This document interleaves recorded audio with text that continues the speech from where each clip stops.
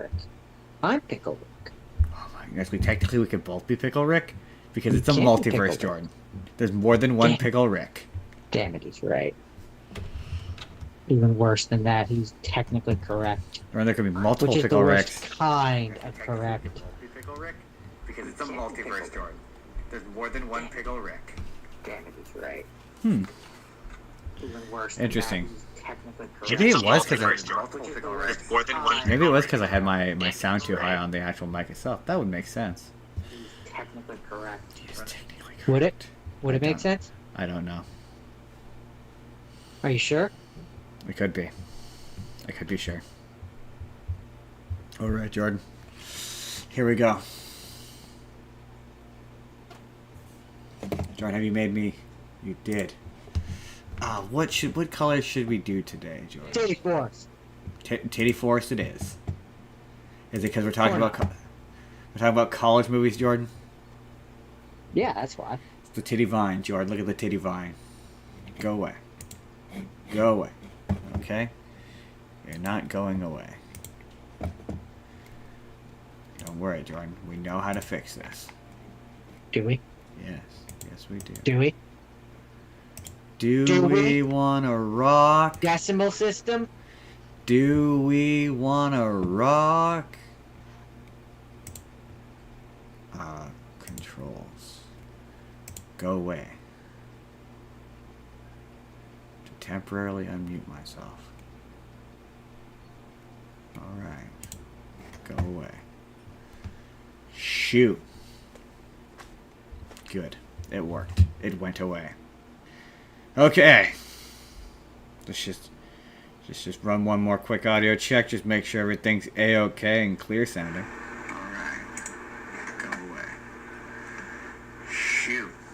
Check, check, check, check. Good. It worked. It went away.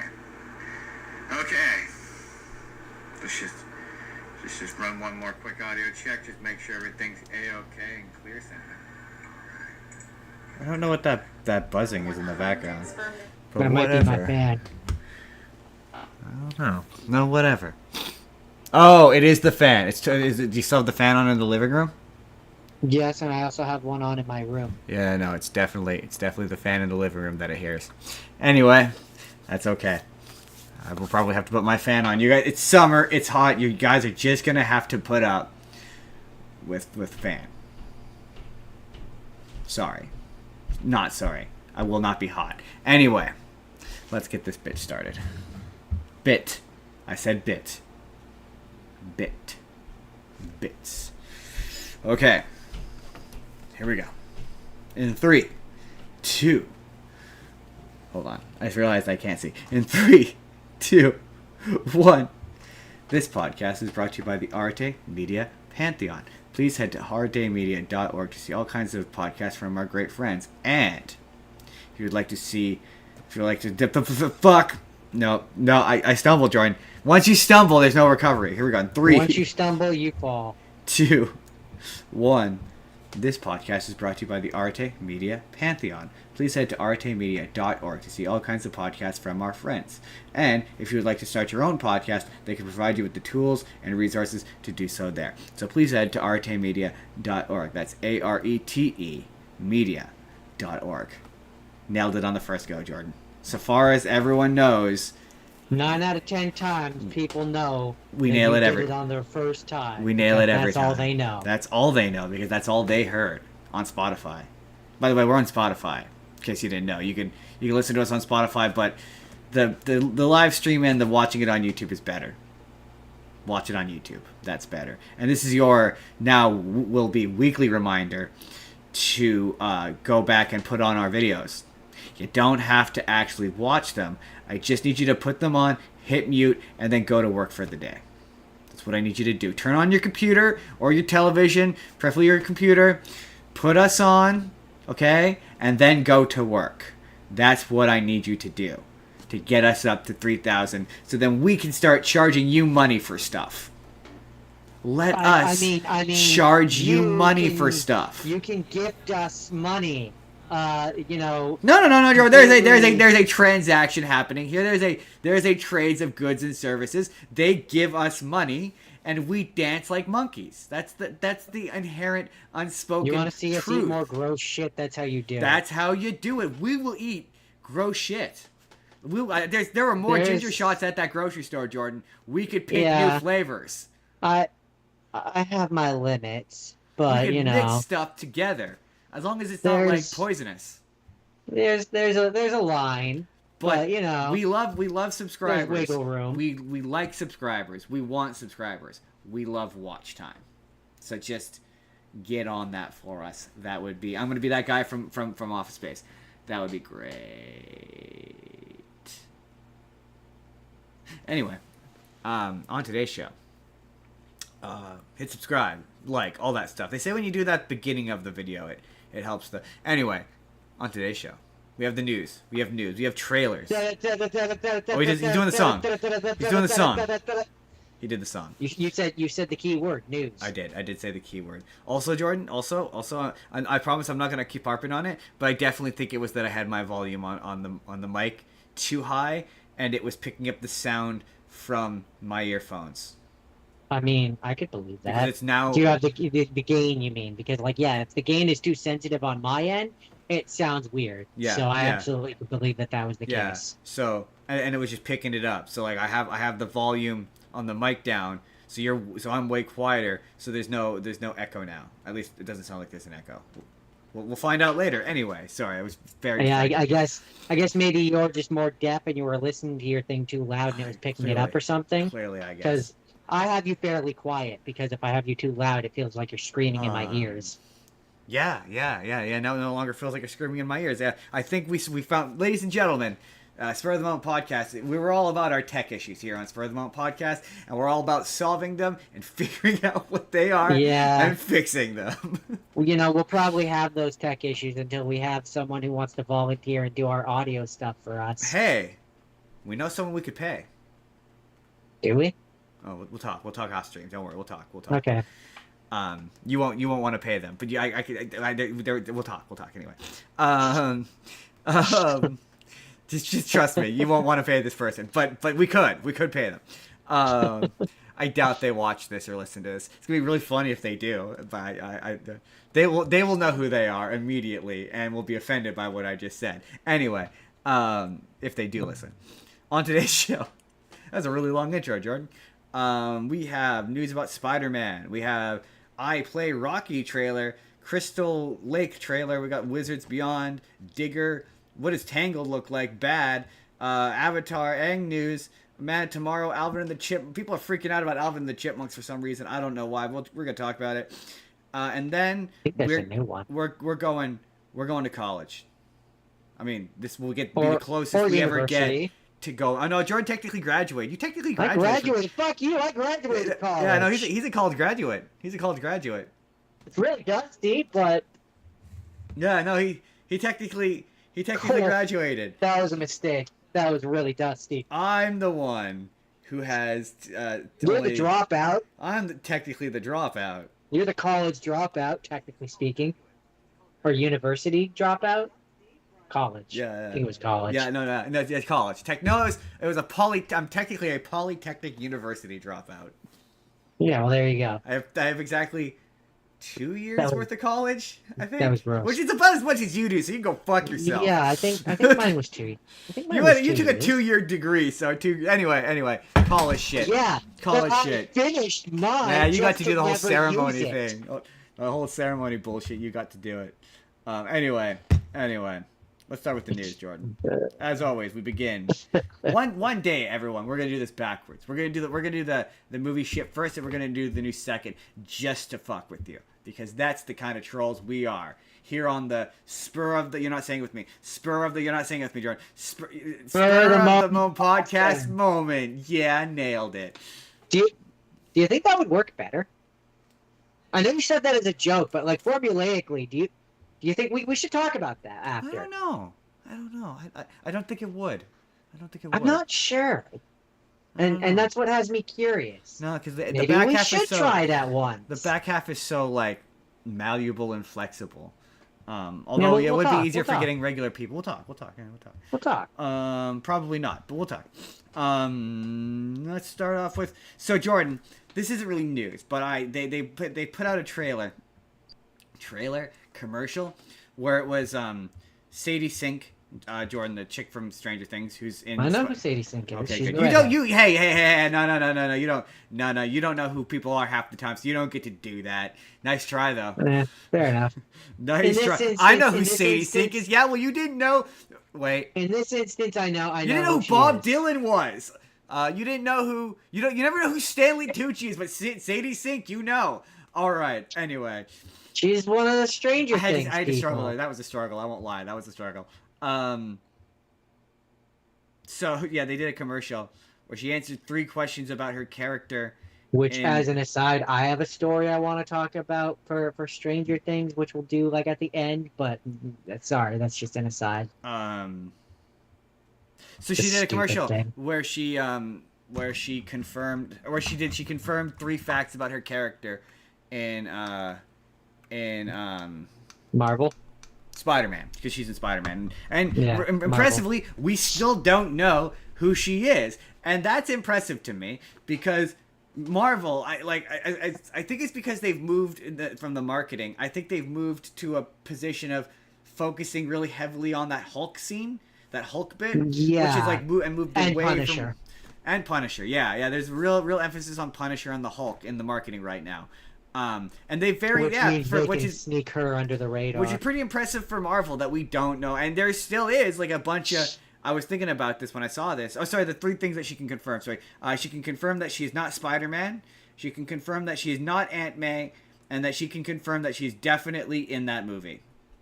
Why And would she be as for who Spider-Man? she really is, you're gonna have to wait to find out in the theater. Why would she be Spider-Man? It was a joke, Jordan. It's a joke Oh. trailer. Okay. It was a haha, Oh, like a fa, if you will. sorry. My brain heard that and I was like, I'm trying to picture a world. I mean, I guess she could be like they're doing a Spider-Verse. I'm entertaining the idea for a At one brief point, there moment. was the theory that she was gonna be. I suppose like she could be like a Spider-Verse, like an alternate like MJ. Well, there Well, was now she has the a spider period where powers. people thought that she might be Mayday. Mayday? Oh, the kid. Yeah, the kid Spider Girl, his daughter. Interesting. Yeah, but no, people are so. I think this is a Mephisto. I think this is another Mephisto situation in the sense that people are so sure that she is Jean Grey. Jean Grey. She's not Jean Grey. I will sit here and eat my words 2 weeks from now when we watch that movie if she is Jean Grey, but there's no way she's Jean Grey. There's just not. These movies don't do that. They don't drop random surprise characters like that. They've never done that. Why would they start now? Like to me, it's like it was Well, it's not that they've never done it. Like they Not did to do that it with, degree. It's just with bigger characters, and not to that degree. yeah, with a Like, they small didn't- character, they- sure. There's nothing. There's nothing. They're not Yeah. above.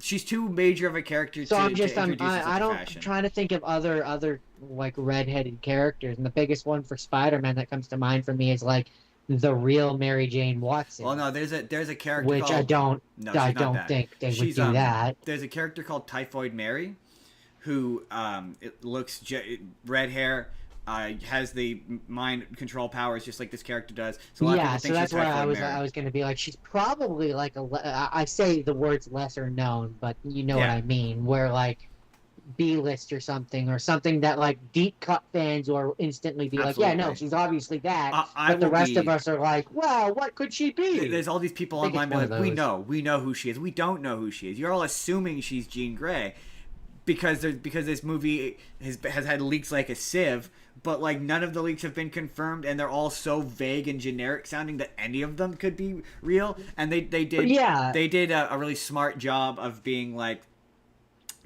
yeah, fans got some of it right, but not saying what So- they got right. That's clever. Yeah, that's and the smart. other thing that This is the other really thing well that- marketed.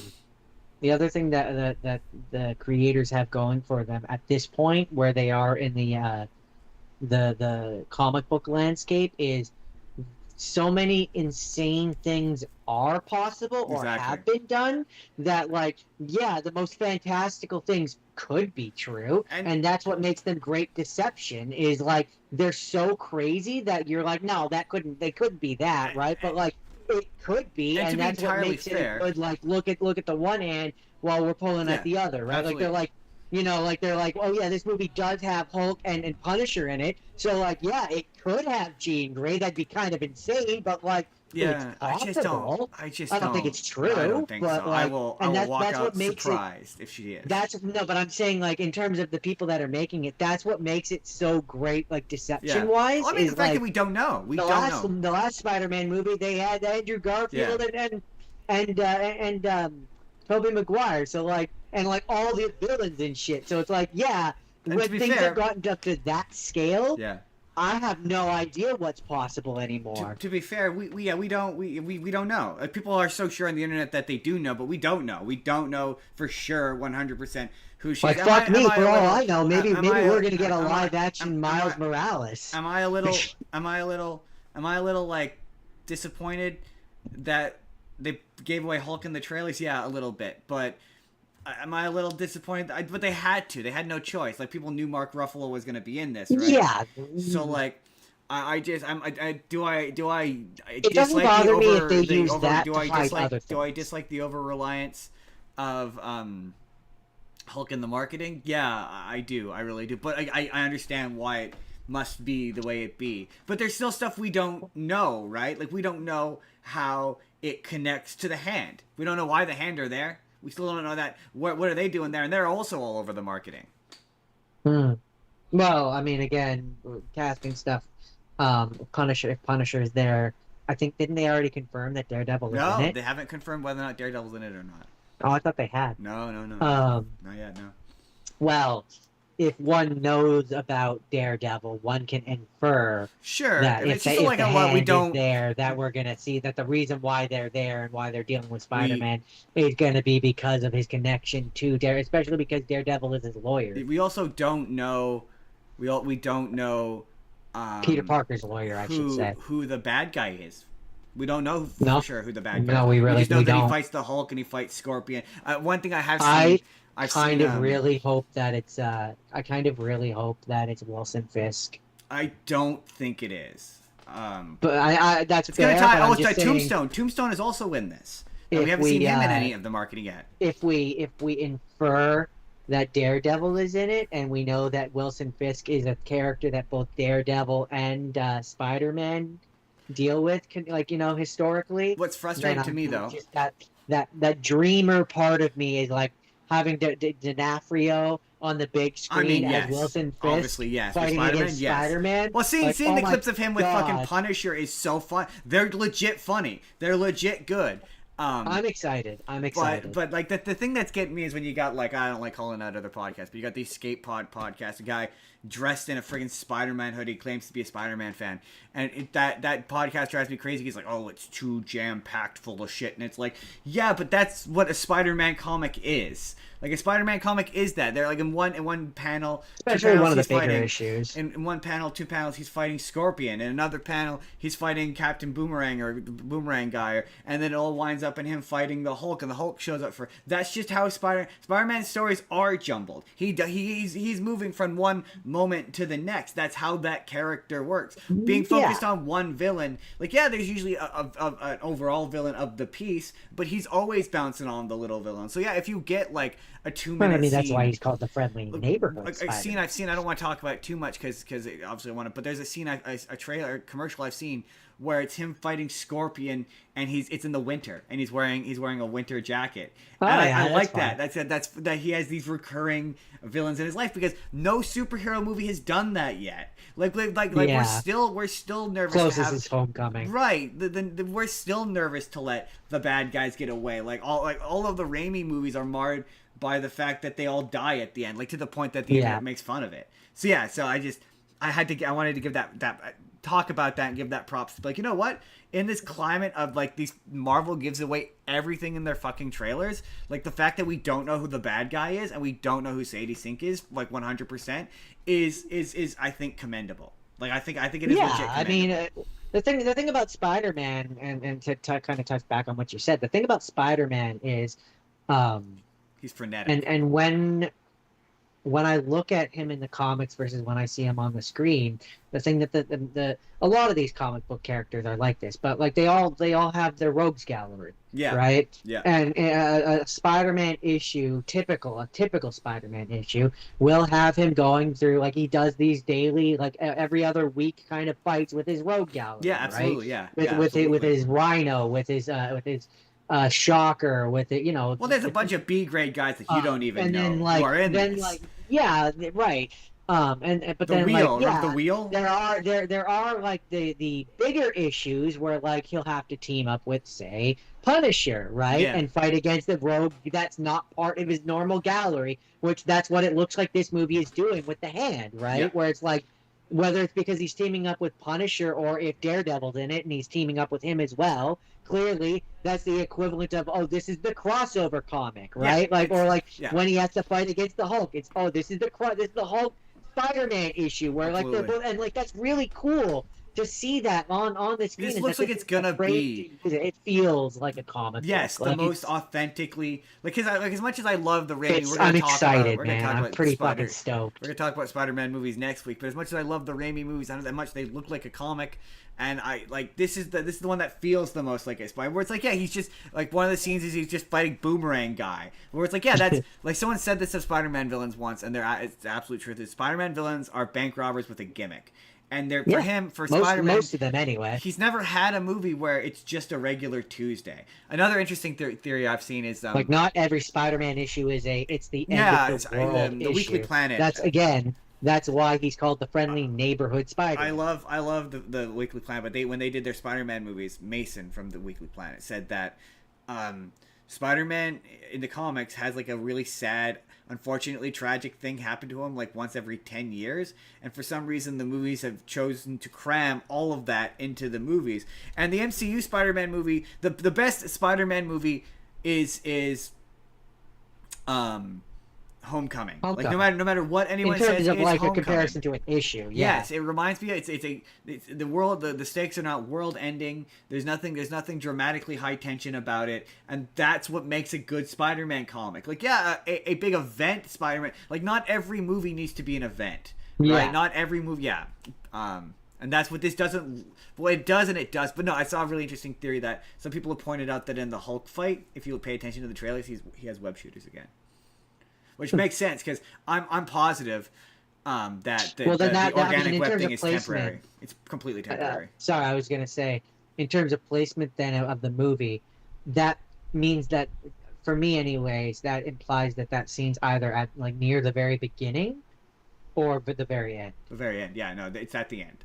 I don't think the organic webbing thing's gonna be permanent. I don't think they are. I'd be shocked if it was. This power boost thing is gonna be temporary, completely temporary, and he's gonna yeah, go back to having I kind of shooters foresee by if I'm looking at this like in a critical way, of me cracking this egg open. Yeah, I mean it's going to be a thing where in the beginning he's using the web shooters. He starts having the issue with the organic thing. He starts using it and becomes reliant on it. He's in the middle of some big fight of some big import, and it cuts out on him. And then he's like, okay, I guess it wasn't permanent, and he goes back to using the web shooters. Probably, yeah. I think something to that effect. Anyway, one of the things I'd heard is it's going to be a thing that someone's whammying him with something. So once he's no longer being whammied by whatever it is that's whammying him, he'll go back to being regular. But yeah, I don't think they're going to commit to the organic webbing thing. I just don't, because it's what sets him apart from the version of the Toby version, and going into Doomsday, what makes Toby stand apart, which Toby is definitely in. They want to set him apart from the Tom Holland one, who is definitely in that movie, and they're hiding it. He's either in that one or he's in Secret Wars, but he's in one of them, and they will need to differentiate the two. And that I would say he's. If I had to guess, I'd say that he's in Secret Wars, because Secret Wars is Spider-Man's turf. Toby was spotted in London where they were filming. Am I wrong? Wow, I don't know. There's a chance he could. There's a huge. No, but I'm saying historically, canonically in the comics. Secret Wars is kind of Spider-Man's gig. That's where he gets the black suit and all that. It's He's kind of a big thing in his storyline. He is there. I wouldn't identify it specifically as a. But yes, the most iconic moment of him getting. But I don't. This is more closer to the the new Secret Wars, which is where it's the same as this. Doctor Doom creates Battle World, and it's from what the leaks suggest, that's what it's going to be. It's he creates Battle World, where it's all the different places combined, and it's like a medieval world that he's the king of. And anyway, I mean, that sounds fun. moving along. This has gone on too long. Jordan. That was our final video of Spider-Man before the movie comes out. There, now it can have a title. Jordan, let's talk some trailers. Let's talk about this might be, I don't know. This might be hyperbolic. This might be me be exaggerating. This might be the first time I've ever kind of been stoked for a biopic. I mean, it looks fun. You're talking about. I play Rocky, Jordan. Yeah, I play yeah. Rocky. It's coming to Paramount Plus apparently.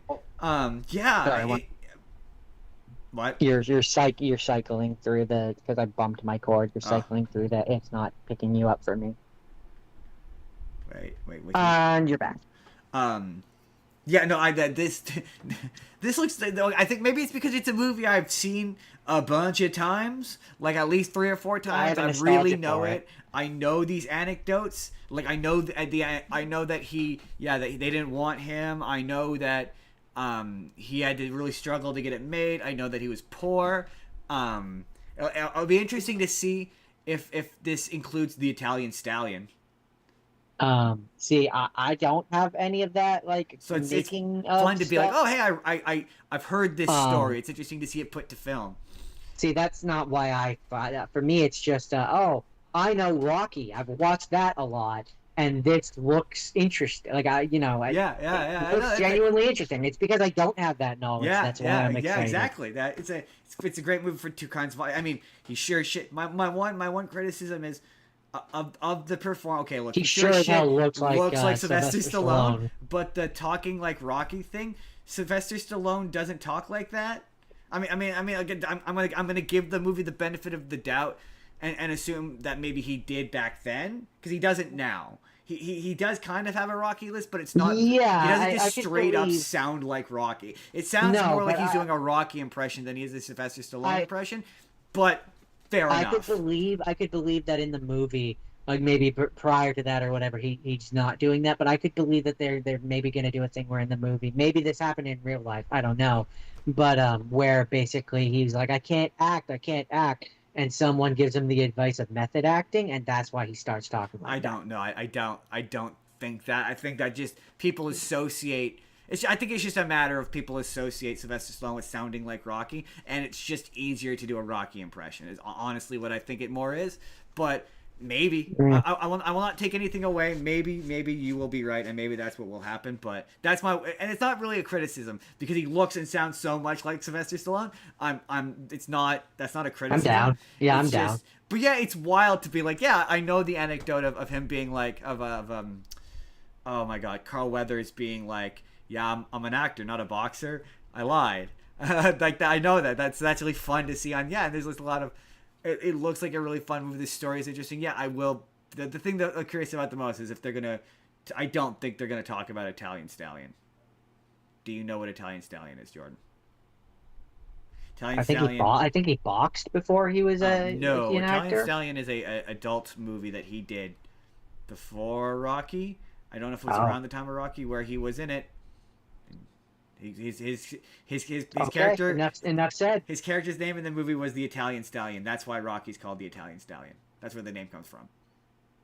Okay. Yeah. So it'll be interesting to see because if this movie, I don't know what to do with that information. If this movie is him writing Rocky, they're gonna have to explain where the name the Italian Stallion comes from. But that's where the name the Italian Stallion comes from. See, someone's gonna yell at me in the comments like, "You're wrong, Justin." I'm like, "No, I'm pretty." I don't want to say it with confidence in case I am wrong, but I'm pretty sure that's where the name comes from. But he definitely did do an adult movie where he played a character called the Italian Stallion. Maybe it's a coincidence. I don't know. Jordan, next. Right. Okay. Next. It looks fun. Again, I don't know what to do with that information, Justin. Next. We move on. That's what you do with the information. Jordan, I'm actually legit excited for this. I don't know what it's coming to, and I don't know if I'm going to have access to it, but if I do, I'd like to watch it, and that's Crystal Lake, the TV show for Crystal Lake. Yeah, I don't get it. What do you mean you don't get it? She's an iconic character. Pamela Voorhees is an absolute icon, and they've never fully explored her emotional reaction to having her son die. The original movie, which is, by the way, the only actually good Friday the 13th movie. Just as an aside, it's the only Friday the 13th. I'm going to say it till I'm blue in the face. It's the only Friday the 13th movie that is legit good. And if you didn't know the twist of that movie, it is a legit good twist. And, like, yeah, it implies that she killed a whole bunch more people. Like, you want to see her snap. Like, yeah, absolutely. Pamela Voorhees is a criminally underexplored character. The fact that they haven't done a prequel yet is incredible. Because she's an iconic horror character. Like, it's sad that Jason has so thoroughly stolen the Friday the 13th franchise away from her. Because she was the original killer. In the best movie. Yeah, I don't get it. What do you mean you don't get? What I don't see the appeal. I don't get it. I don't see why you would do explain it. the appeal. I could no, but I don't get it. I don't see it. I don't get it. Like to especially me, Linda why Cardellini would you as do a Pamela show? Voorhees? Why Oh is my this God. not a movie? Ooh, okay. Well, at that point, yeah, I don't see the point. I don't see the point. How long is this? Like 9 episodes, something like that. Why do I want to invest? Like let's assume, knowing the rate of shows at this point, that it's like an hour per. Why would I want to watch nine hours of a Friday the 13th product? Just generally speaking. I'm not even talking about what's in it. I'm just saying, just purely the notion of any horror franchise, of me sitting down and watching 9 hours of that sounds like a personal hell that I would never want to sit through. Depends on the character and how good it is. I know. Yeah, I don't know. No, for me, a good horror thing is an hour and a half and you're done. I mean, you watch them murder a bunch of people and that's it. You're done. It's hard to argue I don't against that. go into this for like the nuance of like why they're doing their killing. I don't really. She was crazy. Her son died. What else do you need to know? I don't know. It's tough because with Jason, his death is not played for laughs. Like it will be interesting to see how they approach it. Sure, but again, I don't get it. I genuinely don't see the appeal. For me, these kind of movies, these horror slasher films, are base level things. You watch them for an hour and a half, you get your sick thrill from watching them murder people, and you go on with your day. It's hard to disagree. I like these movies and I like these characters, so I'm interested in this. But like, yeah, you're kind of right. I'm kind of like, do I really want to invest a bunch of time into the Chucky TV show? I'd much rather just watch Child's Play again. That's a nice clean hour and a half. So I do get your point. People are gonna yell. Yeah. The people are gonna yell at you though, just so you know. Oh, absolutely. I'm sure they will. But this is what the appeal is. Explain it to me. Like, educate me. I genuinely. I want to see this character maybe explored. It's just the way my brain works. But I just don't get it. I want to see this character explored. But, like, you're right. Would I much rather it be a movie? Yeah, I would much rather it be a movie. Like just infinitely much rather it be a movie. But I still want to see it. So, like, it's kind of a double thing for me. Where I'm like, I get what you mean. I would much rather it be a movie. I'm not inherently against. I want to hear. I want to hear more about this character. Hour and a half where they don't have to, like. Because I know. Like, if I sat down and I watched this, I would just be like, it's a lot of scenes that are unnecessary and like 1 or 2 really cool scenes that would have been great if they had cut it down to a movie length. I suspect I'll probably say the same thing. I don't know. We'll find out. If it's on something that I can access, I will watch it on the show. And we will talk about it. I'm good, man. And I will tell you whether or not it could have been a movie. Jordan, speaking of things that could have been a movie. Like, for me, that would be like going and making a Terrifier movie and giving me the deep, bloodied story of why the clown is the way the fourth he. one. That's happening in the fourth one, Jordan. That's what the fourth one's but going to be instead of that being a movie, imagine it was like a 9-episode, hour per long thing. Yeah, and it's not nearly as violent because it's a television show and it. they can't do it's TV, and there's this stigma that TV has to be clean cut. I get what you're saying. Anyway, moving on. I'm good. Moving on. Jordan, speaking of things that should have been a movie. That could have been a movie. They did the same thing for Good Omens, where they were like, it's season 3, and it was like 1 hour and a half thing, and I'm like, that's not a season of television. That's a movie. It should have been a movie, but anyway, Wizards of Waverly Place Beyond. They're getting a 4 thing. They're getting a tiny finale. I was gonna call it a mid-sized finale, but 4 episodes that's not really. What even is that? That's like we couldn't convince them to give us a 3rd season, and we're getting scraps. The only thing worthwhile in this trailer is, and it's really I funny mean, because depends on the length. no, it's gonna be. I mean, guarantee you four 30-minute episodes. It's Wizards of Waverly Place. There's no I not mean, longer then, than 30 minutes a pop. That at that Could point, have been a movie. that's a movie. That's a Could've been a 2-hour movie. movie. It's a 2-hour 2 movie. hours, something like that. Yeah. Yeah, could have been a movie. But the most interesting thing about this trailer was the fact that they have Harper and Mason coming back at the end of it. I knew Harper was coming back. I did not expect Mason to come back. That was a legit surprise. The reason why I knew that Harper was coming back. Well, I mean, to be fair, it happened. They stopped making that podcast where all they do is complain about how much they hated working on that show. You remember that podcast? That really embarrassing podcast where they just aired dirty laundry? Well, Yes. I thought it was really funny that the minute the dad got to like a bunch of the episodes was them shit talking David Henry and shit talking this reboot, and the second both of them got on that show, they stopped making that podcast. You notice that, Jordan? You notice how that happened? The minute the dad got to be on the show, they stopped making it. It was probably part of the contract. It had to be, right? There's no way. I don't want to gossip or speculate, but there's no way it wasn't, because again, you'll notice the second both of them got on that show, they stopped making that podcast. I mean, of course, you don't bitch about the hand that feeds you, right? Or if you're gonna bitch about the hand that feeds talking you, about the actual thing though, Max should have been there. Yes, absolutely. It's very noticeable. Max is the only one of the main core original cast that has not come back, other than remember perhaps our other arguably- brother? Man, Right? No, I don't wonder what remember him. he's doing. Right? But like literally, I mean, like Harper at this point, if Harper hadn't come back, I would have been like, okay, maybe I can forgive Max not coming back. But the fact he's literally the only one who didn't come back. Hey, maybe Who he hasn't is. come back? Yeah. Maybe he'll show up Maybe in he's one a of secret these. character who shows up. Yeah, I mean, I'm just saying. This doesn't seem It the kind of feels show to weird pull that, that- but It feels weird that he's not there. like they've had just about every, like they had the principal You come know, back, the mom, the dad, Alex's daughter Harper, is trying to Mason. rescue her mom, and her uncle is helping her, but her other uncle is like, "Nah, fuck you, I'm Right. gonna I'm out. continue making my sandwiches. Right, I'm out. I'm bitter because my sister got the powers, I'm gonna return to my sandwich. No, and they, my sister and my brother both got to keep their powers, but I got fucked over. No, see, they circumvent that by giving the David Henry character a line that says that he became rich. He became rich off of his off of the sub sandwich empire. So he's apparently Okay, yeah, rich sure. and wealthy. And so he's not probably, unhappy. I mean, money's great, but magic is better. I mean, with enough money, isn't that basically magic, Jordan? I mean, That's a whole magic, whole Jordan. other philosophical Jordan, I'm just conversation saying. that we just I'm just don't saying, have time with for. magic, Justin. I snap my fingers and a man brings me a sandwich. With money, I snap my fingers and a man brings me a sandwich. So I'm just, what's the difference? Depends on the kind of magic and Sounds like what's magic possible. sandwich. And then he brings me a sandwich.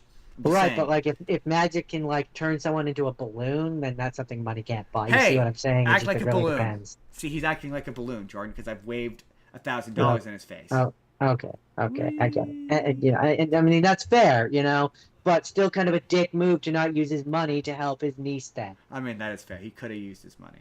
Jordan. Tom Assuming he Cruise. doesn't show up, which he probably won't. Jordan, no, he won't. Thomas Cruise, Jordan.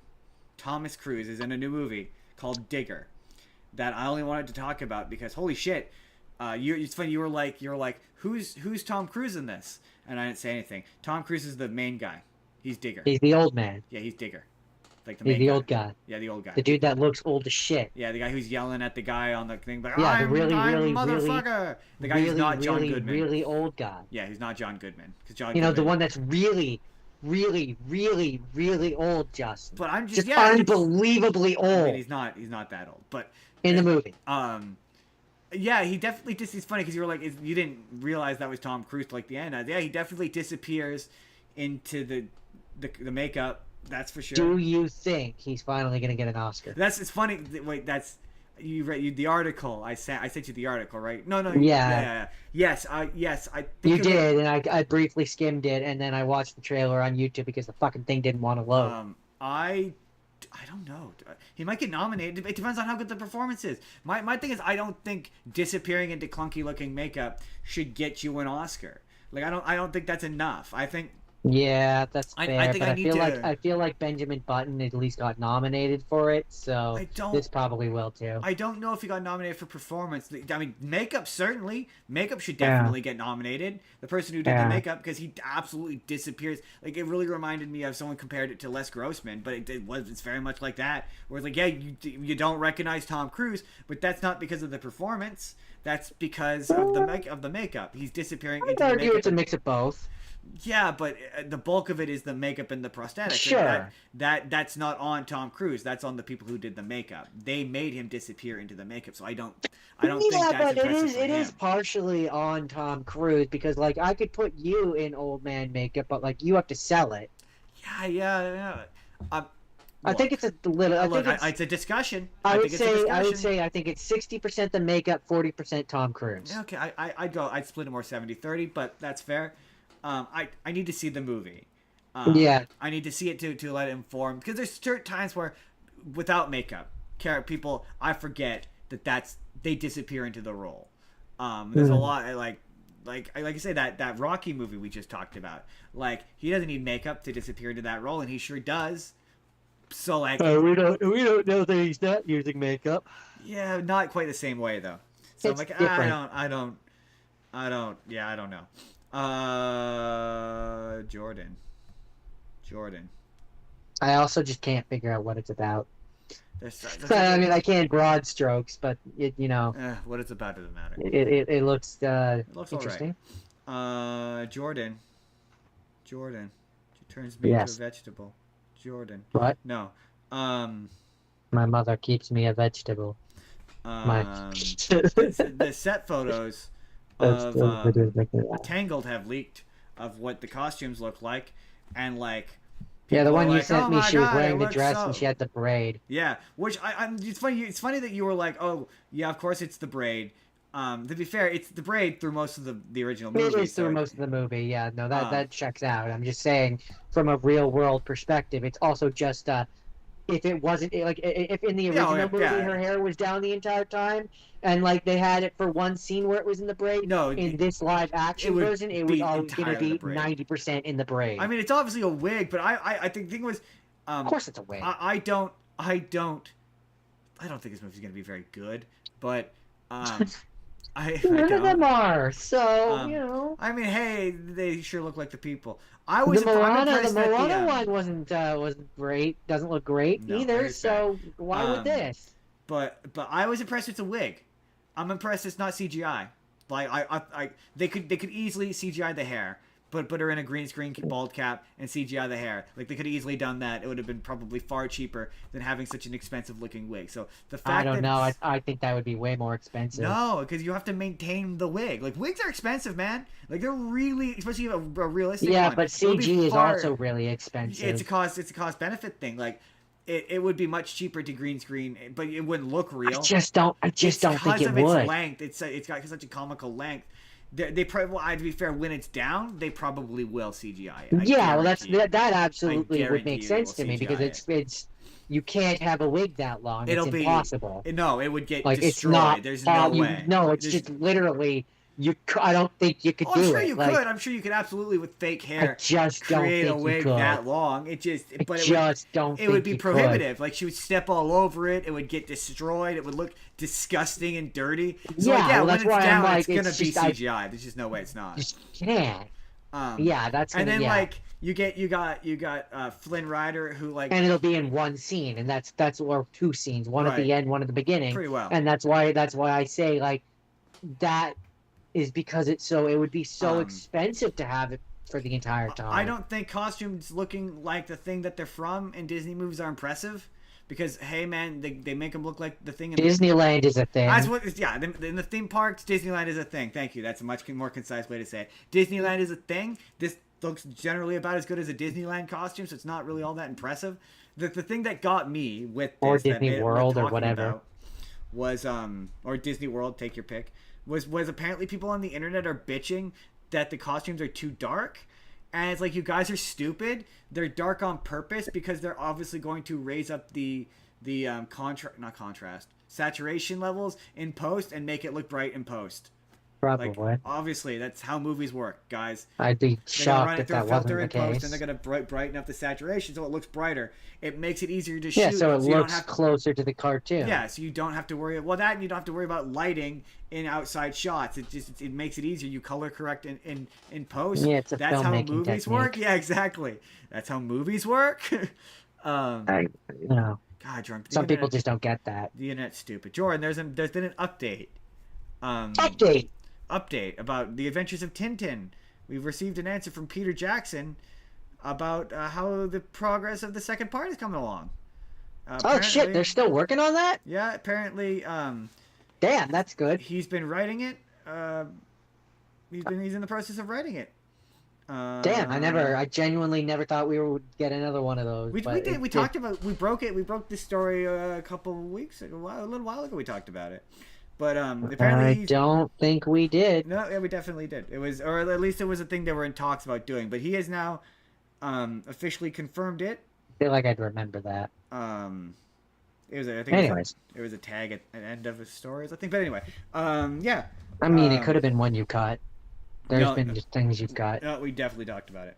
But regardless, it's official. I'll take your word for it. They're definitely working on it, and That has me excited again. Then yeah. I like Tintin. That's a thing that I have a I don't weird know. nostalgia for because I remember the books. I love. I mean, I remember the show more than I remember the books. No, I very much remember. Man, this is going way back, but I remember in Stride in the library they had the Moon one. I very much remember the Moon one. I mean, I knew it was a comic. It's a French comic, but no, I very much grew up on the show. Remember the show. Love the show. I definitely remember the show too. But I don't know. It's because a lot of that I liked movie, that movie. I love that movie, but so much of that movie is motion capture and high action. It's like the Uncharted. So I'm like, are we still going to be able to get the main cast? Are we going to be able to get Andy Serkis back? Are we going to get Jamie Bell back? Like, are we going to get somebody new? Like, what's it going to be aesthetically? Like, I don't know. I'm nervous. I I'm mean, excited but nervous. The thing is that in terms of performances, yeah, maybe we would need you'd need to get the original actors back for their performances, but arguably, you could probably secretly, like in terms, you know, I mean, they've already recast, got they've got the models is what I'm driving at. So from a pure animation standpoint, it wouldn't be, assuming they still have the models, it wouldn't be that complicated necessarily to use the same models which they've already captured the likenesses with, and then just have a different performer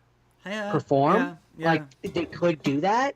They could. They could do that. The difficult part and the thing that they would need to, if they wanted the same voices, is then that they can't necessarily. But with AI, maybe they could replicate the don't voices. do that. No, but I don't want them to do that. Don't do that. Recast. I would rather they replace them than do that. Always recast.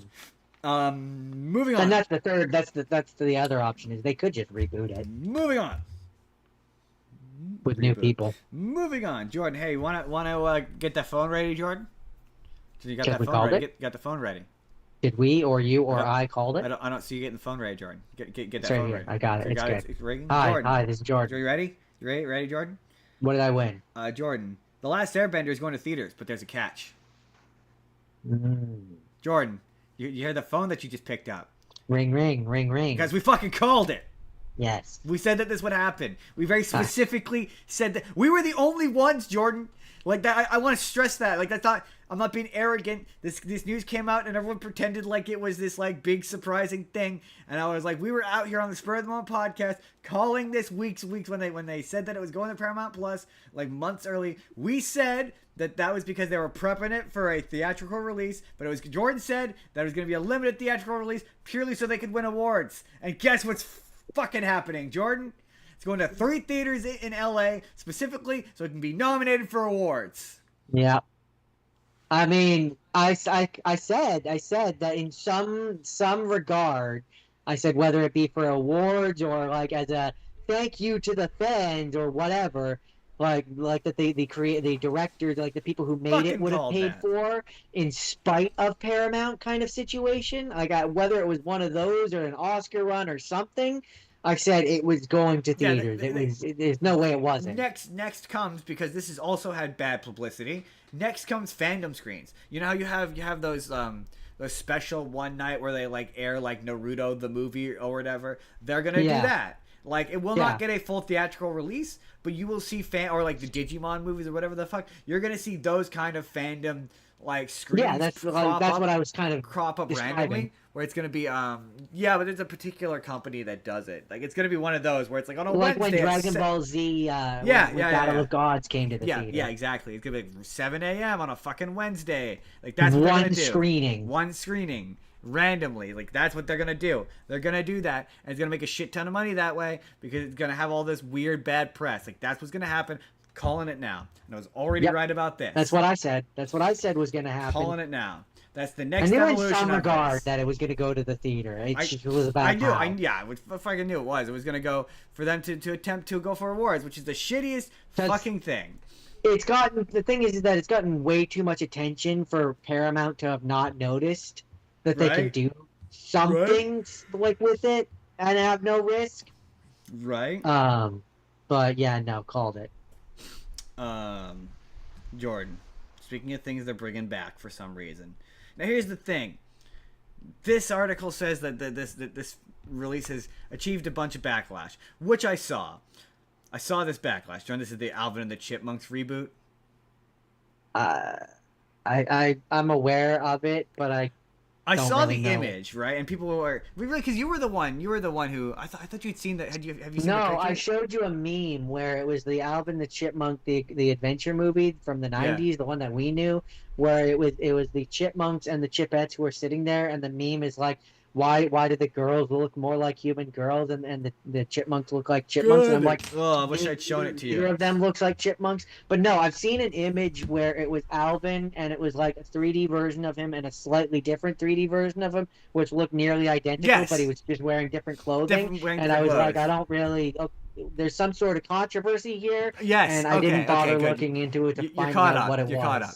So, okay. So, yes, I saw everyone freak out about the image. What are we complaining about? Right, like, I mean, the original Chipmunks don't look like Chipmunks. So, like, what do you want? So when I'm obviously, I grew up with the Chipmunks. I'm a child of the 80s and 90s. They were very present in my life, and I love them. Absolutely, they were. But they always looked like vaguely human-looking boys. When they changed from vaguely human-looking boys to Chipmunks, that was jarring. That was weird and jarring. But then being small and chipmunk sized and not the size of 3 regular sized boys, right? I was like, what? That's jarring. Why are they squirrels? I genuinely, I don't know if I knew they were supposed to be chipmunks until I was old past the point where they're called Alvin and the Chipmunks. What did you think they were? I never really thought about it. I mean that's valid because they don't look like chipmunks, but band name. Like they were the Chipmunks. There was a band name. I guess in a world where the Beatles exists and you don't realize that it's not the bug beetle, but you're a kid, you don't know how to spell. Anyway, no, didn't really think about it when I was like 6. But so yeah, them going to look like this judgmental ass. This is and to be fair, there's a show which even more so, like there's a newer 3D show that came out where it's the original guy is making it again, so he's doing the voices again. So Alvin has. I think I know the one you're talking about. I can't remember what it's called, but they look even. Alvin. Is that what it's called?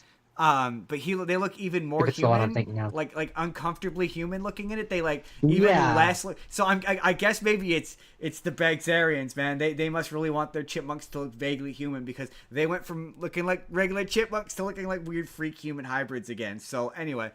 So this upgrade to the design doesn't really jar me all that much because it's not that different from the live action movie. The 2011 version, right? So I don't. Right. So I don't fully understand what the issue is. So I guess we're freaking out about. I guess the issue is a controversial aspect of the. It's apparently they're gonna make them into social media influencers.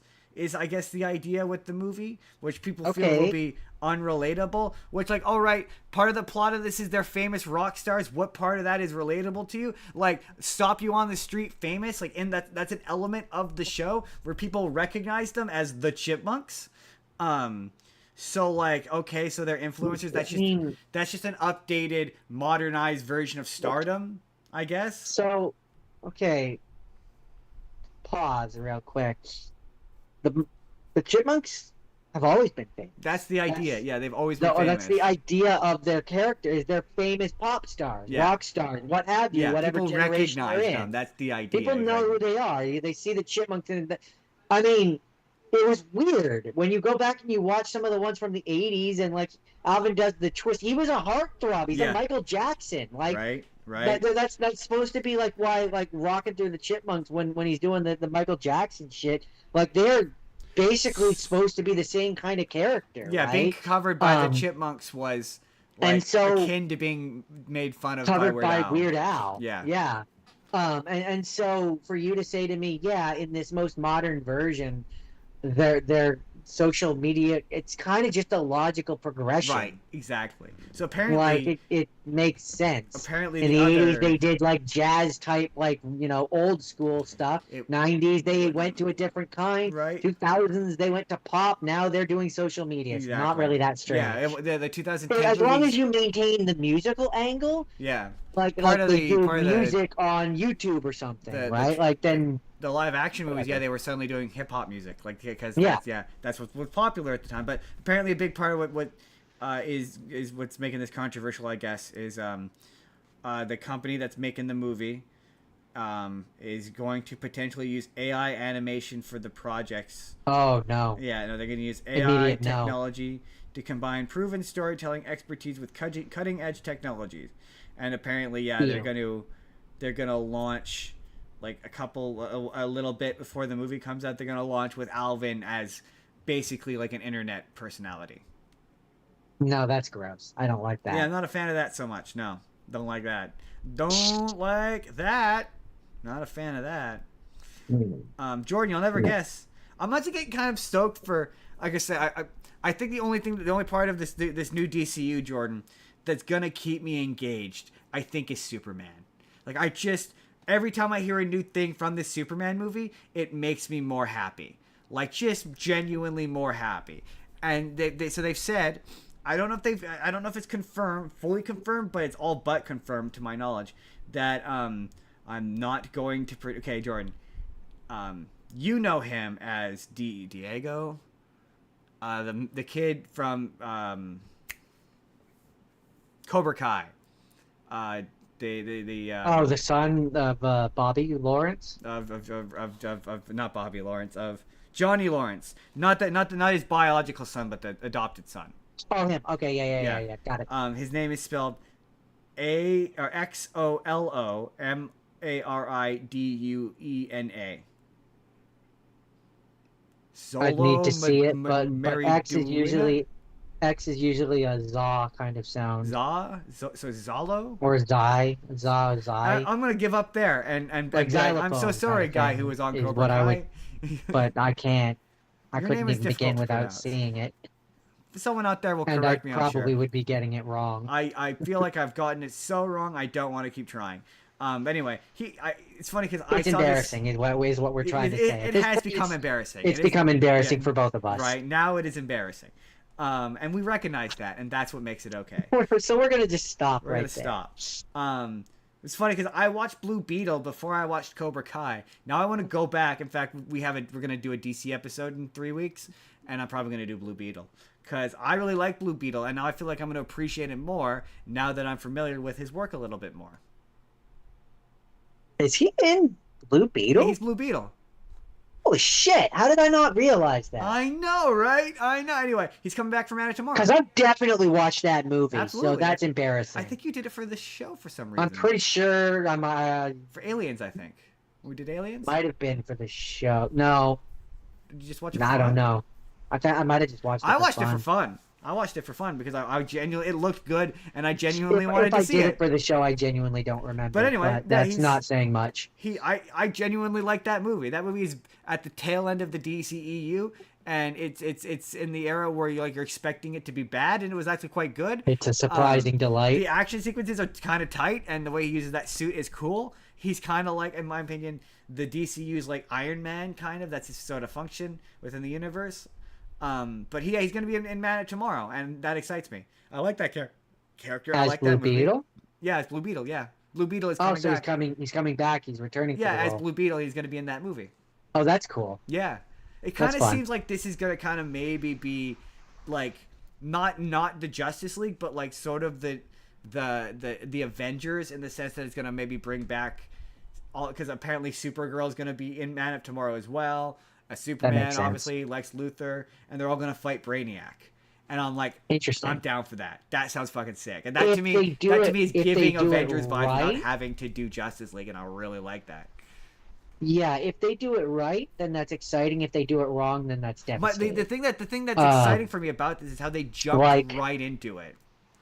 Like I would want this movie, for me, if I'm comparing to. I mean, this is where you bring in Batman. If I'm comparing to Marvel, I would want this to be, think more Homecoming, less Avengers. I mean, I just meant more Avengers in the sense that it's bringing in I understand, but I'm saying, like, for me, we can use this as Homecoming, where we don't have to explain certain things, and we can bring in an Iron Man or whatever the equivalent is, which would be like Blue Beetle, but we don't have to like necessarily spend an entire 20 minutes telling us who Blue Beetle is. No. We can kind of just expect that we know that. I think I more meant Avengers in the sense that we're bringing in all these separated characters into one thing to fight one conflict that we've all seen in their own individual movies, but it's not necessarily, they're not the Justice League. Like, where it's like, we've seen a Blue Beetle movie. We don't need to explain who Blue Beetle is. We've seen Supergirl. We don't need to explain who she is. Yeah. And so on and so forth. I think for me, it ultimately is going to depend on who the characters are. Like, for example, you've got your big three, you know, which are the typical ones with the Justice League, Wonder Woman, Superman, and Batman. I do think they all need their own movie. Before they come together. But, like, if you had it where, like, Superman, I mean, from his own movie, he already knows Guy Gardner. Exactly. So if you have Jon Stewart show up in this, that works for me. Okay. Well, if he shows up in it from the HBO show, it's Jon Stewart from the HBO show. Like, that's what I'm saying. That'd be kind of rad. Yeah, that'd be kind of fun. You know, that would be okay. Have him show or up like in a cameo. if we see a version, whoever the Flash is, and he's just in this movie. I think this would be the space. Like, I don't think this needs more characters than it has, but I do think that this is the space where we. No, I'm just saying, like, if we have additional characters, we do a reverse Black Panther, or not reverse, but we do a Black Panther, and I think this is the space where you have Batman show up, and he's just there, and he's just understood. No, he's a part of this world. Like, I'm not saying don't give him his own movie, but I think do this, have him show up here, and then do his own movie. So then that way, I don't agree, and I'm going to cut you off. I'm going to cut you off real quick. I don't agree, because that's how you get a Batman versus Superman. Well, yes. No, Batman needs to come in his own movie first before him and Superman team up. I don't agree. I think that Batman is just known enough. You don't need a movie introducing Batman to the world. We understand Batman. That was not the failing. Batman being in Batman v Superman was not where the failing of that movie lies. Batman can just exist. We know who Batman is. We don't need him. He can just exist in the universe. Right. No, but that's not what I'm not saying that his movie needs to be an origin movie. I think his movie needs to be a Superman, like what Superman did, where he's already a character and we're just seeing one of his adventures. Yeah. We need to know him before he's in a movie where he's with another character. I don't agree. For me, that needs to happen. I want to see the one-off issue of Batman, like Batman's story, and not Joker, for the love of God, not Joker.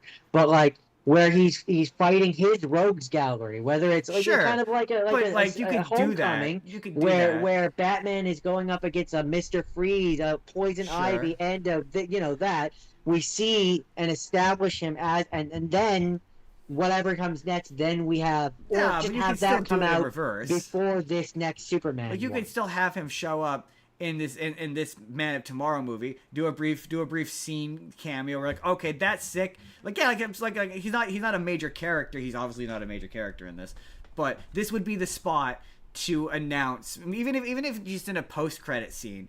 But generally speaking, this is the space. I can give you that. Like I say, he's Black Panther. He does one action scene.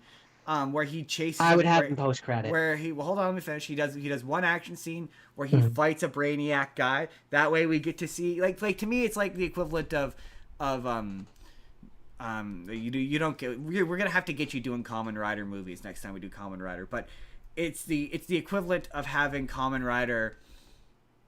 It's the summer blockbuster. It's the one where you see the hero from the next thing in the thing. Yes, exactly. Like, there's nothing wrong with having Batman show up. He does a slick action sequence where he fights a Brainiac guy, and then he leaves. He's not a major character. That's my thing. I have a pitch. So Brainiac is confirmed, right? Yeah, Brainiac is confirmed. He's confirmed and cast.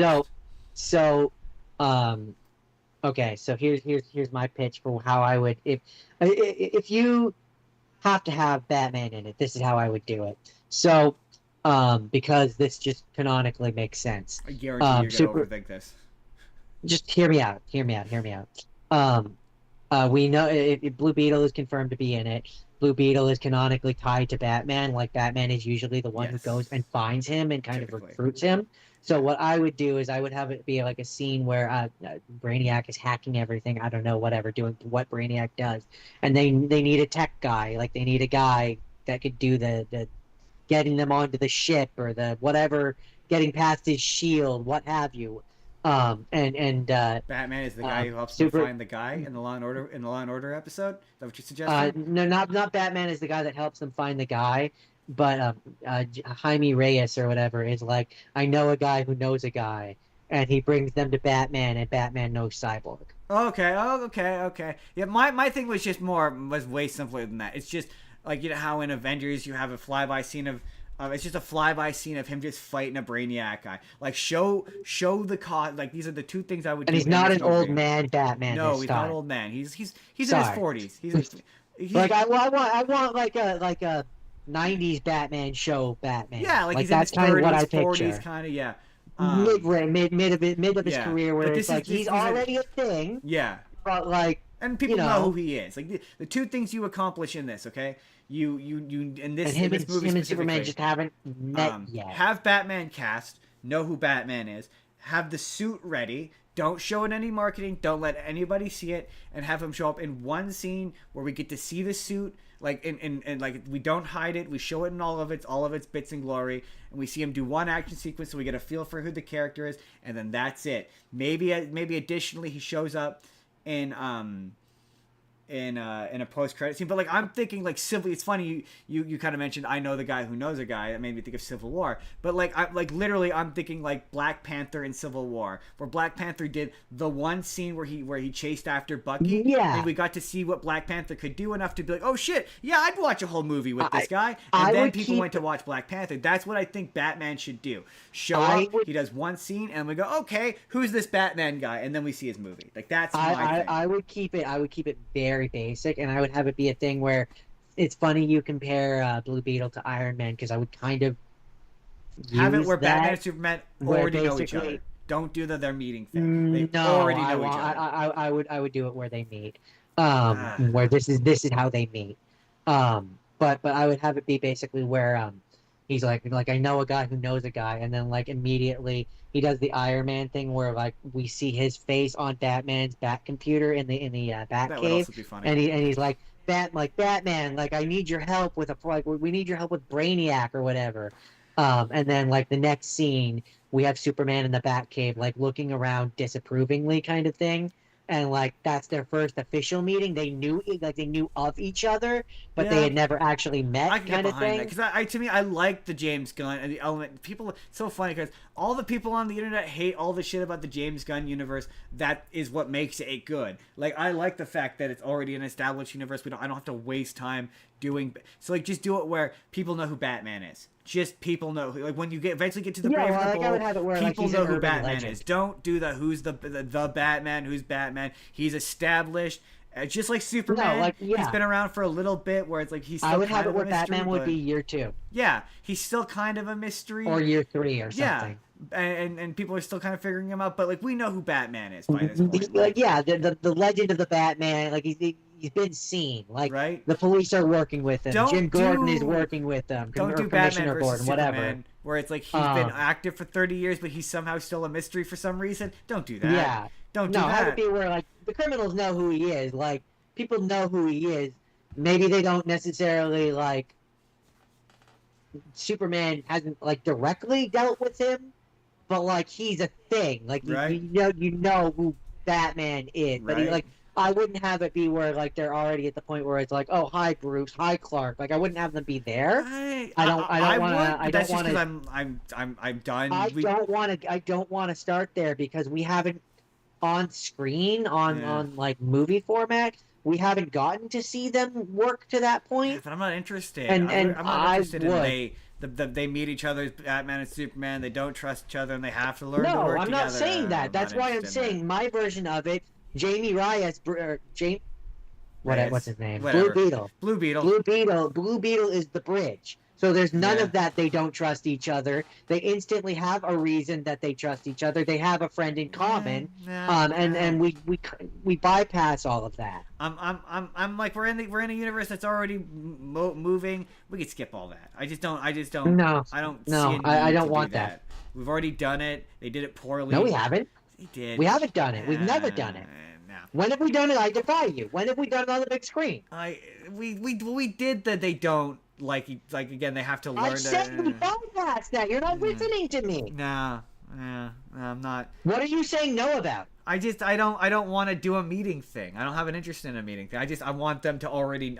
I like the idea that they already know each other. Like we've already done. They've met. I don't because we've never seen. They've had an adventure. They are like no, we've never seen that on the screen That's fine. where they meet each other and it's like oh I know of you but I don't know. No, we've not seen that, Justin. No, I'm not interested in that. No, thank you. It kind of just feels like you're just kind of wanting to poo-poo to be contrarian. Like No, I don't. I'd much rather it's year 2, year 3. We already know each other. I don't need that they introduce themselves to each other. I don't need that. Doesn't Don't work. need it. Don't want it. Doesn't work. That's keeping in. That's keeping in origin shit. We skipped the origin shit for a reason. He already knows. He already knows work. Green Lantern. It wouldn't. If the first movie hadn't started from a point of like he knows the Green Lantern, there are already superheroes in the world, then I'd be like, sure, why not? Yeah, but I'm Batman not is interested never in the that. kind who works with other people. And so the only thing that would make him contact Superman or become into contact with Superman, and this is how it always works. In every one of these storylines, it always works I like don't that. disagree. Where I'm Batman just saying to doesn't skip want to it. team up until they have a world level Nah. threat. And that's how the Justice League is always for. Yeah, but this isn't the Justice League. Yeah, No, you're right. This is the movie that leads to the Justice League. This is the movie where they come together all for the first time. But it's the Superman story where we have Batman there. He's not the focus. They have Wonder Woman there. She's not the focus. No. This is how you do what they wanted to do in Batman versus Superman, but properly. No, I could maybe be talked into like they don't know each other's secret identities, but they've definitely worked together. Because I'm not into the this is the No. first time they're This working is- together. no.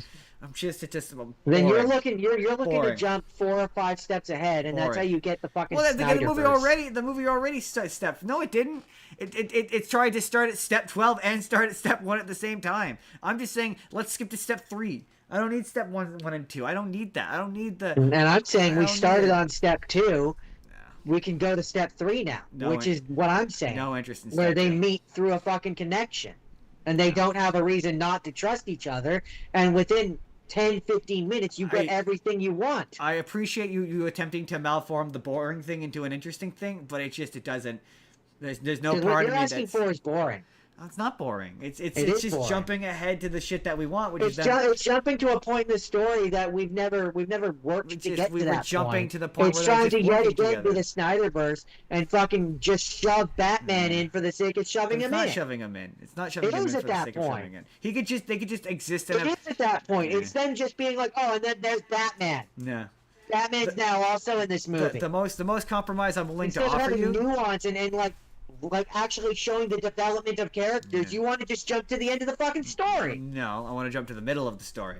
I don't have an interest in No, the beginning of it. you want to jump to the end of the story where they're already best friends, know each other's identities, and have known each other for 2 years. Yes, well, I want them That's to have the known end of each the other. story. I want them to have known each other for like a year, where they're on a first name basis. Maybe they're not best friends, but certainly they know who each other are. Yeah, I want to do like that Justice League. I don't want to do that. I want to work to get to that point where they already know each other. because we've never done that. I don't need them to do that. I don't have an interest in them doing that. Why? What do you have? Because we've never gotten to see that on the big screen. What's to be gained from it though? Like there's nothing from a story Fun. standpoint. It's fun, Justin. really. That's what's to be gained from it. No. It's the fun of getting to see character. This is so odd. Usually you're the one who wants more character development, and I'm the one who doesn't. Character development is unnecessary. No, I want to see a world where it's not just, oh, we have the same fucking mother. Our mother has the same first name. Now we're best friends. That's not what That's not what you're I want to suggesting. see. Two I want to completely see a different world things. where it's like, oh, I've known who you are, but I've never gotten to work with you before. Again, and getting to see that working development, that working relationship develop. I'm willing to come to a place of they've worked together once or twice, and he knows Superman and he knows Batman, and they definitely have a working relationship. But they already know each other. Like I don't want to do that. For me, this is, No, and again, this is clearly what they're doing, Justin. This is the issue of Superman, where he's fighting Brainiac, and he has to team up with Batman. Maybe it's just Batman in this, but he has to team up with Batman. That's how they have to. Yes, that's what this is. No, I said I don't have a single interest in. Doesn't really matter what you have an interest in. But like no, that's probably what we're gonna. That's probably what we're gonna get. You know how you were like, you don't get to remove Woody from Toy Story 5. You don't get to remove Batman from this. He's going to be in this. I don't think he is. To be honest with you, I'm being hyperbolic, but like in this argument, in this conversation, in this discussion that we're having, the ideal version you don't get to remove Batman. The ideal Batman's version there. and the practical version and the version they should do is he Is shows the up one I one scene. said. They don't interact whatsoever. They don't talk to each other. They don't interact. He fights a Brainiac robot just off to the side. It's one little cameo. Just enough to see a brief action sequence They would never do that. of him punching a. Well, no. The version of it they probably would do is they do a post credit. He walks out of the shadows and boom, there's the costume. That's the most likely version of. No, Batman the most being in likely this. version is the version that I said. No, it's not. There's no way. Yes, it is. He has no interest in doing Batman. He if he wanted to do Batman, Right. he would So have done having Batman. having one fucking cameo would enable him. Shut up. It would enable him to be like, that's Batman. He exists. He's out in the world, and then not do another movie with him. The thing that James Gunn Until would they do the Justice League movie. is James Gunn would do a post credit. Batman shows up in a post credit, and it's from the new one that Andy Muschietti's gonna make. But no, the most likely thing is what I said. He's not. He won't be. If he was gonna actually be in this, like, in that kind of way, kind of a major way, we would know. No, he wouldn't. Not if we don't know who the casting is. I guarantee you they've cast him. I guarantee you they've cast him, and I guarantee you he will be in that movie, just in a small way. But who knows? Who knows? Maybe he'll be in a major way, and he's just being hidden. Who knows? I mean, it could also be another, like I said, it could be a different kind of smart. cameo where it's like Lex Luthor calls up one of his rich buddies for some reason, and it's Bruce Wayne. I could also see something like that. That would be terrible. That would be terrible and awful. We're not talking about what would be good. We're talking about what executives in Hollywood think is a good idea, and that is exactly the kind of terrible cameo that they would do. Like, yeah, what would be good? Like the thing is, if I'm not wrong. If I wanted if in a world where what you want happens, I would want it to be a Batman Superman movie. I wouldn't want it to happen in this. I'd want it I to wouldn't. be. I'd want a dedicated Batman Superman movie where it's I about wouldn't. Batman and Superman having to learn to work together, or having to learn to. Yeah, that's 2 movies down the line after they've been introduced in this one. You're thinking so slow. That's the beauty of this universe is it's already ahead. So why are you dragging it back and forcing it to be slow when it's already he's already Because 3 years in. Because there are elements to it that we don't need to skip, and that's one of them. There are other things we can do. We can have it be where certain members have already been working together. You can have it where Batman has worked with like the Flash, for example, and that works fine for me. But no, we've never seen that relationship develop on screen with Batman and Superman. We've not seen it done properly, and I want them to redeem and do it better. The Justice League cartoon barely did that because it's boring. Like they usually just skip right to the bit where they're working together because that's the most interesting part of this. Them getting together that's what I'm not. saying, Justin. Is this bridges that both ways? Where you have them introduced, they don't know each other, but they very quickly work into a working relationship over the course of this movie. You use this movie to very rapidly get them to that point, and then it doesn't feel like it's just happened unearned off screen. I'm using my fake imaginary movie executive powers, and I'm rejecting your idea. No. Boring. Does not interest me whatsoever. No, thank you. Don't want to do any of that. Want to skip? We're gonna have to agree to disagree then. Cut all of that. Don't No, want any because of that. that's unearned. Then don't you get a need smart it. Don't Hulk. want it. Then you get a smart Hulk. Yeah, but Smart Hulk was earned. No, it wasn't. That was worked over several movies. It fucking happened over the course of like nothing. And also, where him and Angry Hulk are fighting each other, and then suddenly he comes in the Avengers movie or Endgame, I think it was, and he's just Smart Hulk, and he's like, oh yeah, we fucking worked it out off screen. But that's not the same thing. It is the same thing. What you want is to be like, oh yeah, no. They just know each other. Oh yeah, they already had an adventure off screen. They've already worked together. I want to see that adventure. Read it in a comic book. Like, I don't need to see. I don't need to. No, fuck you, man. I want to see that. I've never seen that happen on screen. Why is what you want get precedence over? I want that movie. I mean, use your own imaginary movie executive power then. I am. I'm overturning you. We're making that movie. No, we're not. And it's not even a Batman movie. It's one scene in a Superman movie which sets up a future different movie. I'm cutting that scene. I'm using my executive powers to cut it. You don't get to do that. I mean, I do. It's my money paying for this movie. I know. It's my money paying for it. And I have the executive power. I'm cutting it. And I'm putting it back in. And the next Superman movie, they already know each other. And they've worked together once. That's awful. And they don't. Awful. It's not awful. That's awful. It's not awful. It's lazy, boring shit. And it cuts out all the fun shit where they get to work against each other, and discover each other. And we get to establish the clear and defined differences between the two styles, and not just have a Batman versus Superman movie where you have Superman who is Batman and Batman who's also Batman. Because we've taken the time to set up and establish their clear differences instead of just shoving them together and being like, no. But we already understand their No, we don't. Most of fucking people, regular people, that's why we have a Snyderverse, they don't know the difference, Justin. No, people do know the difference. Fundamentally, they understand the difference. So you don't need to explain to the audience what makes them different. It's an inherent understanding of what makes them different. I'm sorry, but you're wrong. So you don't need, and plus, who cares? Wrong. I just want to watch Superman and Batman punch a thing. I don't need to go through the and I want to see the issue where they first meet. That's so boring. That's boring. You're wrong. Like, you're wrong. We've already done that. We've never seen it. What do you mean it's boring? How can a thing be boring when you've never seen it? Boring because it's the least interesting part. I don't want to watch how the X-Men and Spider-Man don't agree till they do agree. I don't care about any of that. Again, don't care about any of that. What the fuck are you talking about? I didn't tell you. When did I say a part about them disagreeing? Okay, but if they're like, oh, hi, so it's just a scene where like, hi, I'm Batman, hi, I'm Superman, it's nice to meet you. When did I say that, Justin? No, but my point is, without all of that, when if you're just did I say that? I'm trying to tell you, I'm trying to talk. If you let me finish, between them, you let me finish, uniting them, Justin, and they have a common enemy, which makes it so they work together. You know, that's not interesting. So where did they disagree? No, I don't need a scene. Where did they disagree?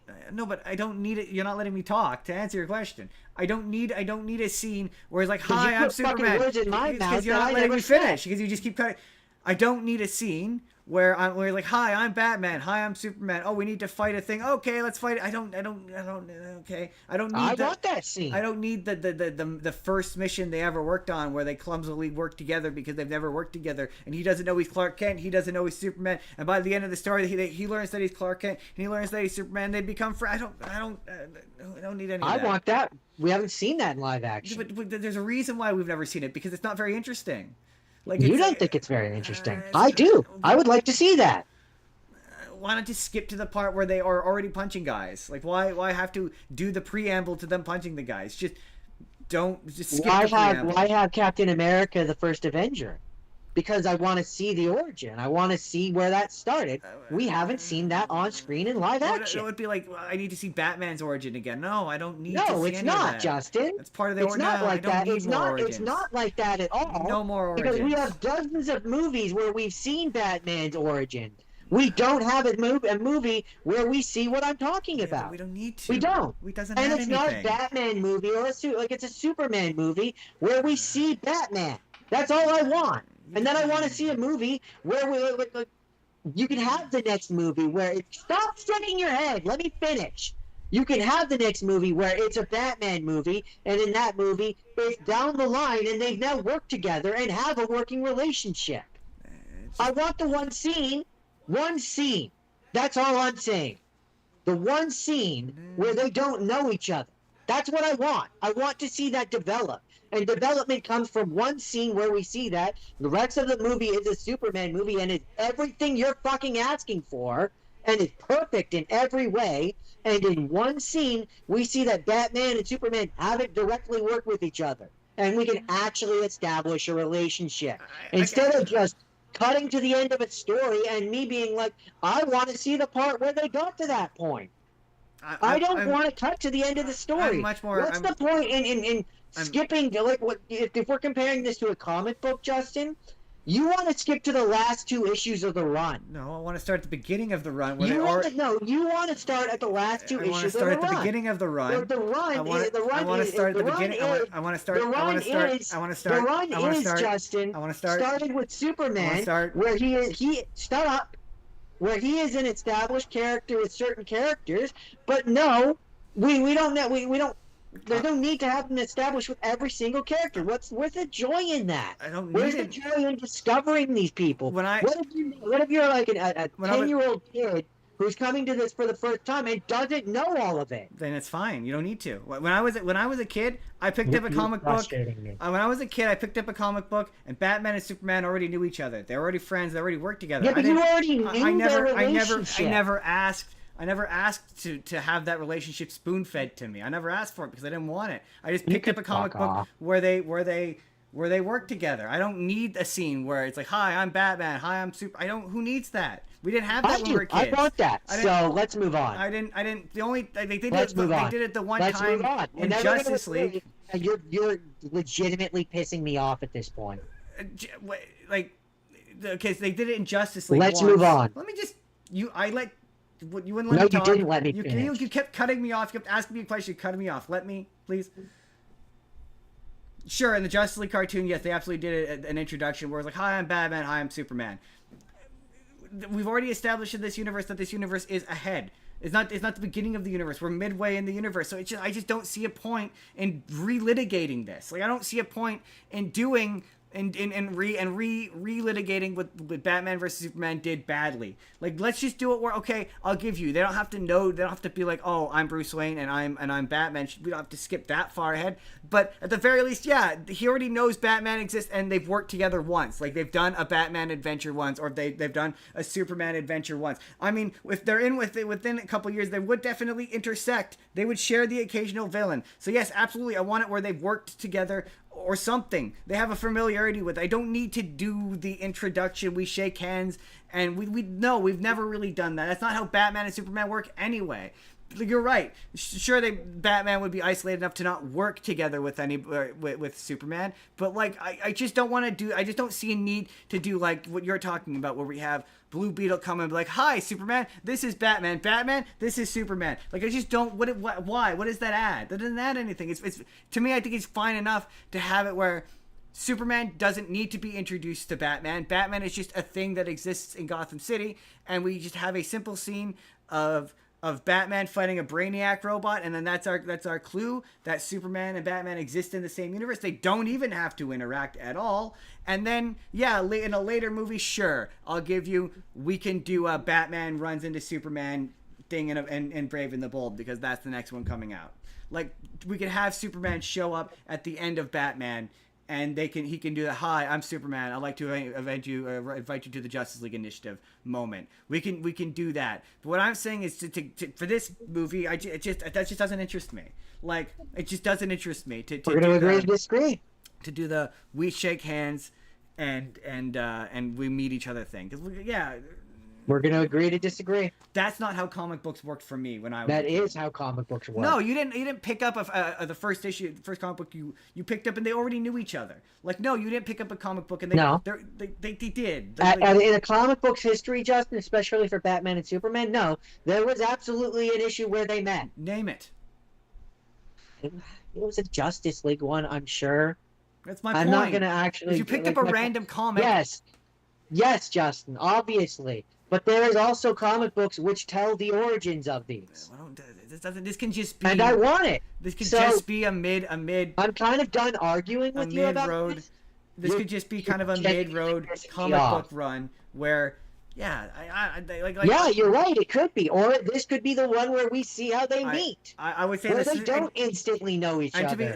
Where they know other superheroes and they know of each other, but they've never had cause to work together. To be fair, there is always a first mission, and this could be that. To be fair, I would say the same thing of Wonder Woman and the Flash. To be quite frank with you. If he already knows if Superman already knows the Green Lanterns, he should passively know every superhero in this universe by that point. Again, you can be aware of someone and have never worked with them before. So yes, I can absolutely Batman in particular would know of the Superman. He absolutely would know who Superman is. He would be keeping track of that shit if if they have a good representation of Batman. Absolutely. Like in Justice.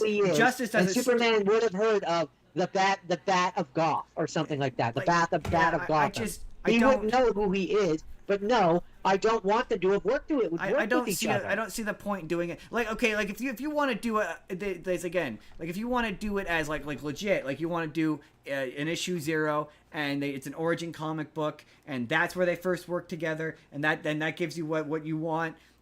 I'm not against that. Like these are comic book movies. If you want to do supplemental material of a comic book movie especially with this universe of filling in the gaps, or hell, even an animated movie where you bring back the guy who plays Superman and the guy who plays Batman, and you do. I think you do it the way I said in the Superman movie, because it makes the most sense. I don't need a. And it's the way to do it both the way I want it, and it's the way to do it both the way that I want it and the way that you want it, which fast tracks it for you. While giving me what I want, which is one scene in one movie, which has them not knowing each other before we time jump to them knowing each other. The only version. I don't see why you have any issue with what I want. The only version of what, and it kind of pisses me off. The only version of what you want that I would be like remotely okay with. And in fact, it's probably the most is if he showed up in a post-credit scene, and that's it. Then at that point, I'd be like, all right, he's the Sam Jackson of this universe. He's introducing him into the Justice League Initiative. This is the moment where they. I'm giving you what you described, which is the Black Panther effect. But I don't. Yeah. Or the Spider-Man effect. Yeah. Which is the one simple scene. Which is like at best 10 minutes long, not even. Yeah, no. And then we time jump to the next Batman movie or whatever, and they have now since been working with each other closely and know each other. It gives you what you want. In a different version of this, it's because of the way the universe is set up. That's why. If this was in a brand new, fresh, spanking new universe, and we were starting from scratch, and we were Right, but rebuilding in the universe that we've already seen, there's no reason to necessarily believe that they would have had a case to work with each other. It logically makes sense that they don't know each other personally. Logic or that not, they know I each don't... other in a. I know Batman works out of Gotham, Yeah, and again, I know Superman works out of Metropolis, but they have no reason to be in contact with each other. Logic or not, it just it doesn't interest me. Because then you're an idiot. Because this universe has been a very and I'm clear. kind of done going back round and round and round with because you. you're not letting me get to the finishing point. I've already let you finish.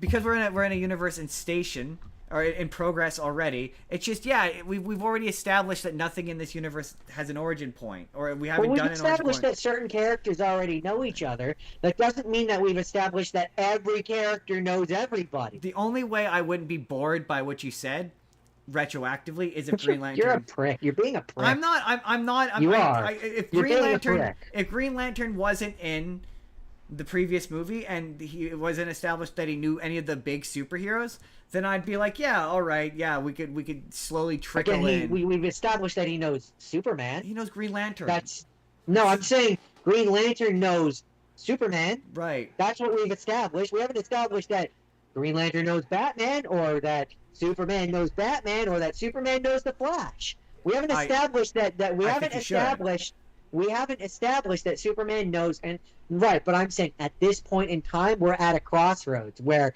we either go the direction that you want, which is establishing that everybody knows everybody, which I think is lazy, boring, and uninteresting, or we go the way that I want, and we take the time that the fucking Marvel Cinematic Universe used to build this out and actually do it the right way. But that's my point, is we don't need to do that. They're trying to do what Batman versus Superman did. We don't need to do the long road, the long game. This doesn't need to be that. Yes, we do. No, because that's boring. We did that. The last time they tried to shortline this, it didn't work, Justin. They didn't shortline it well enough. That's what I'm saying. This was shortlining well enough in the sense that it came in, established, we understood, it explained everything. Starting point. Now, from that starting point, you build on that starting point. It's a midpoint. And you go forward. It's a solid midpoint, and that's where these things should start. We don't need to. But the midpoint doesn't have to be the end, Justin. No, but you can still have Superman meet new characters. No, but that's what I'm saying. Certain characters, sure, like the little characters that people don't know, sure, but the main characters like the Flash, Green Lantern, like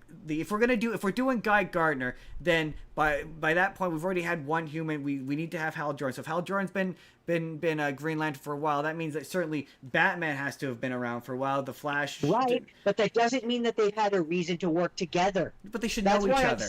That's why I'm saying them being aware of each other in a professional manner, like, oh, I'm Best Buy, and I know Future Shop exists, right, but they haven't worked together. Right, but they know each other. Right? Like they know of each other. No. There's a difference between knowing each other and knowing of each other. And I'm saying they don't know each other. They haven't worked together. Brainiac is the first big event, which has caused them to have to. We don't need a big Otherwise, event. they stayed in their own spheres. Superman could show That's up. That's what I want. Superman could have shown up. I want to be like once, like year 2. Right. I want to. You're 3 or 4, Batman. They've been working, but they don't know each other. No, that doesn't interest That's me. what I want. I want it where they know each other. Gotten that. I want they know each other as like co-workers. Like I'm not asking like he knows they show up to each other's dinner. They know of each other. That doesn't interest me. That doesn't interest me. I'd much rather. Again, that's fine. I'd much rather we're like it's fine. It's fine that you can't have 10 minutes be added in, and I much rather. Well, no, I want the same scene you do. It's fine that you're like that. I want the same scene you do. I'm kind of done going around and around in circles on this. I'd like to move on. Justin. I was just gonna say, I want the same scene you do, but I just want it where they know like they've met each other once or twice. Yeah, no, that's fine. That's a very fine, distinct difference. I don't want that. I want him to know the Flash. At this point. I just don't see the point. That's great. That's great. I don't care anymore. Can we move on? Yes, we can. Yes, we can. That was it. That was the news. It's a clear fundamental difference of what we want out of this. Yeah, They have a chance to go in 2 distinct different ways. the right way and your way. Yeah, no, Um, it's already an established universe with it's a universe which has connected certain characters. It hasn't yet connected all of those No, but characters. It has room. It has room to grow naturally instead of just jumping to the end of the no, story. but that's my point though. Let's move on. No, but the thing that you're like, okay, you're The wanting end to of push the it. story is them knowing each other. Hold Justin. on, let me just. You're trying to push it back into an origin point where Superman clearly establishes, the first movie clearly establishes that superheroes and gods have been around for like a long time. So what I'm Yes, saying is, hold on, let but me it finish. No, stop doesn't cutting me off. Stop establish cutting me that off. he knows Stop cutting me every off. single Stop one. cutting me off. So it establishes that this universe is already built. So thematically, it would not make any sense to be like, but no, actually, we're not really a midpoint. We're also kind of an orange point for some. But thematically, it wouldn't make any sense to continue in a direction of starting off. To be fair, he has said that this is going to be a mid-career Batman. So it wouldn't make any sense, or it can be terribly interesting for me to do the conversation point of Superman and Batman are kind of tangentially aware of each other, and they've never really worked together, but this is the first time they're working together. Like I've seen that.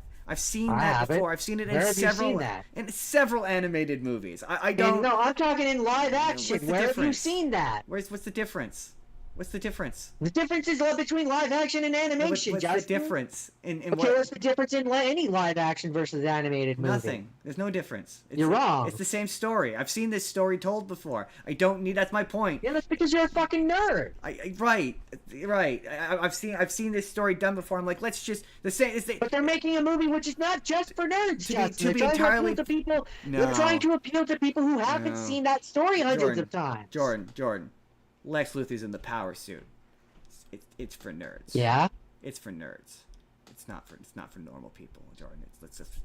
I'm sorry, but you're objectively wrong. You know that's not how Hollywood works.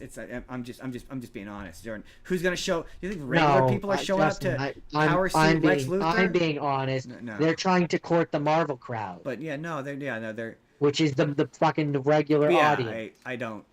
Anyway, yes. So yes, it definitely is a believable and likely scene. We got wildly away from we do know that Blue Beetle's in this, and that's pretty cool. Yeah. That is pretty cool. And this looks to be, we know that Lex Luthor's power suit is in this, and that's pretty cool. Anyways, what's next in the news? Overall, which we're still doing. Overall, Jordan, are you excited for this movie? I was until you started pissing me off. All right. Coming up on 2 hours and we're not even done the news. All right. Is it really? Oh shit. So it is. Anyway, that's fine. Just means it's probably gonna be a video. Jordan, today's episode is brought to you by. What's it brought to you by? It's brought to you by Wild Education. Support them. They are constantly needed support. Animals are needed support. You can support the animals. Do you want to support the animals? Yeah. Support the animals. Support those animals. And it's also brought to you by our good friends over at Toon Talk 2.0. They are every Thursday. It's Virus. It's Jake. It's the Oracle. They're talking pop culture. Right now they're playing D&D. They've got a D&D campaign that they're going to be doing every 2 weeks. That looks like it's Yeah. That looks like it's going to be fun. That looks like it's going to be an experience to watch and be entertained by. Yeah. That sure looks like it's going to be a good time. Looks good. You can absolutely click that link, all those links in the description down below. Check those guys out. They're having a good time. Who cares what anyone else thinks? Who cares what anyone else thinks about the good time they're having? As long as they're having fun. That's what Jordan, I thought about that. As long as they're having fun, that's all that matters. I have nothing. I have nothing further to add at this moment. Jordan, you plead the fifth. I plead the fifth. He pleads the fifth. Jordan pleads the fifth. I have nothing further to add at this moment. He pleads the fifth. So today, Jordan, it's fitting that we got into a big collegiate level debate about Batman. Collegiate. You see what I did there? You didn't appreciate that I said collegiate. College level. College level. Bang! We're on to college. Let's get our asses to college. We're going to college. We're going to college. It's okay, Jordan. because I have very little to say about a lot of these movies. So it's probably good that the news ran long. College, Jordan, you go first. Unless you want me to go first. Okay. No, I'll go first. So my first movie is a movie called 21. Ah, yes. Let's take our impeccable college level math skills and count cards. Which Literally anyone can do. Do you ever have what I like to fondly refer to as oh, now I'm blanking on what I usually call it. That thing where like Berenstain Bears. Oh, oh my God, shit! No, you've done it to me. Mandela effect. Mandela effect. We talked about one last week.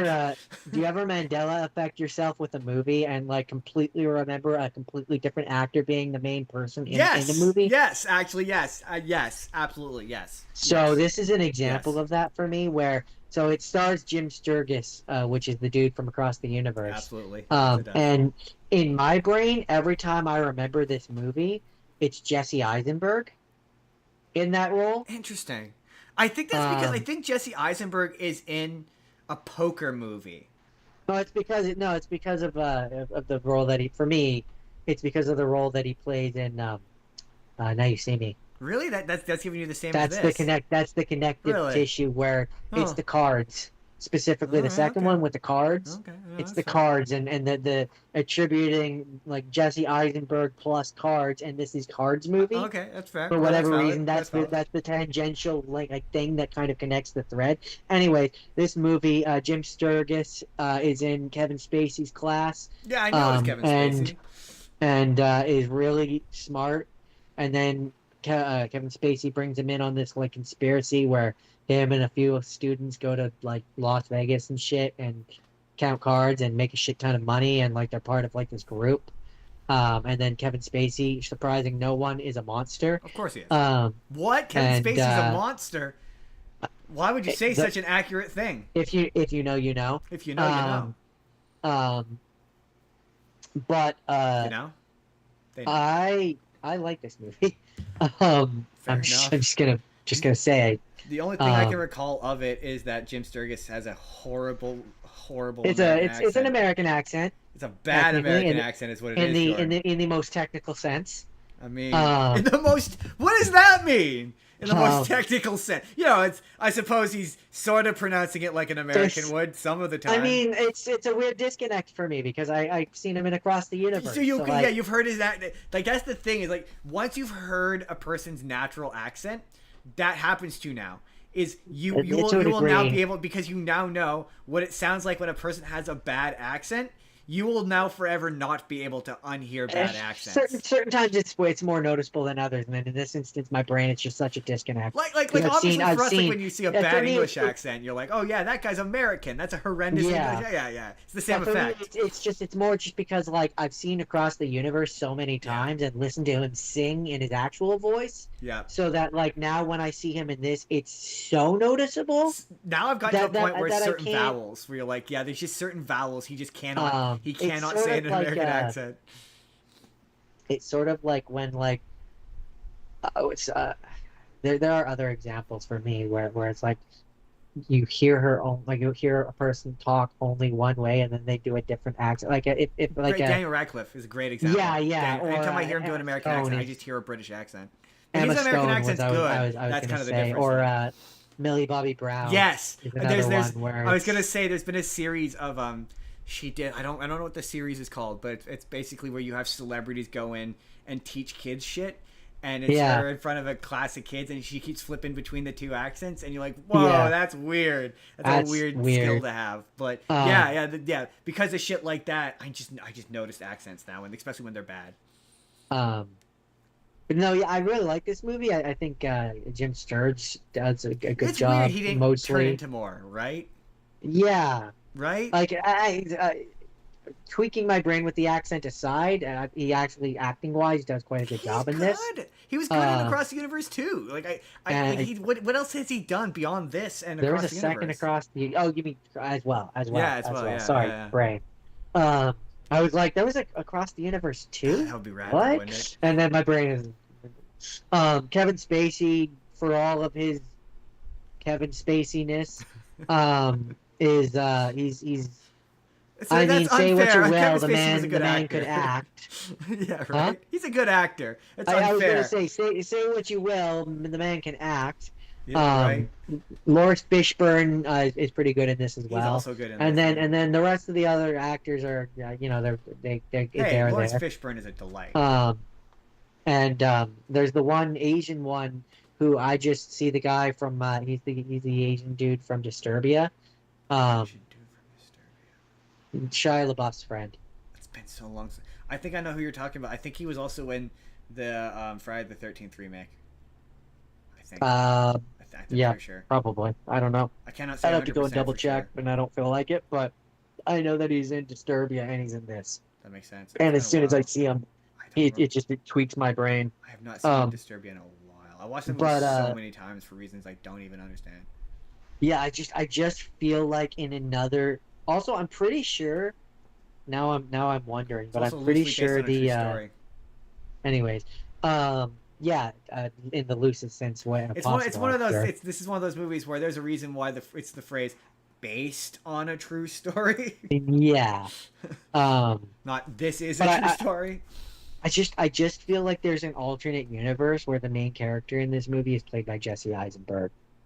It's been too. I've only seen parts of it, but I'm gonna take your word on it. I trust you.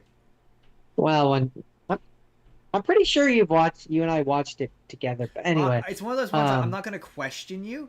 I cannot say for sure. We did, because I can't think of a reason why I would have watched this the first time if it wasn't you who told me I should. I honestly, that's very believable. There's a lot of it just doesn't.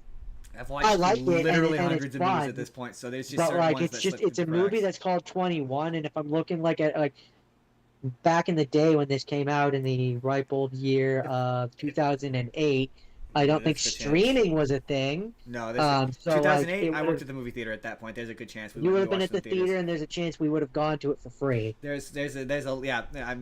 This is one of those ones where it's in that murky gray area between 2008 and 2012, where it's entirely possible.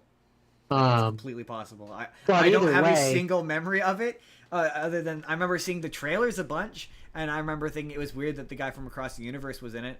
But I cannot think of a single specific. I scene definitely know that I've watched this before. Yeah.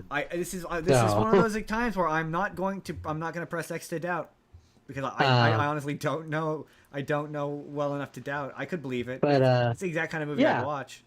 That's 21. Overall, good movie. I liked it. Overall, had a good time. Good time. Oh yeah. Also, if I didn't mention, he's in university.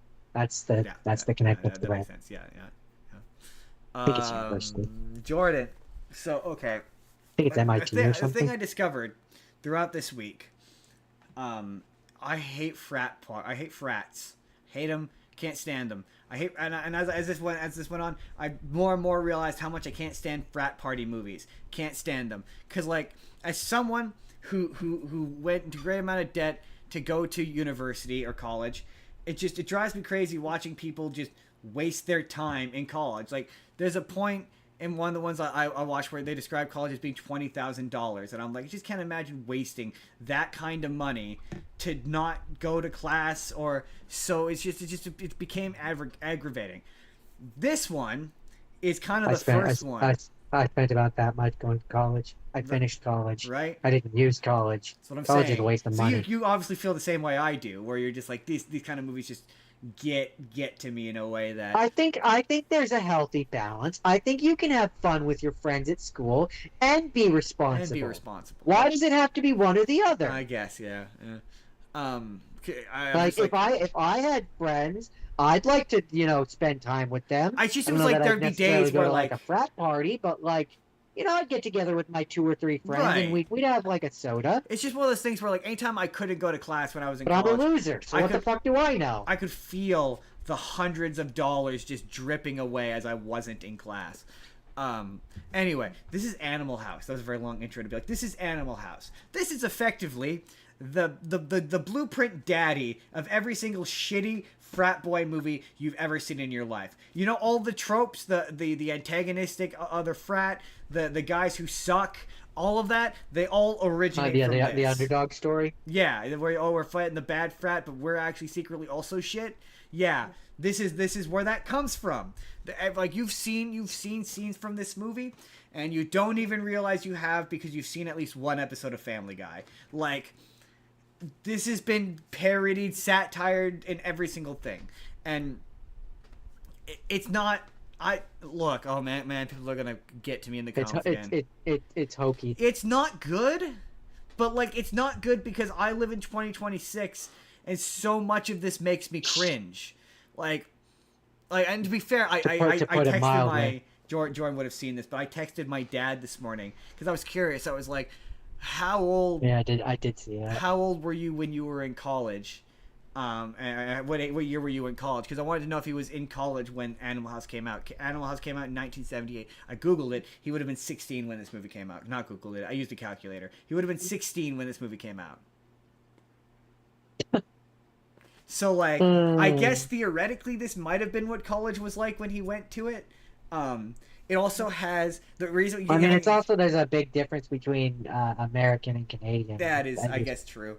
A little bit. Well, I think they very much in America, if what the internet has told me is true, they very much have it's a culture when it comes to sororities and fraternities down there. Well, that's what's interesting. I googled it because I was curious because I don't want to come on here and say I was going to make that claim. I was going to say, oh, fraternities are really more of an American thing, and to a degree that is true. But in fact, we do have the fraternity system in Canada. Interesting. In fact, interest you more, and you're gonna do and a lot of things are gonna click in when you hear this. UBC has a fraternity, a really famous one. That's not shocking, right? Does that explain a lot of stories that we heard throughout the years? Well, yes, absolutely. Without giving anything away. Also, I'm because I guess for me, because there's a. Not all secondary schools and secondary education are made. Yes, I know what you mean. Not even just that it's a difference between university and college, but like it's a difference between like Simon Fraser University, which is gigantic. Yeah. I think it's Simon Fraser. That's gigantic. UBC's also gigantic. And like no, but I'm gonna say as compared to like the University of the Fraser Valley. I mean, you could have said Scotland, and I would have been Scotland, or like there's a difference. There's a major prestige and size and just like so like to find out that like one of the bigger ones like that has a fraternity didn't surprise me either. Is not shocking. No. It wasn't because it was never like these American movies where I guess we'll do this now. This is kind of a general thing, but this is because I mean really what is a fraternity but like just club? When you break it down, it's just a social club. Yeah, exactly. Really, that's what right? we describe them as. But like, but they just become really like there really. There is. Well, at least when we were in school, there definitely was a push romanticized. To like, I think is the word I would use. You should go to university. But in American movies and television are very much like it's a stage of transition. It's you do high school and then you go to college, university. It's a logical and it always step. kind of just glosses over the expenses of it. And when I was in high school, you hit the point where like, okay, now you go to university, and then they show you the bill, and you're like, this is never going to happen for me, ever. I can't go to UBC. Do you see how much my family doesn't have this kind of money? So like, yeah. Oh, certainly for UBC, yeah. But I mean, again, that's why I say, I said this off screen, and I'm gonna repeat it. Is A, it depends on what you're learning, and B, no, back in the 90s and 80s, like a thing that cost like $20,000 today would have cost like $5,000. Right, but you got to scale down the wages. People made less money, so that doesn't really mean much. To say it very much means a lot because like houses, for example. Yeah, but people made less money. You know, back in the day, they had a hell of a lot of an easier time getting the houses that we do. Well, that's not for no reason. No, the reason for that, I mean, that's an entirely different podcast. But the reason for that, the reason for that was because, well, again, we're Canadian. Things were cheaper back then. It wasn't that things were cheaper back then. There were different tax credits and there was different legislation that allowed for people to take on loans and take on debt in a way that was more accessible. Yes, things were to say things were cheaper is not an untrue statement, but it is a statement kind of made in a vacuum. Like, yeah, obviously things were cheaper, but like we make like the minimum wage now is $18 versus back then minimum wage was like $6. Because now we're paying so three times as much money. Right, so you got to scale these things. The wage has gone up to compensate for the rise of costs, Right. not the other way around. No, that's what right? I'm saying. That's what I'm saying. So what I'm saying is that back in the day, what they would have paid was more fair for what they had. What they had for a living wage was actually a living wage. It wasn't though. That's the difference. Yes, like, it was. Things weren't, and to be fair, movies and television are not a fair market. But no, it wasn't that people could just easily afford to go to college more back. It wasn't college didn't. Absolutely, they could. That's what my dad told me. He told me back in the day he could go because he could afford to go. Yeah, but I would take what your dad says with a grain of salt. But no, college was always expensive. Like that's a big part of why a part of these movies are not as expensive. It was still very expensive.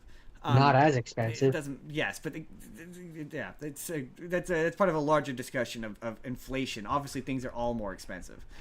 So to say college was more anyway, it's not the point. Kind of is the point. It's why in these movies why they're willing to waste their money is because it doesn't cost as much. No, but it still costs them a shit. Also ton because of money. it's their parents' money. I mean, yes, that's more what it is. It's their parents' money. Like it still costs like thousands for them. It would still cost like now college costs $100,000. It still costs them $10,000. That's still $10,000 a year for tuition. Like there's a point. Yeah, but back in the day, people made more per capita, Justin. But they didn't make more per capita. Yes, they did. Yes, they did, Justin. They made roughly the same per capita. That's what a lot of. Anyway, moving on. You're starting a whole other a whole. Yeah, other we don't do an here, economics podcast. That's more of a Jake thing. We've had our one argument per session. We don't have time for another one. It's just not worth. Point being is that it's irritating when they don't want to use their education. Yes, exactly. That's the point of this. The point of this is these movies drive me crazy when they're not using their time. Man, I sure wish I could go to college. Like when they're not utilizing. I wish I could. No. I wish I was so well off that I could not only go to college but then dick around and not focus on the thing that I'm paying to learn. Like at one point, of these movies. The problem is a lot of these movies treat college like it's high school. Like it's high school. And so a lot of times it's so funny because there's a plot point in a show I'm watching where character has to learn that high school and college is not high school. And I'm always like, and that did happen. That happened to a lot of kids when I went to school. I'm sure you experienced the same thing. When I went to post-secondary, that was a thing that the professors had to teach. One of my mentors, he had to teach them that this is not high school. You can't just treat it like it's high school. Well, so here's what my experience was. But it should be. It should be like high school in the sense that this should be a socially exploratory. Oh, it should be just a thing that's the next stage. You go and you do that, and you pick and you choose, and you can learn what you want, and you don't have it's just built into our system. I fully believe I should be able to right now go pick up a course for dirt cheap and learn because I want to better myself. Right. Like we should be enriching the betterment of our fellow man. I believe it. I believe that basic level university or college education should be taxpayer funded. Oh my God, I'm sure all of my capitalist friends are cringing. I believe that it should be taxpayer funded. I'm a socialist at heart. I think grade 14, you do grade 12, you do 2 years of post-secondary, and then at that point, that's a trial version. Learning, if you want to, yeah, right. Make one of the courses you have to teach, like financial planning, make it so you have to learn how to go in and apply for loans and funding and whatever. And if you want to continue, if you want to take your 2 years of college, apply it to a job or a basic level job, you do that. Or if you want to continue, then you pay. That feels like a fair compromise for everybody. Yeah, I mean, I could agree with that. Anyway, it's not what this podcast is. Sorry. I knew when talking about college, we're gonna bitch about college. We have to bitch about college. It's a broken system. Anyway, I'm just gonna say, I'm the person who I think education. I don't care how old you are. I think education. Oh well, yeah. No. I'm the 2 years of free. That's your version is the compromise. But no. It's not age restricted. It's not age. If you want to stop at grade 12 and you still have those 2 years in reserve for the rest of your life. So if you want to go do 2 free years of college, you can do that. Like, but what I'm saying is I'm balking at I know what you're saying is the compromised version of it. I'm saying I'm full socialist. I think you want today, you've used your 2 years. Today, Justin, you want to go and learn about welding. You should be able to just go to a university and learn about that for free. That's I mean, that's fair. That's full. That's Like, full I don't think education of any sort. Anyway, I don't think there should be a price on knowledge. That's Animal my House. my thing. Animal and House. I will die on that hill. Animal House. This movie sucks balls, Jordan. That was a very long intro to be like, God, this movie sucks. This movie sucks so bad. I hate it. I hated it. Like the thing is like I'm gonna be slightly racist for a second, Jordan. All white people look the same. Like there's just just a point where every character, if they weren't fat, I couldn't tell them apart from the other. They were all the fucking same. Okay, you so can't say that, Justin. They did. The two of them, like, they were indistinguishable from each other. They were the same character. Same, Justin. Oh my God, that's so offensive. I couldn't help it. They all look the same, Jordan. Like you're gonna get us in trouble saying things like that. John, Justin. the only recognizable character in the is John Belushi, and that's because he's John Belushi. Other than that, everyone looked the fucking same, and like it's about. The other fun thing about this. I assume it's about some college frat boys being upset at some other college frat boys, and along the way they have sex. For some reason. This takes and place. See naked boobs. It's weird. Like so much of this, even there's no explanation seemingly given for it, but they seem to be at this military school because, you're like, why you keep saying why you have that Twisted Sister pin on your uniform? That's the opening to the music video. Yeah, right? well, it's an opening to We're Not Gonna Take It. Yeah. That guy, the dad who's like, what do you want to do with your life? He's in this. Like he's in this movie. Like the character? I think the character in that music video is pretty much his character from this. Because there's a point where he's like, for some reason they let part of the good guy fraternity, like the guys, like the dean wants to expel them because that's what all these movies are exactly the same. And he says that they're on double secret probation. And he tells whatever that fucking means. So he tells the evil fraternity that he needs to give him an excuse to expel them. And so for some reason that involves one of them, the guy from the Twisted Sister music video, yelling at them while doing military drills. And so he's got the pledge pin from the good guy sorority. And he's like, is that a pledge pin on your uniform? And that line is in the Twisted Sister music video, where it's like, is that a Twisted Sister pin on your uniform? And I looked it up, and I couldn't find whether or not that was a direct reference, but it felt like it was a direct reference, because I was like, why do I recognize this guy? And I was like, oh my God, it's the guy from the Twisted Sister music video. Is the movie referencing the music video? Or is the music video referencing the movie? What came first, Justin? The chicken or the egg? The chicken. The movie. Movie came first. This came out in 1978. That music video is from like the 80s. So this came first. And he's much older in that music video. So I'm pretty sure that's a reference to this. There's that. And pretty much most of the movie is just kind of episodic vignettes of them getting into various uncomfortable 1970s shenanigans. So one of the guys, he winds up in the bedroom. They're pulling a prank where they're shoplifting, and he hits on this cashier and invites her to their party, frat party, whatever. She shows up. She gets very drunk. She winds up naked on this guy's bed, and the movie pats him on the back for not sexually assaulting her.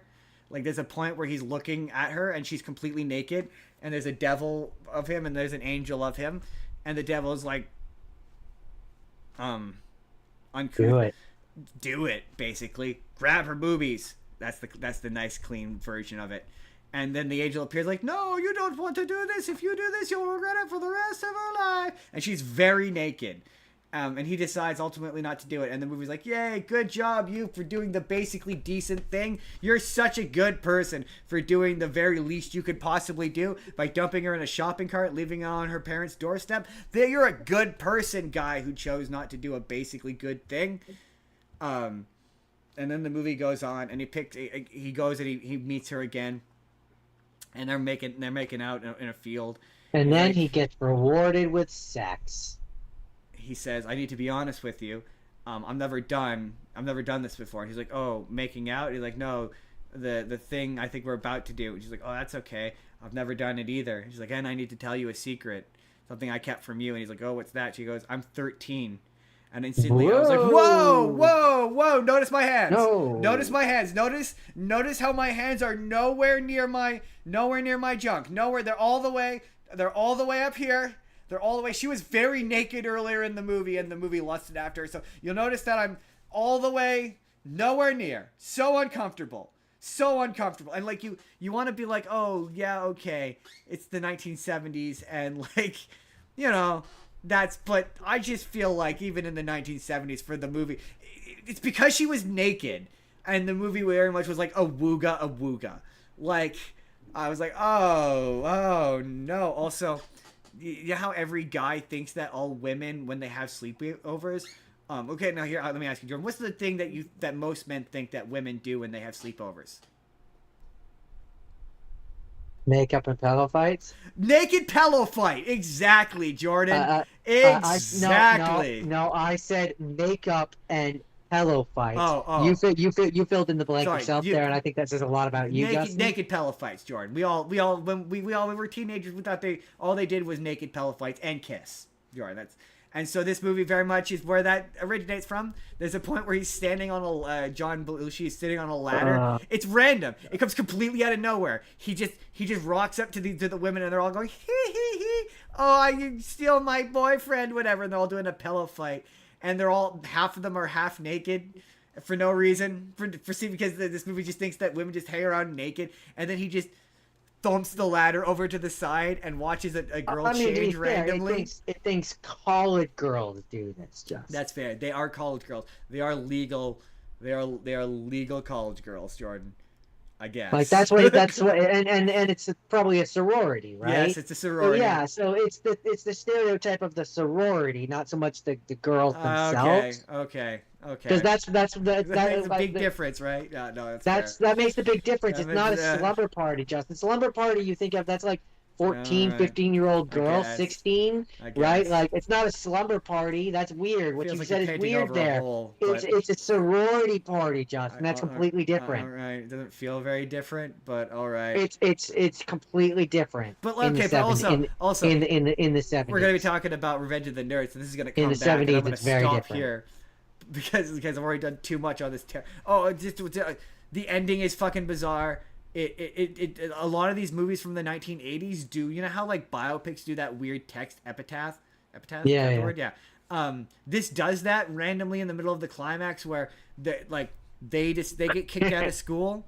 You said climax. Yeah, I said climax. They're long story short, you know how these movies work. The all's lost moment is that they get expelled from school because they get tricked into cheating on their girlfriends? Cheating on an exam, and they get kicked out of school or whatever. And so they decide that the whole thing is they're not, all this fraternities get invited into this parade, they didn't get invited. And so the end of the movie is just them just trashing this parade. And it's the kind of movie where you're like, yeah, sure, all right. The guys in the evil sorority are kind of not great, but They're the guys in dicks, Omega but, sorority are just as awful. They're just as awful and terrible. Like I'm sorry that the point is all humans are terrible. Well, I just kind of it's just funny. I was like, yeah, we wonder why people are why generations of people are so difficult when it's like the movies taught them to be awful, and being awful is rewarded and accepted. And I'm stalling because I just feel like there's one more thing. Yeah, it goes through a bunch of like, this person went off. Oh, that was it. That was the thing that wasn't funny. The epitaph, one of the epitaphs or the text for one of the guy. I don't know what the word. The text. It's basically like, this person went on to do this. The subtitles. Yeah. Like, you know how biopics end with. And I know exactly what you're talking about. I just don't know if that was the right word. I don't know, but this movie does a bunch for all the characters. Like, it has the climax of the movie where they're crashing and destroying all of the floats or whatever, and it keeps cutting and telling you what all of these characters do. And one of the characters is such and such got arrested and then got raped in prison. And it was like, whoa, That whoa, escalated whoa, quickly. whoa. That's not funny. Is that Jimmy supposed was to be butt fucked to funny? death. Did people in the 70s think that rape was that's not funny? I mean, That's not funny? Male rape? Yeah, probably. I know, they thought male rape was funny. It's not funny. It's Not terrible, funny. but it's true. Yeah, probably. The real answer is yeah, Yeah, probably. probably, yeah. Yeah, it's not funny though. It's not funny. It's uncomfortable. It's uncomfortable. I Like mean, there's just certain things where like, okay, it's That's uncomfortable. because you have a conscience. I know I have Justin. 2026 sensibilities. But it's and, just like and a conscience. it's just like certain jokes where I'm like, yeah, okay, I can get behind like certain jokes are badly timed but they're still funny. It's just so many of these are like, dude, I don't know a world in which seeing what is supposed to be in the text a 13-year-old girl naked and unconscious is not supposed to make me just immediately surely in 1978 you felt uncomfortable, like unless people were just horrible back then. I don't know, but I was like, this is icky. I don't like this. It's not funny. It's not funny. I'm not going to shame an entire generation of people, but I am. Shame on you. Shame. I'm going to That's say it. I that can't. No more animal laws. And no more talk about university. That was our entire talk about university. Big rant about university. in the general sense. In the general sense. So, Why? I my don't next like movie. Frat boy. Sorry. Before you jump in, I just want to say I don't dislike all college movies. It's particularly the frat boy pledgy movies that I fucking can't stand. That's a great segue. Great so segue. when it comes to college/university movies, you have your two kinds. You have your frat boy, like it's a party movie and Yep. it's really just like a excuse to show boobs. Yes, it is. And Or penis in some cases. what have you. Or it's the we're coming together, we're part of a team and we're coming together to overcome all odds kind of movie. That it is. Those are the two big ones. This is the latter. This is Pitch Perfect 2. This is they're coming together to overcome all odds. I think these movies are of declining quality. I just think they get not as good as they go on. I really don't think It sort of feels that way. Right. Like, the second one's okay. It's just not as good as the first one. Not as good as the first one. Right. Okay, because glad you said that.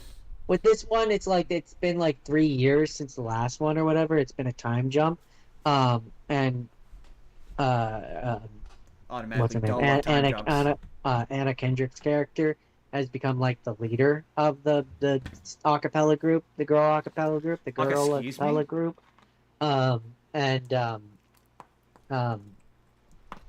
so like she, her and a couple of the other characters from the first one, are up, like they're coming up on their graduation. And so, of course, we bring in the new girl who's going to be the new Anna Kendrick, I'm guessing, in the third one. Yes. No, I think Anna Kendrick is still in the third one. No, but I mean, like, in terms of her role. Oh, and being the main character? Yeah. I don't think so. To be fair, I've only seen it once and it's been a minute. I think, because it's shit, I forget the. You've watched the Pitch Perfect movies? Of course, I've seen all three. I love these movies. Fair enough. The only thing I haven't seen is there's a spin-off show. I don't know if he's in this movie, but he's in one of them. Anyways, at the end of this one, Anna Kendrick's character and like a couple of the other characters like graduate. Yeah. And are like, I'm going off to do this such and such thing now. Listen. I'm passing the reins off to you, and they're very much talking to the character that was brought into this movie as the new one to like take over. So it just feels like Anna Kendrick is like in one scene in the next one, and it's otherwise the other girl's movie. Like it feels like that situation. I feel like I might be confused. Does this one end with them? Is this the World Championships? Yeah. And there's the German team. Yeah, and it ends with Anna Kendrick and them. I think they win. Maybe I haven't seen the third one. No, they come in second, I think, or something. They do the big thing where they sing the girl power song on stage or whatever. Yeah, the one that's written by the new character that they brought into this one. Shit. Who is like supposed to be she feels like oh shit, maybe I haven't seen the third one. Huh. She feels like she's lined up to take the role of Anna Kendrick. I feel like okay, assuming I have. I'm too seen lazy. The third I don't want to look it up. I can't be bothered. No. Now I'm wondering. Maybe I didn't see the third one. I've definitely seen the second one because I do know who you're talking about. It's the oh shit, I can't remember the actress's name. but she's Kate Bishop, the girl who plays Kate Bishop. Sure, doesn't really matter. So it's at this point, What's her before we name? move on to anything else, I'd like to play a little word association with you, Justin. When I say a particular name, I want you to say the very first thing that comes to mind. Haley Don't Steinfeld. hesitate. Don't hesitate. Don't like overthink it. Just the very first thing that comes to mind when you hear this name. Rebel Wilson. Fat Amy. Not the answer I was expecting. The answer I was expecting was terrible actress. Sorry. I guess I should have said annoying. Or and irritating, not funny. I've Worst never part liked of her in this these movie. movies. Don't like her in any movie that I've ever seen her in. The most notable thing. I don't think she's a very good actress. I can't remember. And I said can't this. think of a thing that she has ever been in live action anyway. Maybe in animation. But you I don't liked know. her in? That I've liked her in. No, I can't. The thing about Rebel Wilson in these movies that's the thing I'll always remember about these movies. She's funny. She's fat. She's- That's like but- the entire bit for her character. She's fat and she's like You obnoxious. remember in the first one when they're singing "Since You've Been Gone" and she can't hit the high note? Yeah, I can't figure out if she's supposed to be. I'll never forget it. I'm texting my friends, being like, "Is she supposed to be a bad singer? Like, is that the joke?" And my friends had no clue. They're like, "I don't know." I always interpreted it like her character, like she's not a bad singer, but like she's not a lead singer. Okay. So like she's the kind of singer, like, because it's an acapella group, Yeah, she right? So fills it's like in. a bunch of people. Yeah. She fills in the noise, but she can never be the lead singer. Yeah. She's never the Rachel, But right? they, Like from Glee, Do you know who Flula Borg is by name? because Glee is also kind of a sort of an acapella. So like she's never or the Finn. Yeah. Like, she's never gonna be the Finn or the Rachel? little gay boy. Oh, the little gay boy. Yeah, Like, she's Glee's never kind of gonna a be bad like example on their because level. all the She's more characters on like that a background singer. she's kind of like Harry. She's kind of like the Asian guy. She's a Ron. She's the Asian guy who sounds in the background. Jordan, do you know who Flula Borg is by name? No. Flula Borg is in this. He's the lead guy on the German team. The weird... Yeah. He's the famous YouTuber. Yeah. I love. He's one. See now that you've seen something with him in it, I could be like that guy from Pitch Perfect 2. He's really funny. I love Flula Borg. I think he was also on Smosh. He did it. Try Not to Laugh. He has some of my favorite Try Not to Laugh. There's one where he did. There's other things that I've seen him in too. He did a Courtney did a sexy cow character, and then he comes out as a sexy cow. He's like, I am a sexy cow. Moo. It's just he has such a dry sense of humor. I love him in everything. But him and what else has he been in? He's been in a ton of stuff you've seen. He's a guy you would know from. He's in Suicide Squad. Yes, he was. He was also in Suicide Squad. He was in The Rookie. That's definitely one. He was in an episode of The Rookie, but he's worked with Rhett and Link. His character, and Bumper, the character Bumper. I don't know if he's in this one, but he's in the first one. He's the guy who's the leader of the evil leader. Yeah. I don't think he's in this one. Him and is he in this one?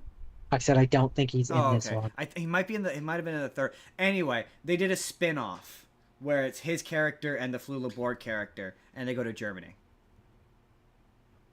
Interesting. I know, and I was like, you know what? I like Flula Borg, and I kind of like Adam Devine, the guy. He was in Ralph character. Breaks the Internet. Yes, he was. Yeah. But yeah, I like those characters. I'm going down a rabbit hole now. I like those actors and I like those characters and I think they're funny and I'm like, I don't know how I feel. I like about the that. movies. I liked the first movie. I liked the second movie. The only thing about the first and second movie that I don't like is fucking what's her Wilson. name? Yeah, she's Rebel not in Wilson. it. She's not in it. She's in the second one. No. I mean, she's not in that spin-off show. I meant. So There's a Pitch Perfect thing with her in it. Yeah, so I don't. I'm pretty sure she's in the third one. I'm pretty sure she. I'm I positive think she she's is. a one-note joke who's like good for like one scene where you have the trials in the first one and it's a bunch of people that are trying out and she And tries she's out not in the and rest she of it. fails and she's not in the rest of it. The thing is, I don't remember. I hate her in Night at the Museum. Night at the Museum. I think she's the most unpleasant part about that movie. I've never seen anything I like her. I've never seen a thing that she's been in that I like. But yeah, no, I think from what I can recall, Like I think she drags down everything. I guess we'll find out because obviously you're going to come back to Pitch Perfect 3 at some point.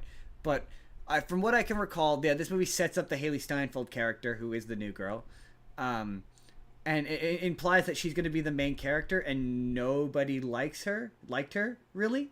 Nobody really got on with her, and so this movie didn't really do a good job of like making her kind of a thing. And so in the third one, I think she's in the third one, but not really, and it goes back to being Anna Kendrick. But I don't want to say that for sure because I've seen it like once and it's been a while. I could believe it. It's one of those things where it's like I don't know how to say this. I don't know if this is at a point in Anna Kendrick's career where she's too big. No, she's not. They're talking about doing a fourth one. I think the third one is a they've all been graduated and are desperate, and they come back together and do a reunion thing. I think is what it does. Well, the way that this one ends is like they're on the stage, doing their thing at the World Career thing, and but now I'm doubting if I've actually seen it. Competition or whatever, and like the entire like act or whatever that they have, I don't know how you want to word it is.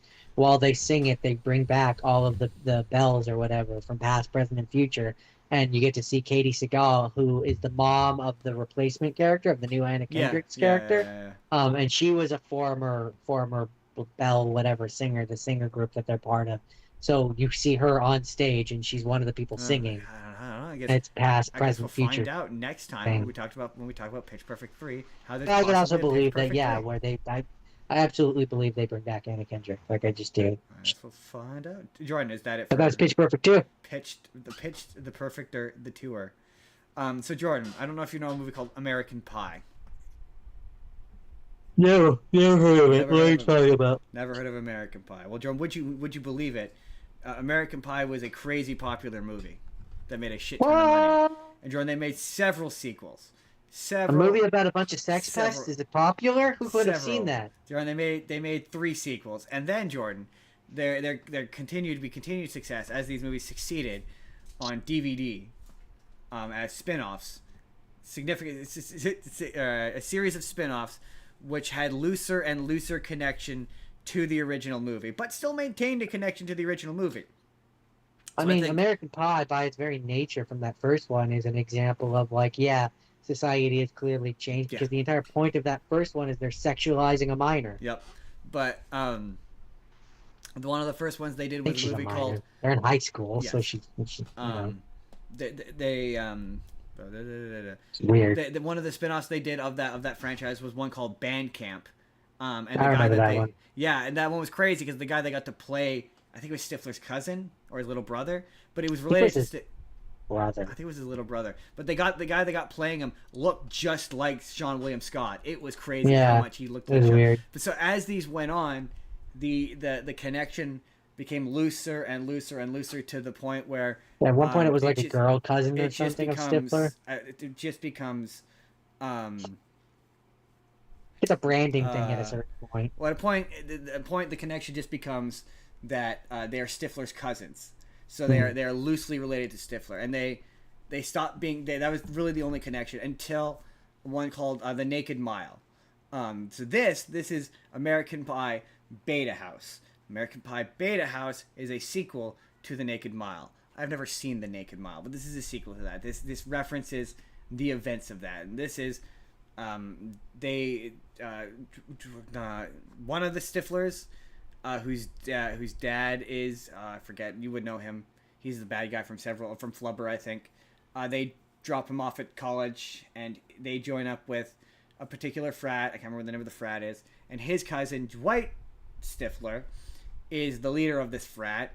And I will say so just off the bat, I like this movie, but it's a bad college movie, and you're watching it for boobs kind of way.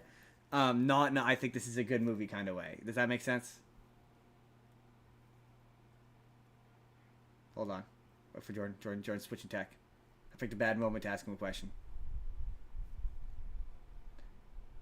Hold on. Reconnect.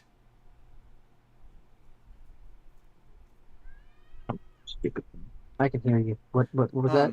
So I like this movie. Unlike Animal House, which couldn't stand, I like this movie, but I recognize it's bad, but I had fun anyway, kind of way.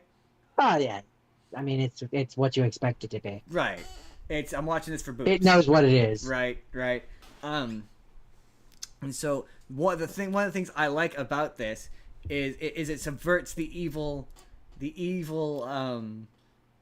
fraternity, rival fraternity. So in this movie, the evil rival fraternity is the nerds, is the geeks, is the nerd guys who are all super rich and all the girls are into them because they know that they're going to be rich in the future after they graduate, and being rich makes you sexy. And the good guys are your atypical fraternity bro guys, and the movie is basically about their back and forth. There's a bunch of sex jokes, what have you. And the other connection to the original movies is Jim's dad is the former leader of this fraternity, and that's the connection to the original. So it's got Eugene Levy is in it for some fucking reason. And then there's a bunch of weird, like there's one particularly weird sex joke where the bad guys, the bad fraternity from the previous movie gives them information that the bad guy from this movie has sex with a goat. There's a scene where you see him have sex with a goat. It's very weird. It's very awkward. This is kind of the point where I went, all of these movies are exactly the same. They're all exactly the same. Oh yeah, the thing I didn't mention about Animal House was there's an exceptionally long sequence where they dance to the song you make me wanna shout, na na na na, shout, na na na, a little bit loud now, a little bit loud. You know that one? There's a really long song where they sing. The one that the Christmas toy that we had used to do. Yes, that's one. There's an exceptionally long song where they sing that. There's lots of scenes like that where it's just scenes of people dancing to music that are nothing. But like this one was like, yeah, this is funny, and it's came out in 2010, 2011. It's gross kind of way. I'm trying to think, was there anything important or major about this I wanted to say beyond the fact that it's loose connectiveness to this obviously wasn't exceptionally successful. The previous one was really successful, which is why they made this. There's obviously a reason why they stopped making these American Pie spin-offs. I guess probably because they finally got the cast back, and that's when they did American Reunion. Stalling. Is there anything else interesting about this?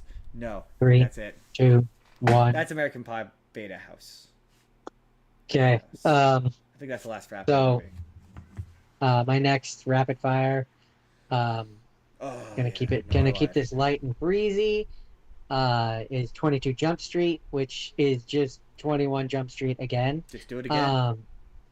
I hope you really like that joke because they make it a lot. That and they're gay partners. That's the other joke that they use a lot, and it gets really tiresome. Korean Jesus. He's busy with Korean. No, it has Vietnamese Jesus this time. No, it's Vietnamese Jesus this time. Okay, yeah, fair enough. I think. I mean, no. There's a couple of jokes in this which legit are funny.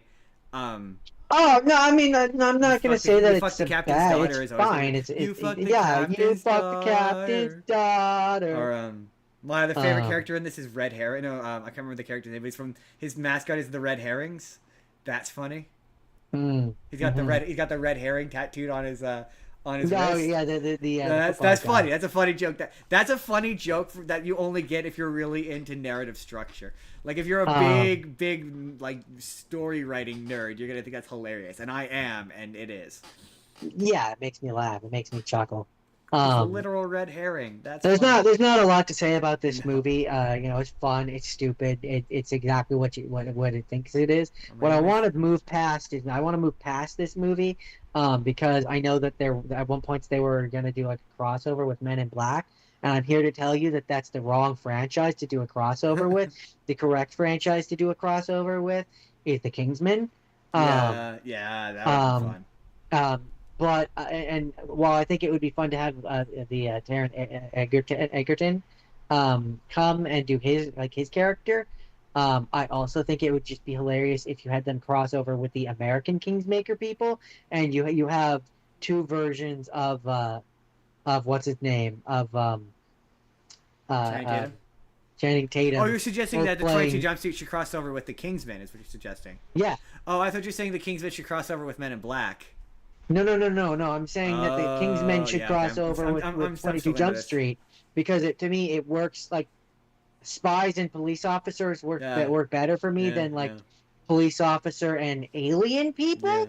Like it spin-off functionally is works better for me. And then, like I said, I would have it cross over with the American Kingsmaker, yeah, so yeah. that you can have him Yeah. playing two versions of two different characters That'd be fun. interacting with each other. I'm in with that. Because I think that would be hilarious. I'm down with that. That Man in Black spinoff is worse than you think it is, because like it wasn't even like they were gonna cross over with Tommy Lee Jones and Will Smith. It wasn't even gonna be those characters. It was just gonna be random Men in Black people. Like Yeah, that it makes had sense. nothing to do with the Will Smith movie. I would have been like, at best, maybe it would be I'm conceptually interested. at best they maybe would have gotten from the international, those two, Yeah, maybe. Hemsworth, I don't think Hemsworth so, but and maybe. the other one. This No, was- I'm just saying, like, it was never going to be Will Smith and Tommy Lee Jones. To be fair, this At was best, if they had gotten a crossover, the best you could have hoped for is it to be a continuation of Men in Black I International. mean, maybe. That's but the this best case scenario. that email And the was, worst case scenario is it would have just been two random people. that email was well before that came out, so probably not. It probably would have been just two generic guys, new guys. But no, the correct answer of the franchise that 22 Jump Street or 23 Jump Street or whatever I don't should have understand crossed how they're over making with would have been Kingsman. My thing is that I don't understand how they're making 24 Jump Street. Guys, they're ancient. The whole premise of this is they're supposed to be able to blend into high school. What are we doing? Why are we doing this? Don't do this. Well, I mean, at a certain point, for me, they have to become the mentors. I mean, obviously. And then you bring in a new generation. That's what I'm saying. When did Kingsman come out? That's what I'm saying. Anyway, Jordan, is that it for 22 Jump Street? Yes. Jump Street of the 22 Jump Street. Oh, God. Okay, Jordan. 2014. I need to do a big rant about a bad movie. Oh, my God. Wow, so they came out at like pretty much the first Kingsman and 22 Jump Street came out in the same year. Not yet, Jordan. I lied. It's not time for the big angry rant yet. That's next. Jordan, this is... So yeah, they definitely could have done a Are you ready? crossover. Sorry. Are you familiar with a young man by the name of Sir Ryan Reynolds? Yes. Well, Jordan, there was a time... I don't think he's been knighted, but I am aware of... Ryan Reynolds. Jordan, Anyways, Sir Ryan Reynolds. There was a time... Prince of Canada. Prince of Canada, yeah.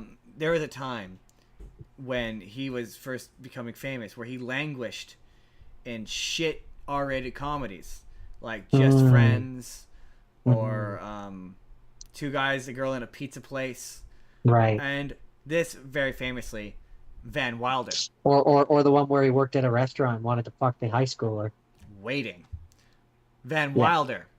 This is Van Wilder. This is Ryan Reynolds plays the titular Van Wilder, who is a gentleman who has been in university for going on 7 years, and he is 16 credits away from graduating, and he has the run of the school. Everyone loves him and respects him. At one point, the guy from Harold and Kumar shows up and does a bad stereotypical Indian accent. I think it's like his first movie. Okay. And he I was gonna say which one, Harold or he Kumar? just wants to crush. He just wants to have sex. That's all he wants, and he winds up becoming Van Wilder's secretary or what have you. And he meets a girl who is writing a story for the school paper. Wants to write a story about him, and his dad discovers that he has been going to school on his dime and not remotely working to graduate, just partying. And so he cuts him off. So Van Wilder has to try to stay in school. And Jordan, it turns out that Van Wilder is actually deep down kind of just a good guy. He's a nice guy who just wants to help people out. Like there's a point where the nerds hire him to do a party for them, and he gives them the greatest party ever. And she writes a story, and he kind of becomes this party guy, like the guy who creates all the best parties. He's like, I don't want anyone to know that, because the nerds were like deep down they're cool guys. Other people just needed to see it. And he falls in love with the girl, and they wind up together, and it's kind of cute. And I kind of liked it. I kind of like I like the subversion of he's your typical atypical like douche guy who's he's actually a nice guy, and he actually wants to help people out. And yeah, he gets there's a moment I like where they're trying to take him down or whatever, and they sneak a bunch of minors, the bad guys of the movie, sneak a bunch of minors into his party, and as a result, he gets kicked out of school. And he's like, let me back into school, and make me graduate. Basically, like I'm almost about to graduate. Let me leave this school. And he's like, I'm gonna leave because ultimately, I was responsible for that party, and I let those kids get in and get drunk, and like that's on me. So I need to take, but like punish me by like making me graduate. And yeah, he studies a bunch and graduates, and it all has a happy ending. It all works out. And this was I looked this up. This is obviously like pre Deadpool and all that shit. Yeah, it's when he was languishing and god awful. Nothing. Although I mean, this had a sequel and a prequel. So I guess this was popular. But this was created by I forgot to mention National Lampoon. This was made by National Lampoon. So this is National Lampoon's Van Wilder. That's it. That's Van Wilder. Okay, this next one gonna be real rapid. Don't have much to say about it. It's a product of its time. I recognize that. I like it, but I also kind of feel bad for liking it. And that's called The Water Boy. Water Boy. See, I maintain that to be fair, it's been a very long time, but I still don't think that movie out and out does it make the case that he has he is special needs. I mean, here's what I'll say. What Wikipedia says, just so I'm going to use its words, is Bobby Boucher is a socially inept, stuttering 31-year-old man serving as the water boy for the University of Louisiana. Okay, I'm gonna go socially inept. Socially inept doesn't mean special needs. I don't think that's the correct series of words, but that's what others have decided is the case. And I'm gonna go with that. I think he's an autistic kid who was shielded from the world by his mother. I think he's an autistic and kid has poor education as a result, and so is an idiot, a really big idiot, and his only development issue is that he has had no development. And his mother gives him bad advice. That's what I said. He's had no development. His mother's like, it's like a rainbow. Yes, right. It's like a rainbow. What other advice did Mama have? Yeah, I don't know. I both do like the movie, and I also think it's problematic. I mean, it's an Adam Sandler movie. It is obviously problematic. Yeah, I don't know. I don't know what else to say about it. They should definitely not make a sequel, like I hear they're talking about making. It's a thing where like I like the performances mostly, and it makes me laugh. Like it's a comedy, and it makes me laugh, but like it also makes me feel bad about laughing at some of the things some of the mean-spirited things, I should say. Yeah, no, the thing is, it's similar. It's similar to like a Napoleon Dynamite, where you're like, yeah, it's laughing at him, not with him. Yeah, in a lot of cases, but like but I think the difference for me between this and Napoleon Dynamite is like, in the beginning, yes, it does feel like everybody's laughing at him, but unlike Napoleon Dynamite, this movie, it does feel like there's a point where like they become fond of him. Yeah, valid. That's valid.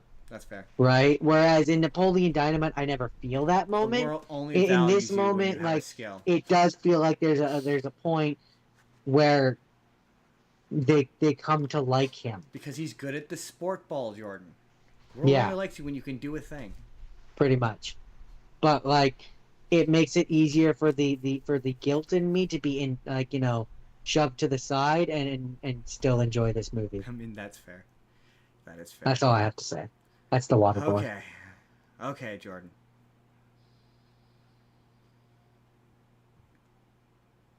Okay, Jordan. This movie sucked. This next movie. And also, Justin, in my next one, I'm going to sum it up with one word. All right. No, one phrase. Phrase is easier. One phrase. This next movie sucks, Jordan. It sucks really bad. It was awful. I hated it. It was bad. This is Spring Breakers. Cue the trailer. This is gonna be a YouTube video. Cue it. We're cueing it. It's been cued. It's playing. I've cut all this part out when you're watching the YouTube video. And we're back. So this Jordan, for your benefit, Jordan, because it's funny because Jordan actually looked when he was picking his list. He looked at this and he almost picked it, and I went, "No, I already picked it." And he went, There's a couple that I almost picked that you picked. You would not like this like at all. You'd say this is it's okay. Okay, plot. Really quick plot. Plot is it's 4 girls from university. They go down to I think it's Florida for spring break, and they meet up with James Franco. And James Franco is a weird creep. There's a bunch of shenanigans, and then James Franco winds up getting killed. I mean, I can summarize it even better. This movie just exists to have those 4 girls in bikinis. Like you're saying that as a joke. Like I'm not saying it as a joke. I'm saying it is, and it does, and it is. It's not even just them. Like the thing, it's a movie of things in which you think you should or would like as a guy, but are awful. Like you would think seeing countless and never-ending images of women with their tops off would be awesome, but by like the 4th, exceedingly long. Like this movie was an hour and a half, and I swear to God, it felt like it was 3 hours. Like I felt like it just kept going. Every time I opened up, I'd be like, oh my God, there's still 20 minutes left. There's still 30 minutes left. What the fuck? Like so many of the it's got this weird ephemerate. Everything is shot like it's a music video, where like it's just rapid cuts and slow motion, and like everything has this ephemeral kind of like dreamlike state quality to it, and I guess the idea is supposed to be like, oh, it's spring break. Spring break is supposed to be like magical or whatever, but it just like there's so many scenes of like characters going spring break, break. So just an observation real quick. This movie is kind of the perfect case study of like dopamine, where like, yeah, you have a thing that objectively is pleasant and that like is nice to have, right? Which is seeing the girls in bikinis, right? But when you get too much of dopamine, it stops giving you that release that you initially got. So over the course of 2 hours of this movie, that initial pleasant whatever, however long it is, that initial pleasant like dopamine feeling of, oh, that's a nice sign, it stops getting its effectiveness over the period of the length of this movie, and you no longer get that same result by the end. Like you're like, oh yeah, man. Like I said, when I was 14, 15, man, did I want to see? Was I looking for films in which Vanessa Hudgens and I was a simple creature. That's the way you word it, Justin. I was a simple creature. I was a simple people creature. People will know what you mean. I was a simple creature. No, I'm trying to think who else is in this. It was Vanessa Hudgens and Selena Gomez. Thank you, Selena Gomez. Yeah, if you wanted to watch a movie in which you see Selena Gomez and Vanessa Hudgens in various state of near undress, if you're like, yeah, I just want to see Selena Gomez in a bikini for 40 minutes. Sure, all right. You're like, oh yeah. Which, when this movie came out, that's what people wanted. I want to see Vanessa Hudgens naked in a pool. And you're like, oh, that sounds awesome. I mean, James Franco is sandwiched in between her and the girl from 13 Going on 30, and it's really gross and exceedingly uncomfortable, and it goes on. Like the climax of this movie is okay. This movie is just a series of escalating events. So it starts off with they're at home, and then they decide they want to go on spring break, so they rob a burger joint or a chicken shop or whatever the fuck, and they steal a bunch of money. They go down to spring break, and they do just a shit ton of drugs, just like a bunch of drugs. And they get arrested and sent to jail, and then James Franco shows up like an absolute fucking creep, dressed as he's the kind of guy that when you see him walk up, you're like, that guy's a drug dealer. And then guess what, Jordan? He is. He is a drug dealer. Like, complete with fucking grills and cornrows, and you're like, oh my God, you're the worst kind of stereotype. Holy shit. And so he takes the girls to a party with a bunch of other various drug dealers. And Selena Gomez is immediately like, whoa, red flag. I'm out of here. I don't want to. And James Franco, while coming across in every scene he's in, comes across as sinister and threatening. He's like, you don't have to worry, baby. I won't let anything happen to you. You'll be safe.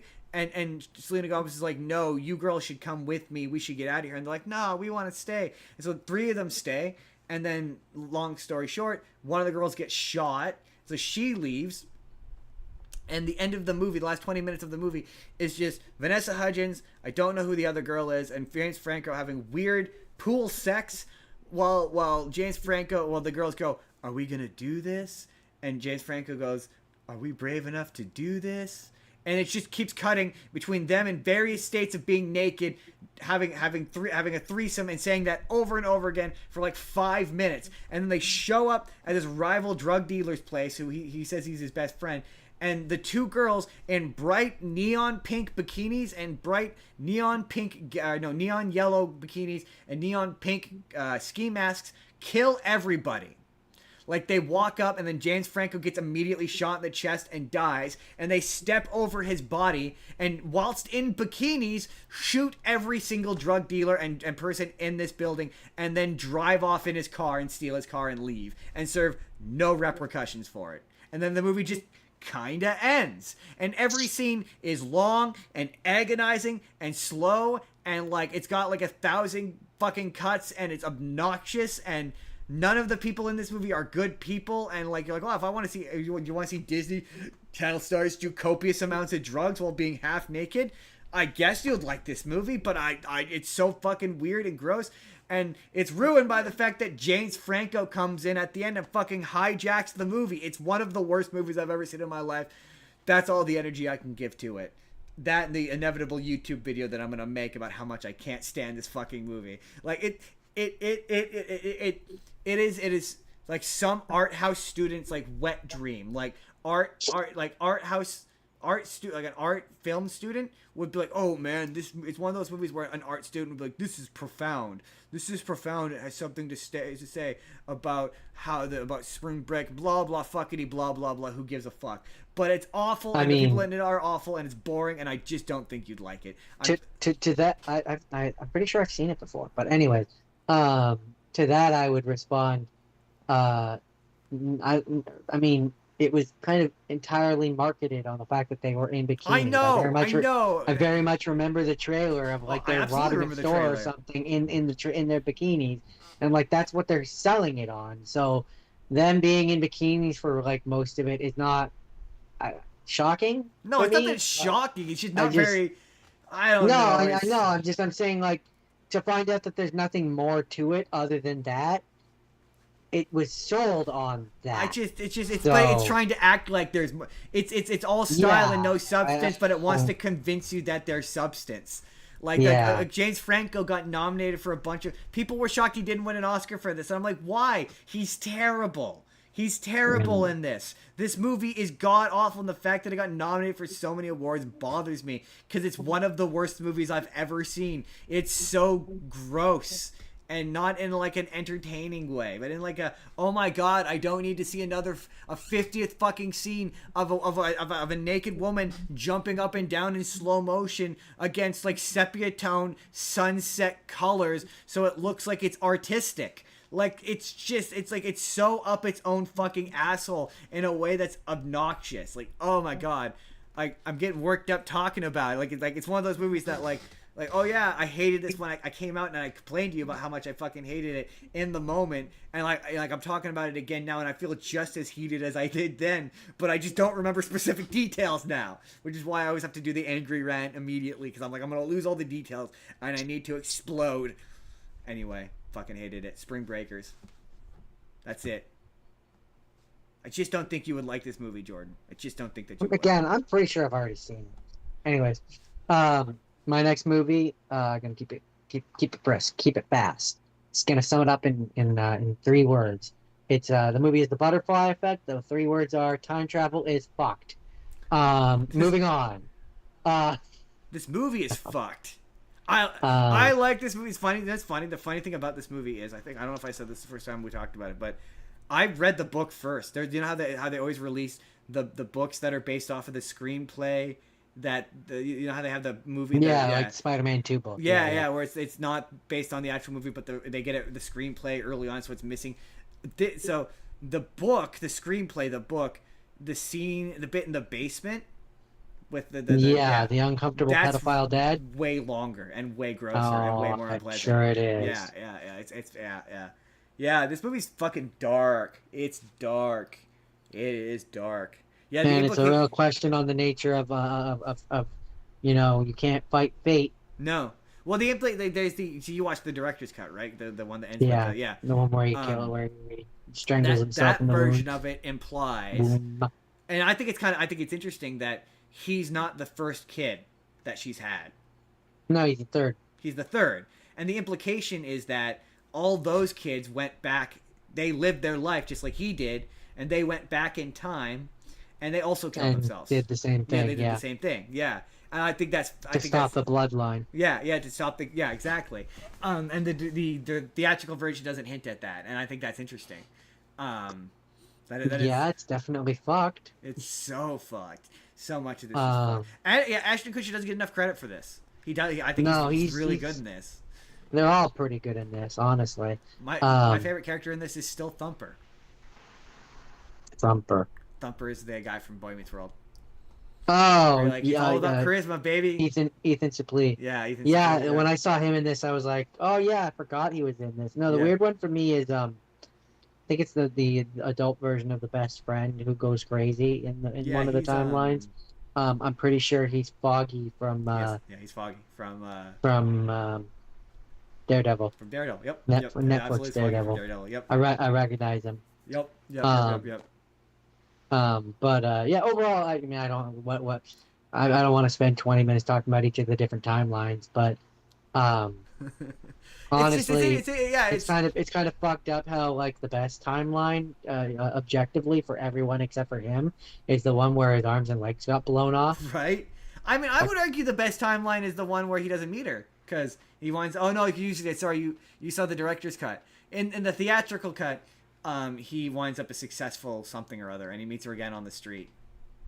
So he winds up successful in that universe with nice hair and being. But in the version that I like in the director's cut version, for everyone other than him, the universe where he blew his arms and legs off and becomes an invalid and wants to kill himself is objectively the best. The fucked up brother is not traumatized and hurt. The sister is not traumatized and she's in a good position and in a loving relationship with the best friend who is also not traumatized and crazy. Right.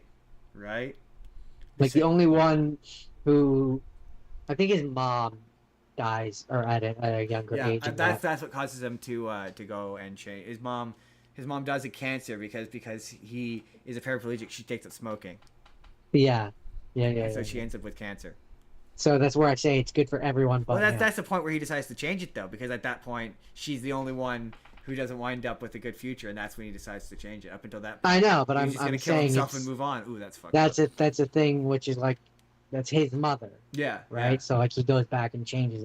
It's a thing. It's not like an outside thing. Whereas like that's his friends. True. It's not selfless. That's a valid point. No, that is a valid point.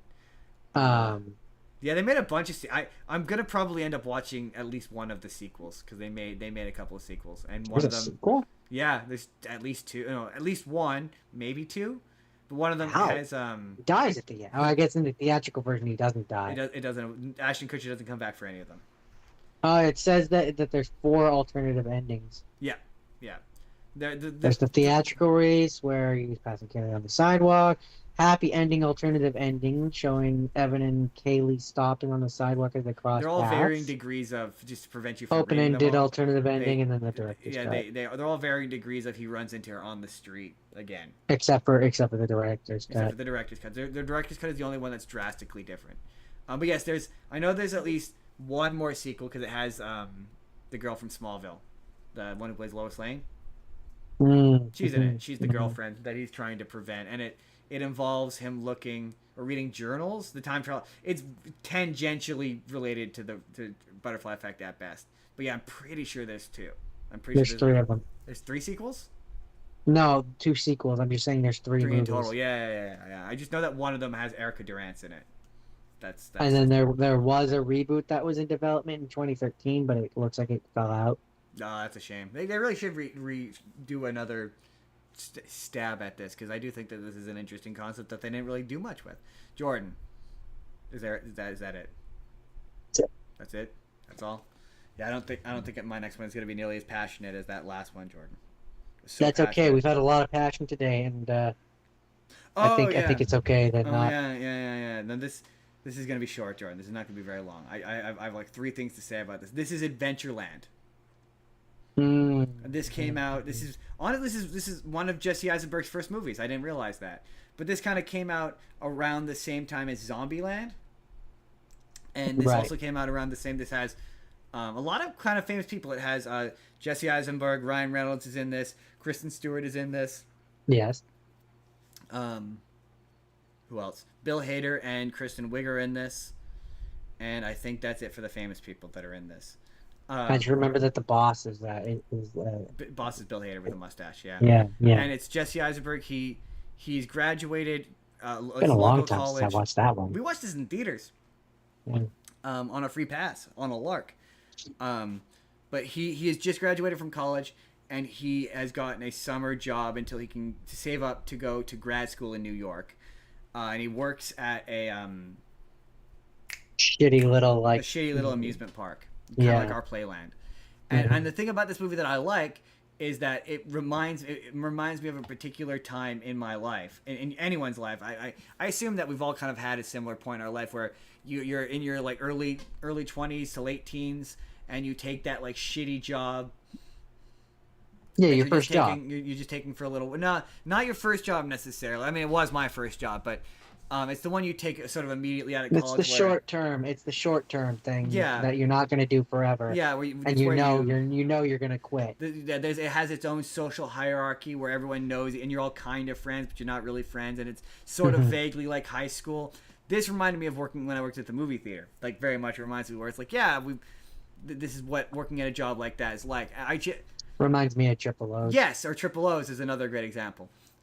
That's what it reminded me of, and we all have that, like, oh yeah, that person, this character is that person of that job that I had, and otherwise, honestly, on a rewatch, this movie's not great. I think there are elements of it. It's been a long night. It's been too long for me. There are parts that are funny, but like this has. I remember it being very dry. Well, that's the thing, is this has the unfortunate consequence of I'm now watching this removed from it. So perhaps back when this came out in 2008, 2007, this would have been better, but it's Kristen Stewart circa Twilight. So she has the personality of cardboard, and when did this come out? 2007, 2008. When did Napoleon Dynamite come out? Oh, this is well after Napoleon Dynamite. Right, no, but that's my point, is like I feel like with this was trying to capture that. I mean, it's definitely trying to capture, like, it takes place in the 80s, so yeah, sort of. But I just more mean like the dry, like no. the delivery of the humor. Kristen Stewart she's basically just Bella from Twilight in this, and she has no personality. And her and Jesse Eisenberg, they're supposed to be a couple. They have no chemistry, like none. There's a bunch of scenes that are supposed to be romantic, and they're not. Yeah, that's like I said, Napoleon Dynamite. Ryan Reynolds is awful in this. He's genuinely terrible. He has none. Like, he's playing this completely straight. He has no personality. He's supposed to be kind of mysterious and sexy, but the joke is that, like, he's the kind of guy who, like, he's an older guy who's mysterious and sexy, and all the girls are into him. But he turns out he's a loser because all he does is take girls to his mom's house and have sex with them. And he's just kind of a what's the word? Predator? Yeah, he's a predator who takes advantage of, like, girls who are in a way, and Kristen Stewart is away, and yet none of the performances are very good. Like, they're all really flat and whatnot. The only character who has even the remotest, who's remotely funny, is Bill Hader. He's the funniest character in this. But even then, him and Kristen, shit, I'm forgetting the character. The woman who's playing his wife. Who's Kristen Wiig, they're so flat and boring. Like, no, and it's not a stylistic thing. At least it doesn't seem like it is. It's just I just think it's Kristen Stewart has not become. I'm watching this and I'm going, Kristen Stewart, you can do better. Like, you've done better work, and I know you can do better. You haven't done better yet because this is when you're doing Twilight, but you will do better, and because I know you can do better, I'm enjoying this less. And it's the same thing with Jesse Eisenberg and Ryan Reynolds. I'm like, Ryan Reynolds, you can do semi-serious but still have a personality. You have no personality in this. This is really dull. I know you can do better work. Like, that's what this is for me. This is me holding this to a standard from the future because I know these people can do better, and that's not fair to the movie, but it makes the movie worse. Does that make sense? Yes. Also, the part of what makes sorry, I'm just it's been so long since I've seen your movie, so I'm just reading through to kind of refamiliarize myself. Like there was something about the there was something about the Ryan Reynolds character in this movie which made him extra Yeah, he skeezy. was cheating on his wife. And yeah, he's cheating on his wife, Yeah. and that was the big thing. He's cheating on his wife with Kristen Stewart. Yeah, I just for whatever reason I was like, in my mind I remember the Kristen Stewart character being like young, but I think I'm mixing up with the restaurant one where she was young. Yeah. He's supposed to be like he's cool and aloof and he's like, he says serious, he gives serious life advice, and it's so flat. There's no personality. Like you're like, he's only, it's one of those ones where like it's supposed to be that he's charming, and I know Ryan Reynolds can be charming, but in the movie he has no charm. And maybe you're right, maybe it is an intentional thing, but it doesn't feel like it's an intentional thing. To me, it always felt like they were trying to capture that energy that was really popular at the time, which was the Napoleon Dynamite one. It does not Because really that's the way that they act in that movie. No, Very deadpan, very like right, flat, but they're acting in a way that like Dynamite. That's just what Jesse Eisenberg was like in movies back then, where it's like, no, I just don't think he was a very good actor. Yeah, I could say that for one or two of the characters, but all of the characters. Well, no, the rest of them are fine. It's just the ones that are bad are the ones who, like, Kristen Stewart and Ryan Reynolds and Jesse Eisenberg are the worst parts. The rest of the characters are perfectly fine. They act like regular people. Their performances are fine. Those three are the ones that are bad. My memory is that they're all stiff. And the only reason why they're bad is because, yeah, I don't know. I don't think I thought that they were stiff and bad at the time. Like, I remember thinking this movie was worse than I remember it being. Like, I remember it being a better movie, and it just wasn't very. I was like, this is. I've seen like, wrap it up. I've seen you all do better work. You can do better. I'm not mad. You will go on to do better. I'm not mad. I'm just disappointed. This isn't your best work. All of you, this isn't your best work. You could all do better. Do better. And they did. They did do better. That's it. That's Adventureland. It was all right. It didn't, I'll put it to you this way. It didn't enrage me quite in the same way that fucking Spring Breakers did. So, it's a low bar, but it definitely cleared it. That's fair. So my first have seen is Monsters University. This will be fast. I like this movie. I think this movie is good. I think that it was a smart decision to not focus on the we've known each other since like elementary school line that was from the original. I like the idea of them meeting in college. Yeah. It works better. Also, it's just a really solid, like, it's funny. I know I started this off by being like, I hate frat boy movies, but honestly, there is the occasional good one, and it's just a solid frat boy movie. Yeah, well, this is the example. Quite a good one, in fact. Remember how I said earlier? There's two types. There's the we're getting drunk and wanting to have sex, and there's the we're a team, which is coming together and like learning to grow as a group. Yeah, and fighting the evil, the bad fraternity. Yeah.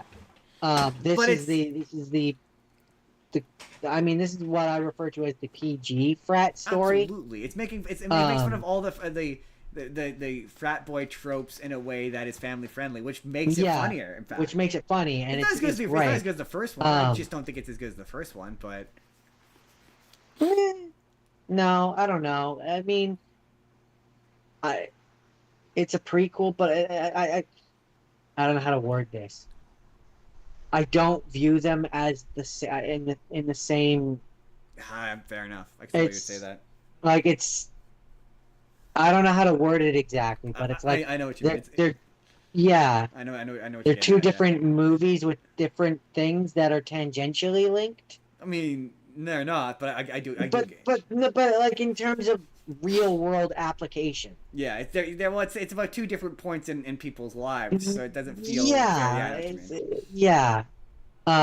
Like they're.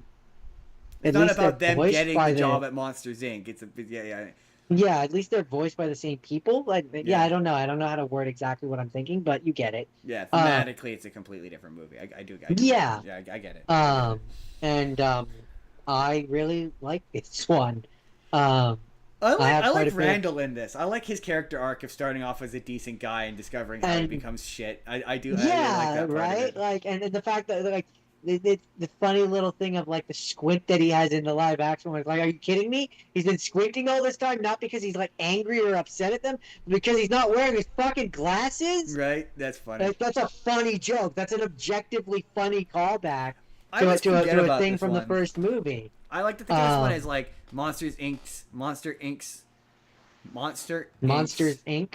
yeah, like Forgotten Little Brother. Where it's like I always forget about this one when when you're talking about Pixar movies. It's like oh, I always forget about Monsters University. I think everyone Yeah, does. it's just a really solid like prequel where it's like Inoffensive.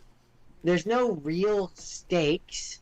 Like you know they're gonna end up at Monsters Universe Right. or Monsters Inc. somehow. So like there's no real stakes, but that I'm not doesn't saying really it's like the matter. ceiling, but it's not the floor. I don't know where this would be because it's like it's hard to like be overly praising of a thing when you always forget it exists. So like I always forget about Monsters University. So that means it's not terribly memorable. But when I do remember it, it's a solid flick, There's a fondness there. right? It's not Toy Story 3 or 4 or 5, but like it's not Luca or Brave. Yeah, But it's like it's like I don't want to say it's middling because it's better than middling. I mean I would honestly, if I'm using Toy Story, I would be like, it's not Toy Story 1 because it's not the first one, but like it's not Toy Story 3 where it's ending a saga. It really is like Toy Story 2. Yeah, but I meant in quality. I didn't mean in. No, that's what I mean. I mean, yeah, I guess think Toy Story 3 is better than Toy Story 2. no, I know. I'm just saying. I think it's. So I'm saying like if they came out with a third one, I don't think that the show which continues the story, I don't think that's Toy Story 3, God, right? no. But like if I'm comparing this in the movies and they came and they did a third one, like a third actual movie, which was like you know whatever, now they go and they find Boo and Boo's like 10 years old or something and it's been like a couple of years, like then that's the Toy Story 3 equivalent for me of Monsters Inc. But for me, when it comes to Monsters Inc., in terms of quality, of relative quality, of movie quality, of all that, this is Toy Story 2 for me. For me, if they were gonna do It's a Toy not Story, Toy Story 1. It didn't do the first one. Like, it's not the first one. So it's not doing anything like if in that regard. But it's also not Toy Story 3, where it's not like making my heart, making me go like, oh my god, it's like, if they ever did it at Monsters Inc. 4 or 3, what I would want to do is not necessarily skip over the show, like, but do a time jump and do it where it's like 15, however many years it's been since the first one, and Sully and them have been running the company successfully for however many years, and Sully's about to retire, and have it where Sully's gray, like he's turning gray, he's getting a little gray, he's a little older, and have it where they go to look for Boo. And then it's like, oh, So, we never resolved this. We let this sit on the shelf. We never did anything with this, and have it where it be like his last job, his last thing that he wants to do before retirement, or even before retirement is find Boo. I like that. I have two things I would want to add to that. One, he like him and Mike are like in management positions, so he's not on the floor anymore, No, which they I own the think is company. what they say they set up. They set that up in the In the show, they own the company. whatchamacallit. But what I would do is I would have it be where part of it is because like their whole world now is based on like they go in and they do the comedy routines Yeah. with the kids. So I would have it be where like Sully is about to retire and him and Mike go on this quest to go and find like the grown up Boo, and we find out and important thing, Sully has a son, All right. maybe a daughter, but certainly some sort of kid. Um, and over the course of the movie, him and Mike go on this epic saga of trying to find Boo, and then at the end of the movie, when we're about to find Boo, the grown-up Boo, we find out, because I think this would be a funny twist, that the kid that Sully's son and or daughter has been doing the comedy routine for all this time is Boo's child. Ooh, I actually like that. I like that. I like and, that. Yeah, but you have to do it where they can't. You gotta go through the whole movie, this big road trip movie, Then you could have them come to our world and have a bit of it be in our world. They can't find her. They don't find her. They give up. All is lost moment. And yeah, I do like the idea of Sully having a son, who Yeah, I'm just feeling like that. who I don't know, maybe isn't good at the laughing thing or whatever, and there's like a father son kind of disconnect, what have you, and have it where I mean the easy they're cheap scaring- sloppy they're making Boo's kid laugh, and we have to finally find out what easy Boo's name is. the easy cheap sloppy answer would be that of what I think would be funny would be that Mike also has a kid, maybe a daughter, who is not funny and is not good at making the kids laugh and is scary. And Sully's kid is the one that is not like is the funny one, and like it's a subversion of their That dynamic. would be kind of fun. Fun.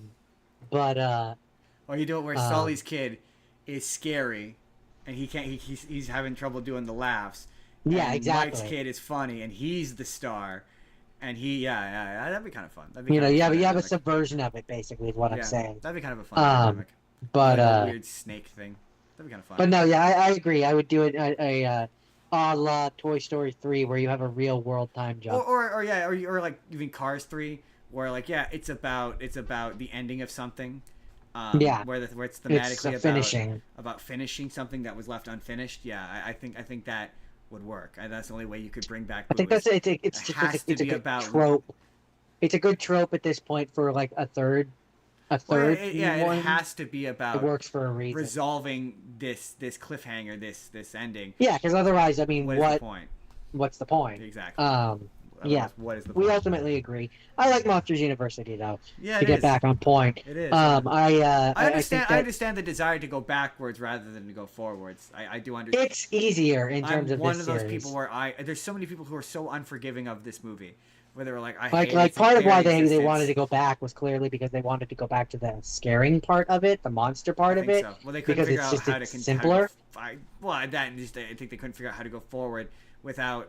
It's the reason why they eventually made the show, and they couldn't figure out a way to move forward without including Boo, and that's what obviously became the show. Was we introduce a new character and we make it about him struggling to make people laugh or whatever. Yeah, so that's I understand why this is the way it is. There's a lot of people who hate this because they're like, I don't understand why, and it contradicts the original movie, and it's like. But yeah, the reason why people got so upset was because of that one line where in the original movie they were like, we met in elementary school, and then it's like, oh, but no, they actually met in university, and it was this big sticking point for a lot of people where like at a certain point, The easy way to fix that is you just have to be like. I think they do. Don't they say in there that they knew each other in elementary? Like they were like, oh, that's Mike, or oh, that's Sully, but they weren't friends. No, I don't think so. I think that was the idea I think that was the idea that was going to be what it was. But like the director has gone on record and been like, at a certain point, like it was driving us crazy, and we wanted to, and at a certain point, we just had to shrug and be like, whatever. It is what it is. Whatever. Yeah, because it's one of those lines where like he could have been saying it offhandedly, like as a joke. Yeah. Like they didn't actually know each other since elementary, but they've known each other for so long. It feels like there's a lot of ways you can explain it away. Exactly. Like who cares? That's one of those things. Where I look at it and I'm like, if that's the one thing that makes this movie quote unquote bad, then that's a very small thing, and I can move past it. Yeah, exactly. Jordan, is that it for Monsters University? Monsters University. Good old Monsters U. M of you, Jordan. So my first thing is so it's really funny. This is my first half scene. This is Drumline, and I first watched this. I can't remember. I know I watched this in high school. I can't remember if it was in band or if it was in one of my personal development classes. But so this is Nick Cannon of Nickelodeon fame. He is graduating high school, and he gets a scholarship at this all-black historic university as part of their marching band. And this movie is one part music movie, one part college movie, and one part sports movie, because it's a music movie with all of the tropes of a sports movie, specifically a football movie, where like. So he goes to join this marching band, and it is the most intense marching band I've ever seen in my life. Like at one point, they've got them like running upstairs doing laps as they carry the drums on their back as they run. And I'm like, I just don't know of a scenario in which they're gonna have to play the drums while doing a full sprint. I just don't. I don't see where they'll be like, guys, run! We gotta run for it. Like, when is this gonna happen? At one point, they're practicing drumming, and the guy's like, drop it, give me 20, and I'm like, why? I mean, other than general fitness, I guess. I don't know. General fitness, I guess. Maybe it helps you don't gas out from playing. And to be fair, to be fair, some of them make more sense than others. Like, if you're carrying a flute, I don't think you need to have the same amount of fitness as you do to carry like a gigantic tuba. Yeah, the point is, tuba makes sense to me that you need to be in a certain amount or the drum is an example where like that shit's heavy, so yeah, a certain amount of weight training I guess is necessary. For a lot of stuff, like they're taking this way too seriously. But then I looked into it and I was like, well, no. I mean, to be fair, it's the kind of marching band where like, you see, like where it's like the ones where like they there's a bunch, there's like 100 of them, and like they make shapes and shit. Mm-hmm. Like it's one of those marching bands. So I'm like, okay, yeah, I guess at that level of marching band, I suppose. Yeah, that's where I say there's a level of intensity. I guess. I suppose.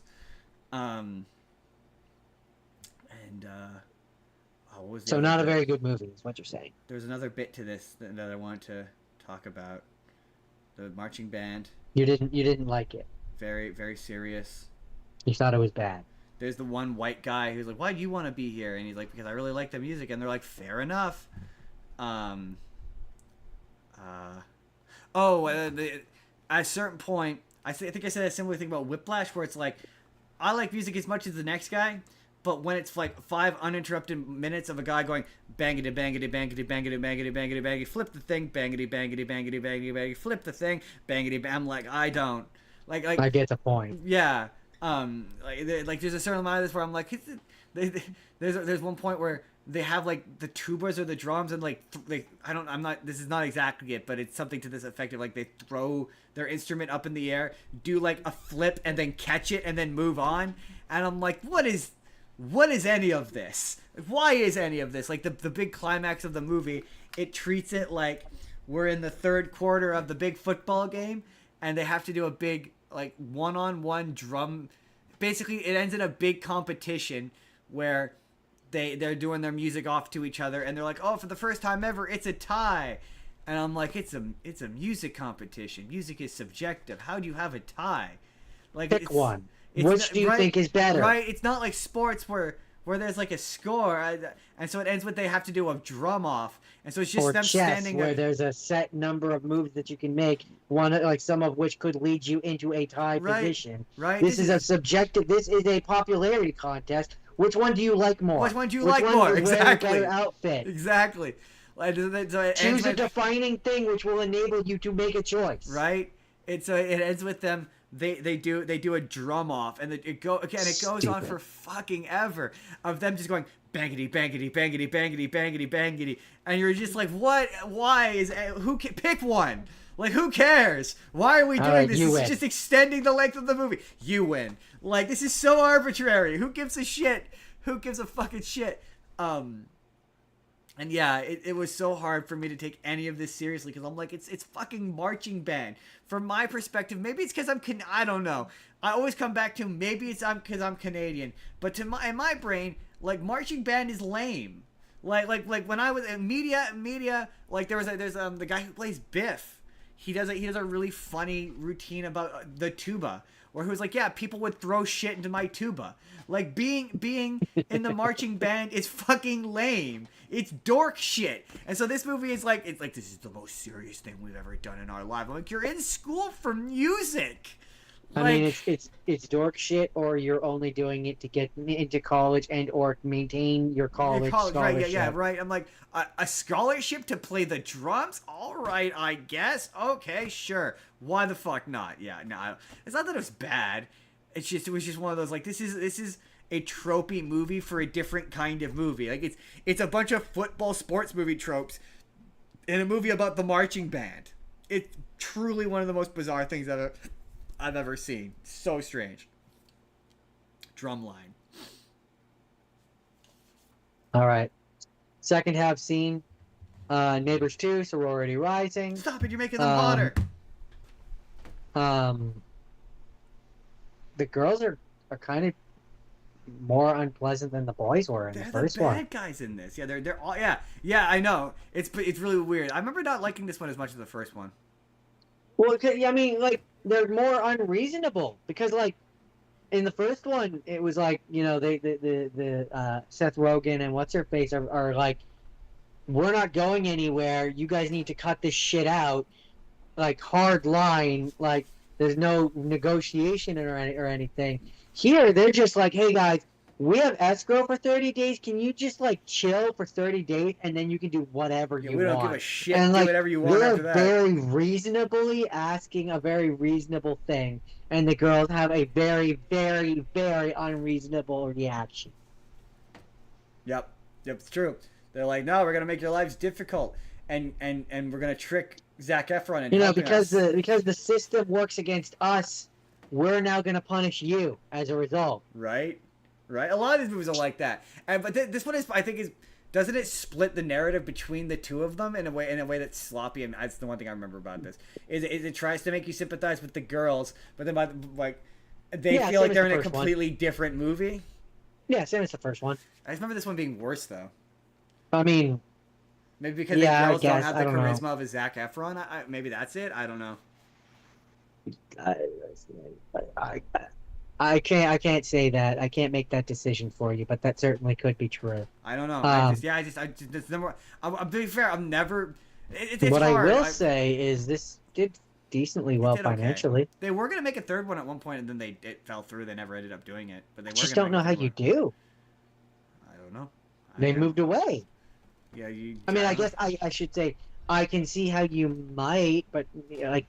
Even then, not really, because now the sorority. I guess maybe with the third one, like it's them as landlords now. Maybe, yeah, I don't know. And like clearly they couldn't. It didn't work out. I remember that. Yeah, it was one of those things where they announced it, like Rose Byrne and Seth Rogen were going to come back, and nothing ever came of it. Because like Seth Rogen and what's her name? They moved to like the different house and are no longer near a sorority. So like, what do you do other than bring them back to help someone new?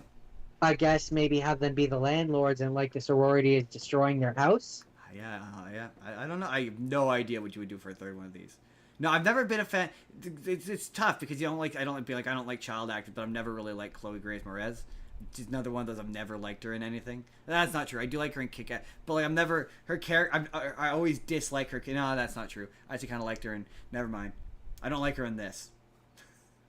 I mean, that's because she's supposed to be like an unpleasant person. She's an unreasonably unpleasant person. Although, doesn't this one have the one where they knock down the girl and she's like, yeah? I remember that bit being funny. Yeah, it does.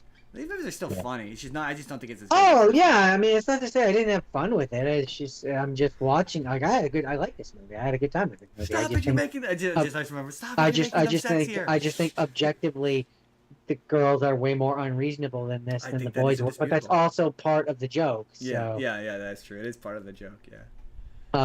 Like valid. Like it's one of those like it's a little cringe at times, but like it still is fun. Like there's the entire point where they have the speech where they were like, oh, they wouldn't say we're being unreasonable if we were men, and like.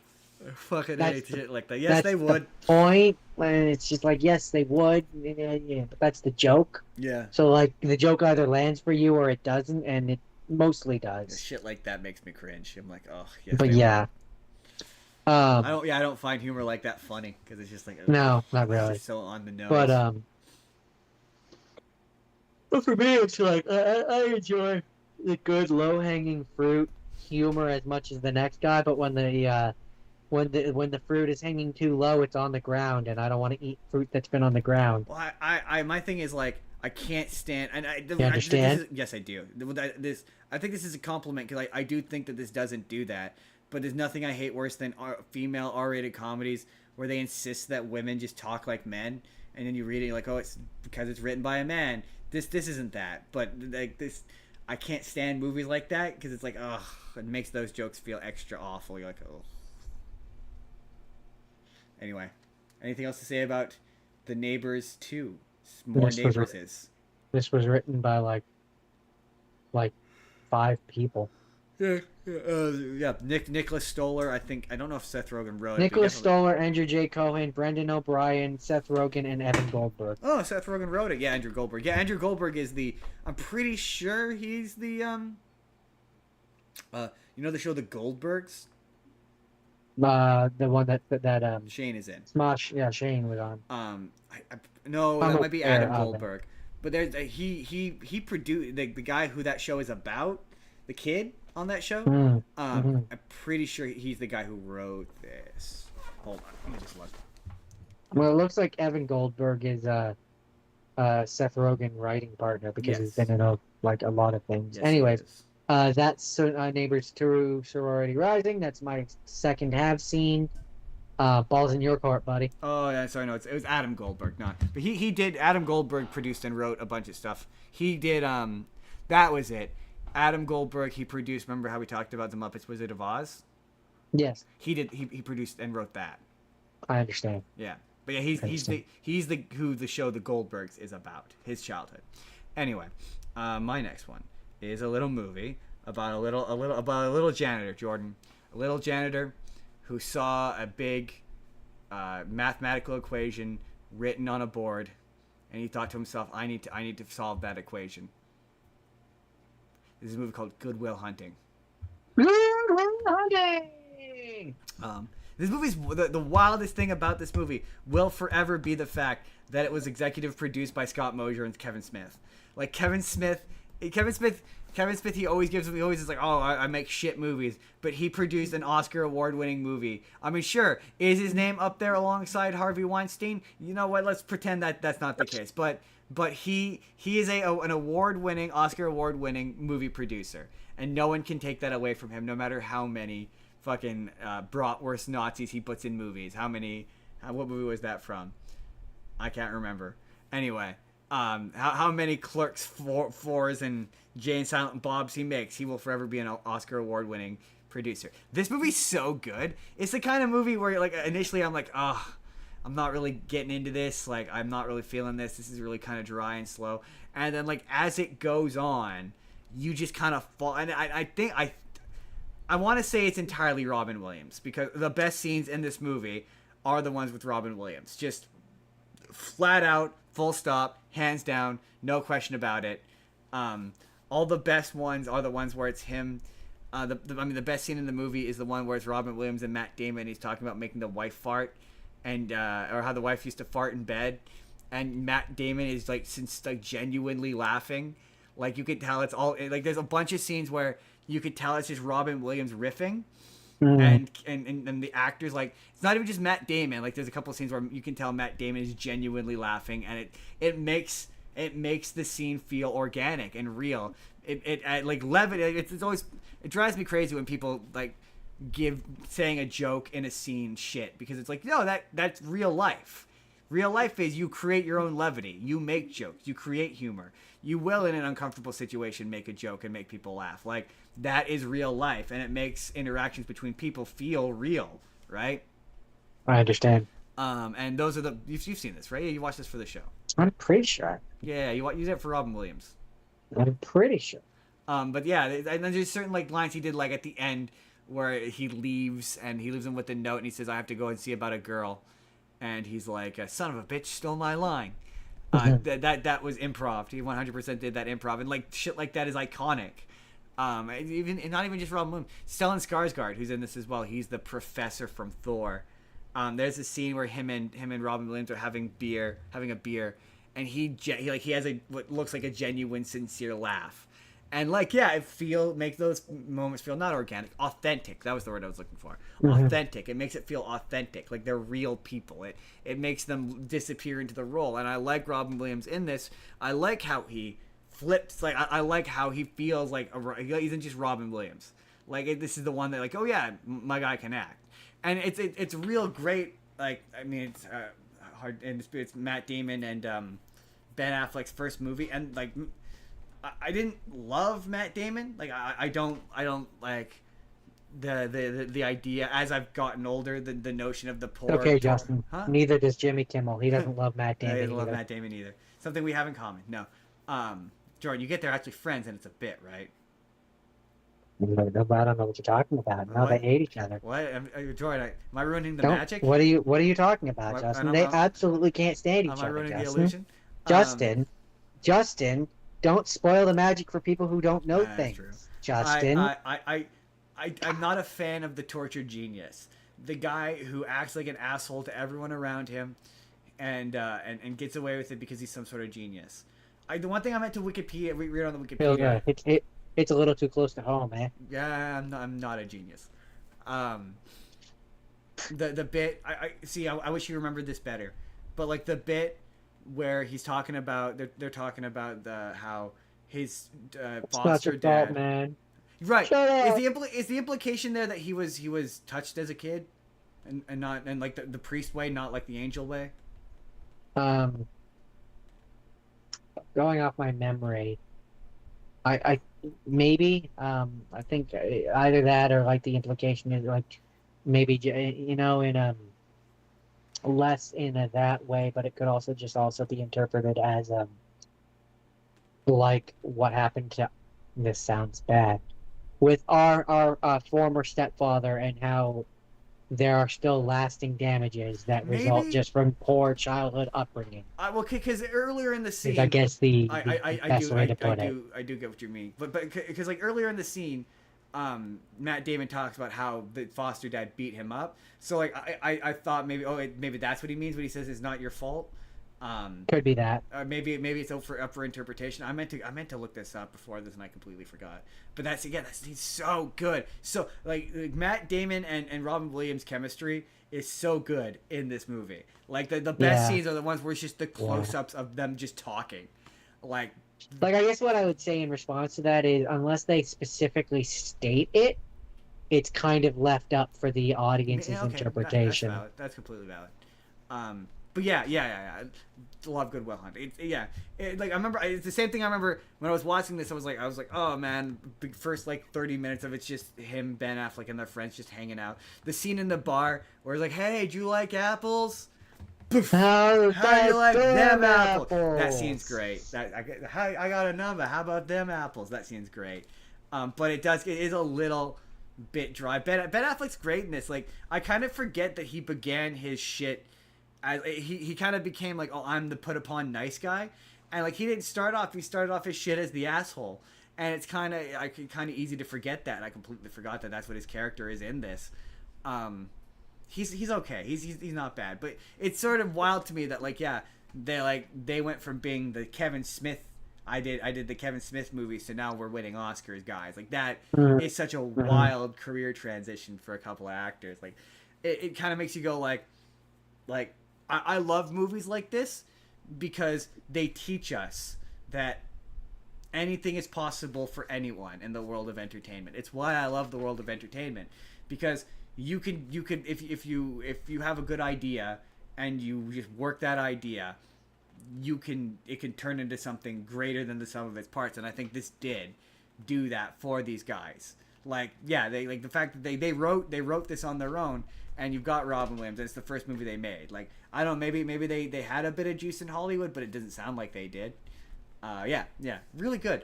I was surprised the first time I watched this. Felt like one of those experiences where I'm gonna be the guy who says he doesn't like Good Will Hunting. Like, I remember the first time I watched it, being like, I'm gonna hate this movie because it's gonna be a slog of a fucking movie. And I remember walking out of it being like, man, Robin Williams makes. I think if Robin Williams wasn't in this, it would he not elevates be as the well product. regarded as it is. Absolutely, he completely elevates believe the that. product. Yeah. I agree. Yeah. I just don't think it would. I think Ben Affleck and Matt Damon are pretty good, but I think Robin Williams brings Matt Damon up. He elevates that performance, those scenes. The most memorable scenes are "Don't go there, man" and all that shit. That's the memorable shit. That's the shit people remember. I think this movie without Robin Williams would have been okay. Yes. I think this movie with with Robin Williams is special, is the word I would use. Interesting. I would have maybe put it without Robin Williams, it would have been good, but with Robin Williams, it became great, legendary even. Which is we're saying the same thing. I think it's good. I think it's good with her. I prefer special because I think it's something special because like it's an example of it's better than the sum of its parts. Yes, you know what? That's fair. All the right things had to align in order for this to be as good as it is. And you're right. I think if it was just Robin Williams, and I think if Matt Damon and Ben Affleck weren't there, it wouldn't be the magic wouldn't be there either. Like I think they need to be there for the magic to be there. It might still be good. It might still be great, but it would be different. Like for example, if you took out Matt Damon and you put in Leonardo DiCaprio, for example, it would be good, but it wouldn't be the magic it could potentially be a great movie, but it would be a different movie. It would be a different character with a different interpretation, right? Same like if you took out Robin Williams and you put in someone of equal or greater value. I don't think it's the same. It would maybe still be great, but it wouldn't be Robin Williams. It wouldn't be It would be very different. Magic. Yeah, his his. So it's the combination of all the different things made something that ended up being special. And he added so many that's my interpretation. Little things that are so innocuous, like the damn he stole my line, like that's brilliant shit, and it's so subtle. And like it's why it bothers me when people are like, oh, Robin Williams, he's I'm Robin Williams. Like when people reduce him to when like The Simpsons or Family Guy reduces him to that, and I'm like, but he was so much more complex than that. He was so much better than that. And like, yeah, I understand why he wanted to be known as more than just that. And I think this does teach us that he was more than just. I think this is definitely one of. I think this is definitely one of those. Oh, for sure. Yeah, I don't want to say it's his best movie because fuck me, I love Dead Poet Society. I love this. The problem with Robin Williams. The problem with Robin Williams, and this is a great problem to have, is he had so many highs that it's really hard to just for me to pick a favorite. Although for me, I think I'd choose Genie. I cannot honestly think of a low. Even something I would identify. I could think of some lows, but for a low for Robin Williams would be a high for many other. That's actors. what I was about to say. I was gonna be like, Old Dogs is definitely a low, but it's better than other people's lows. His low is better than some people's best. Yeah, exactly. Like that's someone else's other high. People, it would be a high. Right. That's it. That's Good Will Hunting. I fucking love this movie. Speaking of lows, that's a great segue. Good segue. Let's talk about my first I have not seen, which I'd have to go back and look at my list again, but arguably I think it's my least favorite movie of the week. Oh, snap. And that's Revenge of the Nerds. Dude, okay. I never. Sometimes you echo sentiments, and it's really gratifying, and it's really satisfying, and it's really validating. I fucking hate this movie, and it is an iconic piece of comedy. Like people constantly refer back to it as being like the seminal pillar of 1980s comedy. It is awful. It's awful. I'm glad to hear you say that because it's really validated. I would not only say that I don't like it. I honestly probably would go so far as to say I think I hate it. It's one of the worst movies I've ever. It's one of those like. This is dated for now, and even at the time, you should think this is bad. I kind of take personal offense to it. In a number of ways. Right. Well, I mean, not only is it a shitty. I mean, okay, I gotta be fair. The shitty 1980s nerd stereotype is. Sorry? Just let me finish my thoughts here, before you jump in. It's offensive to me in a lot of ways, considering like all my life, I was called a nerd, right? Or like even like friends or people that like me, they would fondly refer to me as a nerd or the pale kid or the geek or the this or the that. And this movie is like the reason why. Yep. It's everything it's the pocket stereotype, protectors, it's fucking glasses, that's wrong with the stereotype of, and it's offensive It's the to me. shitty laugh. It's the button-up shirts. It's the glasses. And It's the slicked back hair. not even just it's all that, of but it. It's all of but it. it's the entitlement of the, oh, I'm a nice guy, so I'm entitled to have a pretty girl like Yeah, me. yeah. I'm the nice guy. I'm It's- entitled to. You know the incel. These guys are incels. This is the progenitor. This is the that. progenitor. Yeah, exactly. I'm gonna fuck up. Yes, exactly. Progenitor. Progenitor. Origin point. Anyways, origin point. Origin of point that. of the nice guy who thinks he's entitled to women. And not Yeah, only that's of where the this nice comes guy, from. And not only of the nice guy that thinks he's entitled to women, but of society seeing. I don't know how to word this. Of society punishing people who look like they could be that person, Right. even if they're not that person. Right. This movie is bad for just a number of Like, of don't even get me reasons. wrong. Like. And that's not even talking about the fact that like what the main character who's supposed to be the hero rapes a person. I mean, yeah, he does. Yeah, no, yeah, he does. He does technically. He Yes. rapes her, Justin. It's a rape by it's a legal term. Yes, there is. I don't know if it Rape was by back then, deception or but it's a something? legal term now. Hold on, I can tell you. It's here. It's in this. Yeah, that was the thing I appreciated about the Wikipedia article for Animal House when you looked that up, was that it identified rape what he was. rape by deception. Yeah, that's what it was. I don't know that. To be fair, I don't think that was a thing in the 1980s. Not that that's an excuse, but Apparently, so this is funny. Due to the influence of the film, a genuine Lamba fraternity was founded at the University of Connecticut in 2006. that is funny. Sorry. That's the name of the Try to get my- fraternity that they create in this movie. That is funny. But I wanted to punch them, Right? Nerd. and that's not even talking about the fact that like one of the fraternity kids is like a 12-year-old kid who like he's a genius, and so his parents force him to go to university or whatever, like advance him way farther. He doesn't want to be there. They drop him off and basically leave him. That bothers me for a number of reasons. One of which, like, there's a point where like he's trying to find a place to live because all the housing they get booted out for some reason, which I missed. And he ends up at this one house where it's like this older lady who's like touching his cheek and flirting with him, and I'm like, he's Ew, 12. he's 12, That's gross. disgusting. Imagine if this was reversed and like it was a fraternity guy, like a 40-year-old man who was Nope. doing that to a 12-year-old girl. No. Like, no, stop Wrong. it. Stop. Even in the 1980s, this had to be bad. Right? There's no way I this guess wasn't maybe also it wasn't, bad. but like, God, come on, man. And this movie is not good. It makes me uncomfortable. Like And the I would nerd. Like I the would- thing is. I'm gonna let you jump in and say your piece, but this is it. I have nothing more to say about it, and I'm checking out. They're the kind of guys who like. Also, there's sequels, and that upsets me too. Right. The thing about the guys in this movie is the movie wants you to sympathize with them, but they also suck. Like they also suck, and they're also awful, and they're also terrible, and like they're the kind of guys who you would cover your drink around. Like they're just like you All know the guys one in of this them movie did are something like that. to a woman at one point, and that it's gonna come back in his presidential or senatorial run, and he's gonna pay her to not say anything. Like 5 of them have that vibe. Oh yeah, no, he's gonna be a senator, and one On day he's both gonna pay this sides. girl to not talk. You know, on both sides. It's just on the one side they're Democrats, and on the other they're Republicans. Pretty well. But, like, they both are two sides of the same coin. Pretty well.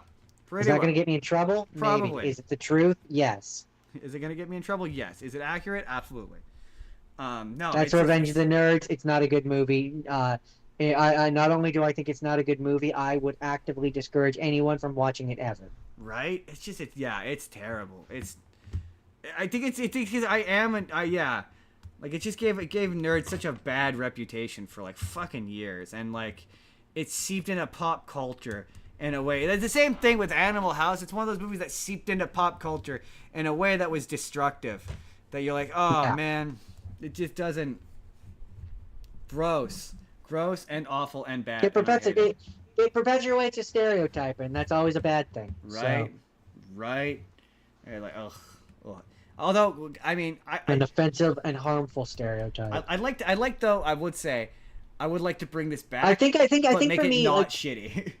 well, I think part of it for me too is as we move into 2026, the big difference between 2026 and the 1980s is the 1980s, especially with comedies, their whole thing was making fun of a group of people, like Right. others, whatever Right. whatever that is in whatever movie it is, right? In this one, the entire point is it's making fun of nerds.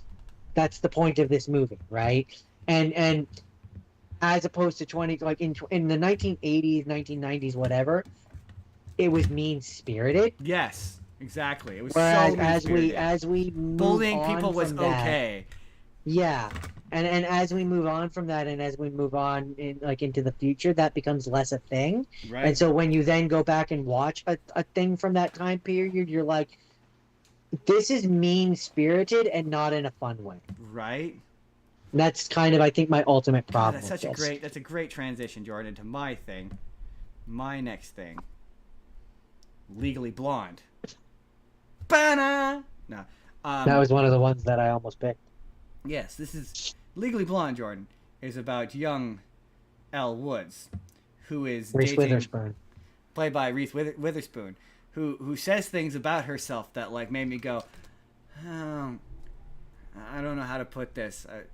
I just know that she says this, and she says at one point that guys only like her because she's blonde and has big boobs, and I went, I mean, does she? I guess. And so, yes, this is a movie about not judging people based on how they look. Of not judging people based on whether or not they're a stereotype. So she wants to date a guy, and the guy's like, she's expecting a guy she's dating to propose to her to be married. And he's like, well, we had a fun few months, but I need to be she serious. wants to be getting married, engaged to after a few months. That's I insane. don't know. Maybe it was a year. It was a certain period of time anyway. And he's like, look, you're a fun side thing, but I have to be serious and date someone serious if I want to be a senator one day or whatnot. And so he breaks up with her. And she's like, well, if I'm going to like him, if he's going to like me, I need to prove that I'm smart. So I'm going to chase after him to Harvard. So she somehow, inexplicably, gets herself into Harvard business school and law school. She probably bribes her way in. It implies that she's smart, that she does it on her smarts and skills. But all right, and so she winds up in at university, and he's still like, yeah, man, no, like you're here doing this. It's an oddly sexist and misogynistic movie because every character talks down to her. Like the joke is that she's blonde and therefore stupid. So I mean, like, that is the dangerous stereotype. He's like, oh yeah, you're here, but you're not serious or whatever. So she's like, well, I'm gonna prove to you that I am serious. And then they break up for real this time, and she bunkers down and studies a bunch, and becomes an A student, and she winds up joining the internship of the professor from The Flash. Who is a law teacher in this, and she winds up working for him, and they're doing a case where it looks like a guy, an old man in his 60s, has been shot and murdered, and he is married to a young 20-something girl, blonde girl, and everything looks like she shot him, and she's on trial, and she has to defend him, and her stepdaughter and the lover say that the second wife did it, and so they interview her in prison, and she's like, I have an alibi, but she won't say what it is. And so then Reese Witherspoon goes to see her later on, and she's like, what's your alibi? And she's like, I can't say. She's like, come on, man, you can tell me, it's fine. She's like, okay, fine. And the whole deal is this girl is a fitness instructor. She is rich and famous off of these exercise tapes, basically. And she's known for like, 3 easy steps and you lose a bunch of weight. And her alibi is that she was getting liposuction. And she's like, I can't tell anybody because that'll destroy my reputation, which, like, I mean, it would. Can you imagine, like, if she were a famous rich fitness person and she was like, yeah, I cheat? That would absolutely destroy. When they were like, yeah, she's like, I got liposuction. I was like, that actually would destroy her career. Like, that is kind of a big deal. It's like, the equivalent of, like, finding out that a basketball star was cheating. Right, or using steroids or something. Yeah, exactly. Steroids, whatever. Yeah, exactly. Yeah. And so there's a bit where they're interviewing they're interviewing the pool boy who cleans the pool in his underwear or whatever. And what exactly triggers it? Like they're taking the witness they confront or him. whatever? They confront him in the hallway, and he's like, oh, just take your last year's shoes out of here. And I was like, he's fucking gay. And he's like, no guy would know what last year's shoes look like. No straight man. He's definitely gay. And so then the what's his face? Luke Wilson is in this, and he cross-examines the guy. He's like, when did you guys dated, right? Yeah, where'd you go? We went to this place. What's the name of your boyfriend? Chuck. I didn't mean to say it. It turns out that he is gay. And so they interview the daughter. And the daughter is like, yeah, they're asking her the professor from The Flash tries to offer Reese Witherspoon a job. Like, what are you doing for next year for such and such position? And he goes to feel her up, and she's like, oh, this is funny. He just wanted me for my body. He only hired me because I'm pretty. Blah blah blah. And she goes to leave, and he gets fired, and the girl hires her as her permanent lawyer. And they put the daughter on the stand, and she's like, what? Did you hear the gunshot? Like, no, I was in the shower. So what happened when you came home? I came home and I immediately went in the shower. Okay. What did you do earlier that day? She's got like big ass frizzy hair, like very frizzy hair. And she's like, oh, I went to the I went to the hairdresser and I got a perm. And I went, holy shit, she did it. You know, I'm like, she did it. I'm like, what's the one thing you don't do with a perm, Jordan? You don't get it wet. You don't get it wet. Like, I am the straightest man alive, and even I know that you don't get a perm wet. Because if you get a perm wet, it deflates. And the movie does that thing where, like, the movie treats Reese Witherspoon's character like she's stupid. Like she's an unintelligent person.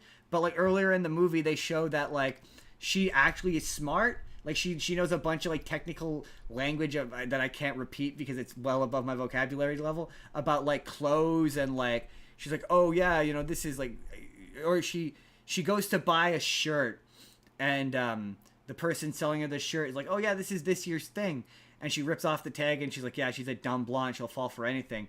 And she's like, oh, you sure this is this year's? Because the thread count is this and the chemical composition of the thing is this, that, and the other thing. And so you can easily tell that it's not based on its chemical. And she's like, she says a bunch of really smart shit and then embarrasses the shit out of the person. And so when she's confronting, she's like, everyone knows that when you get the perm wet, the blah, blah, blah chemical composition of the perm dissolves and it caused the whole thing to collapse. And I'm like, yeah, everyone knows that. I'm like, that's fucking common knowledge. Like, I'm like, and so I came out after I finished watching the movie. I'm like, Jordan, what's the one thing you don't do with the perm? Even if you don't know the reason of why it happens, most people know why you don't do the thing. Everyone knows that you don't get a perm wet. Like, it's it's just a common thing. It's just like, a common I don't thing. know. I never knew why exactly. Right. I just assumed Neither did I. It ruined the hair. I just knew that it ruined exactly. I don't know why you didn't. If I just knew it was something you don't get a perm wet. Like, that's the one thing I know about a perm. Don't ask me why I know that. Yeah, but, right. But it's just the thing I know. Thing I know. And so yeah, so she's like guilty, and I'm like, yeah, she's guilty. She's guilty as shit because you don't come home after getting a perm and have a shower. Like, that's crazy. You wouldn't risk getting a perm wet. Are you insane? I really like this movie. It's in the name, permanent hair. Right. You gotta wait hair. for it to settle before you have a shower. That's. But no, I really like this movie. It's really funny. There's a sequel to this somehow. There's a second one. I don't have a clue how or why, but I'm absolutely going to watch it because I actually genuinely want to watch it because I really like this. I was surprised by, like, there's a little bit of it. It gets kind of frustrating because everyone treats her like she's stupid, even though she got into Harvard, a notoriously difficult school to get into. Yeah, but she's one of those stupid Harvard students, Justin. Do they exist? You know, the really stupid ones that somehow managed to sneak their way in. I guess. I guess that could be a thing. Definitely, that's what she is, Justin. She's a really stupid Harvard Jordan, student. that's it. That's She's getting like the lowest end of what you can get, Justin. That doesn't make sense, Jordan. That's it. That's All right, let's wrap this bitch up. In 2008, there was a movie. It had Martin Lawrence, Raven-Symoné, and other people. It was a road trip movie, college road trip. It looked bad, Jordan. It's a movie. It's a movie. By the strictest definitions, It's several frames fact, put together. It is in fact a movie. I don't know, man. I mean, for me, I wanted to like this. I liked Raven-Symoné's character, and it was really just Martin Lawrence's overbearing, insane dad act, which I guess is supposed to come across as charming, but just feels weird. I never liked Martin Lawrence and anything. I cannot think of a time. I like him in Roadhog and Wild Hogs. That's it. I suppose, yeah, but I like everyone else better. So. Right. He's not my favorite part of that movie, but like I like him in that movie. He's not elite. Maybe this is controversial. I don't know. Maybe he's been in other things that are better, but in the things I've seen him in, he's not leading man material. No, I'm never. Well, I mean, no, I've never seen anything that I liked him in. I can't think of anything that comes to mind. But like, to me, he's a great like tertiary character, and maybe that's bad. I don't know. Maybe that's offensive to say. Hey, but let me know down in the comments if there is Yeah. what is the best Martin Lawrence movie. Because I just cannot. but, like, I earnestly cannot think of one. the things I've seen him in, he's a great tertiary character. Right? But I don't like him in this. Raven-Symoné is fine. Like, her character is perfectly likable. Fine. She's fine. But his character is supposed to be like one of the main characters, and he's just so Blah. unpleasant. Magoo. Magoo. Um. That's what I think of. Anytime anyone's like, he's so, I just think of Jim Carrey being like, Magoo. And so yeah, I mean, this movie, he wants her to go to the college that's like half an hour away. She wants to go to a college that's like across state, It's one of those and movies then where end up something in very like reasonable. Tokyo. Yeah, but she also wants something very reasonable. I mean, that is Like he is an insane overbearing. Like he's like the overbearingest of overbearing. overbearing parents. dads. And so I don't know. It's one of those, comedy family movies where it's like, if you don't like one of the, if you don't like one of the two title characters, it's kind of gonna make this an unpleasant watch, and it made it kind of an unpleasant watch. It's funny how we were like, the road trip movie to me, there's no such thing as I've never seen a good PG road trip movie. Certainly never seen a good PG family road trip movie. They need to be R-rated to have a little element of edge to them, in my opinion. No, I like RV. Oh, that is true, but I don't consider that a road trip movie. It is a road trip movie. They're driving along the road. Yeah, but that's no. To me, a road trip movie is two people in a car. Like, to me, like, a road trip movie is like Road Trip or Euro Trip or Hop, where it's like, yeah, it's two people in a car. I would have to look, like, but I know that there are road trip movies that we have liked. No, that's not fair. I've never liked a PG. I've never thought a PG. Liked and think is good are two different things. Is what I would clarify that with. Like, I like lots of bad movies.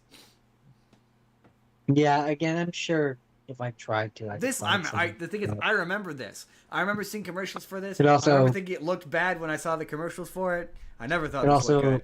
It also depends on. I don't remember any trailers for this. This has never been one that I remember being even on my radar. This one I remember because you said came out in 2008. It came out 2 years after she finished That's So Raven. So it was past the point I where think it was 1 year after. It was the point was it was after she finished That's So Raven.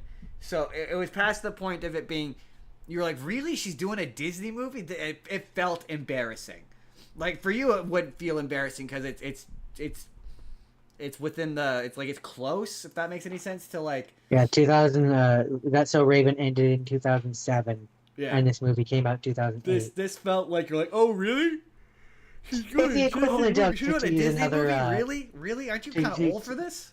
to use another famous Disney star, it's the equivalent of like, oh, we're a year out from Hannah Montana, and Yeah, kind of. Yeah, Miley yeah. Cyrus does a Disney Like thing. you're really holding on to that Disney thing for some reason. And I just know that this movie tanked. It did horribly. It was not a very good, not a very successful movie for either. There's a reason. There's a reason why she It stopped lost doing Disney money. movies. Yeah, yeah, yeah.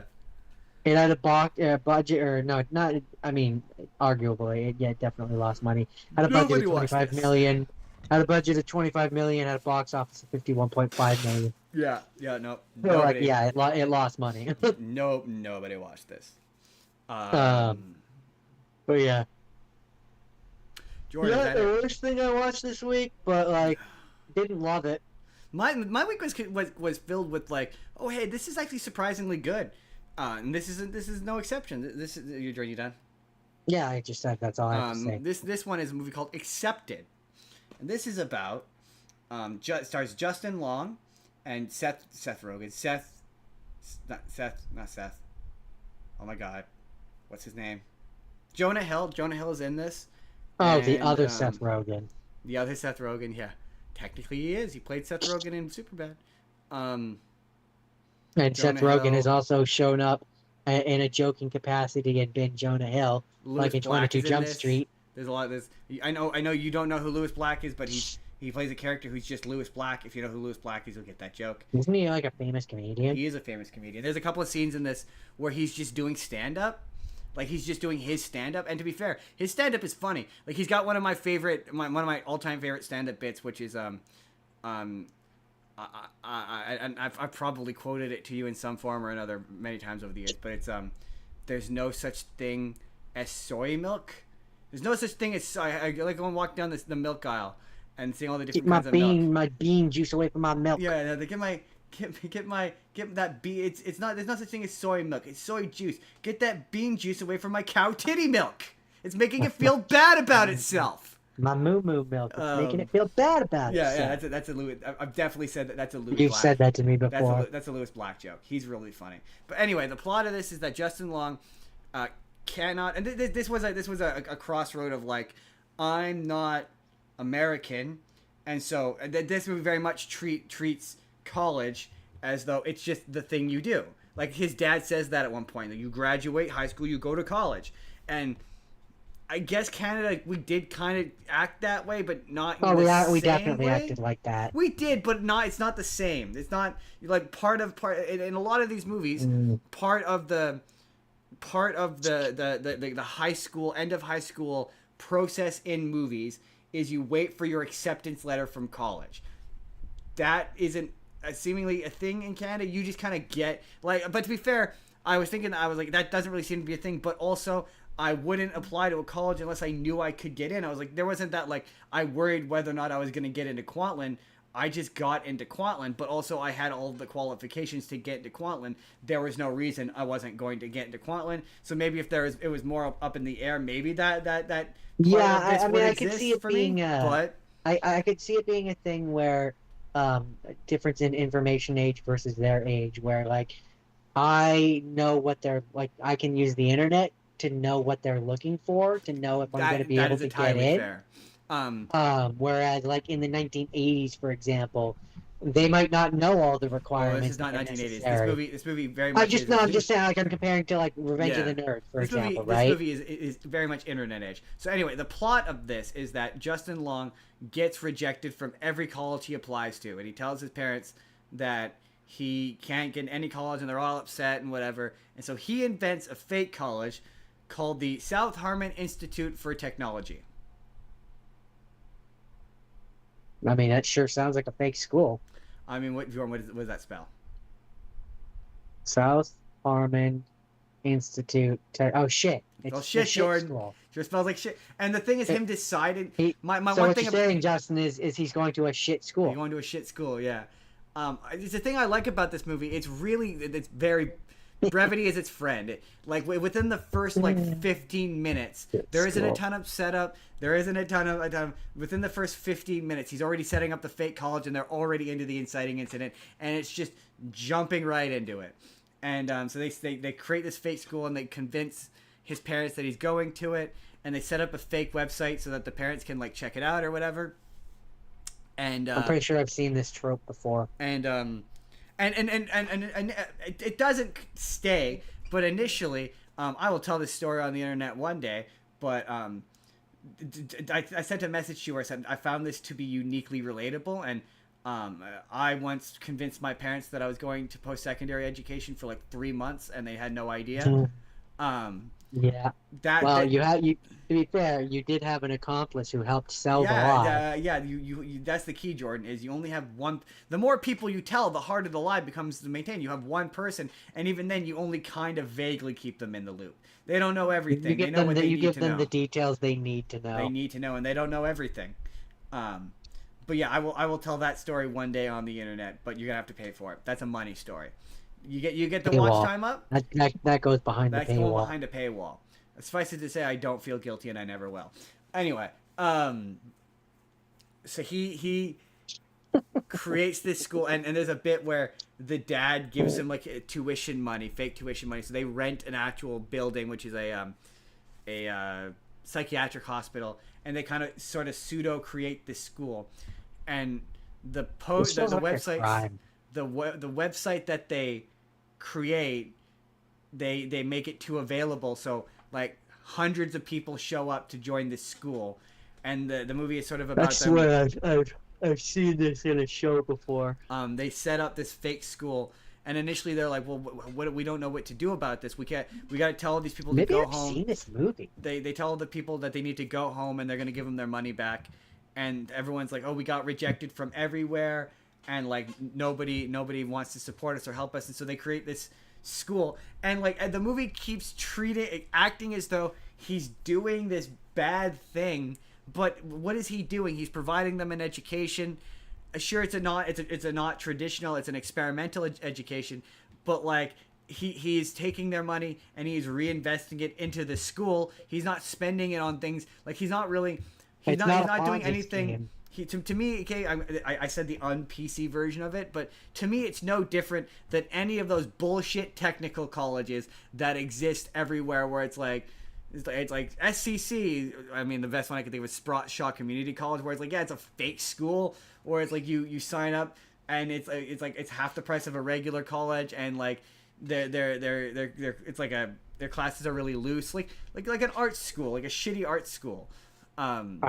This is starting to feel weirdly personal, Justin. I'm gonna need you to move on. But yeah. Are you trying to say something about the college? The place I went to school, Justin? No, I'm trying to imply it. But you know what I mean, though, right? Like those. I know exactly what you mean. Yeah. You goddamn bitch. Right. I know. I was talking about the uncool version of it. I said in our private message where it's like they bullshit fake schools that they send a certain kind of person to. Yeah. Like it's no worse than that. It's no more invalid than that. The only invalidating thing that's about this is they're not accredited, and it was like, but what they're doing is ultimately fine. It's fine. Like the people are still learning. They're still getting life skills. Like yeah, it's not like it's a Ponzi scheme. Right? Exactly. It's not like he's stealing their money. He's investing the money, reinvesting the money. Like I just don't see what he's doing wrong.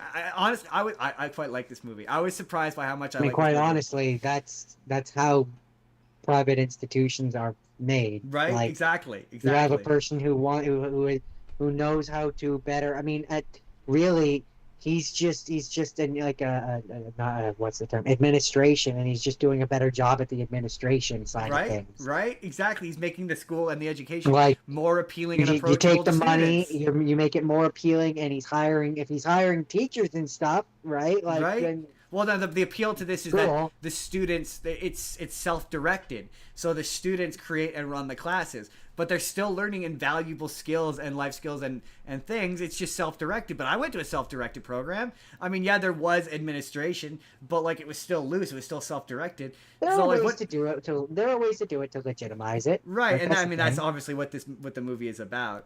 I was surprised by how much I liked this. Like I was expecting this to be bad. And I was like, this is. And it also has like some of the best needle drops in a movie I've ever seen. Like there's one like legit. Like I was surprised by how effective it was. Like there's the bit where the guy, you've never seen Gotham, but the guy who plays the Penguin on Gotham, he shows up and he's a little on edge.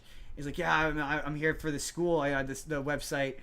the website said that anyone could get in or whatever, and he's like, oh, he basically tries to turn away. He's like, oh no, we're all here, and the camera pans out, and there's like hundreds and hundreds of people, and it starts playing a cover of Eleanor Rigby, like this really haunting slow cover where it's like, I look at all the lonely people, like really slowly and like eerily and creepily as all the people file in.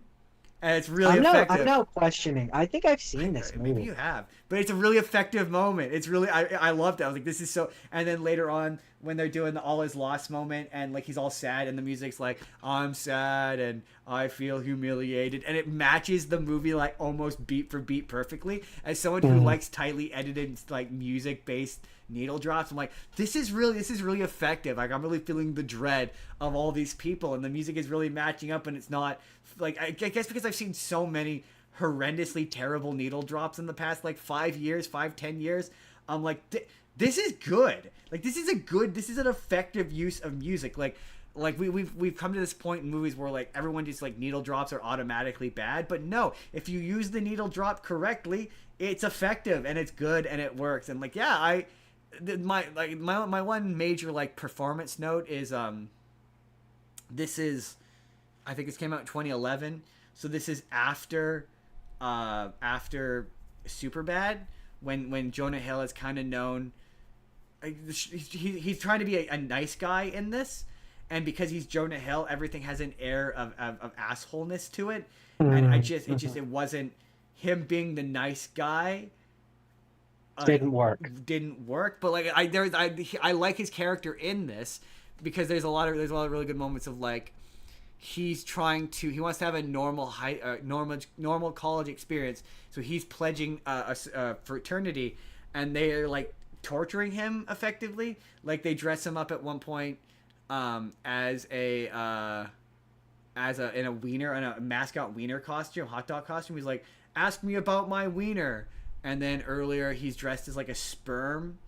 And they keep like torturing him basically, and I'm like, yeah, that's one of the things about fraternities I don't see. If they're anything like movies, like in Animal House, in order to get into it, the guy's got to get paddled by like, that's a paddling board.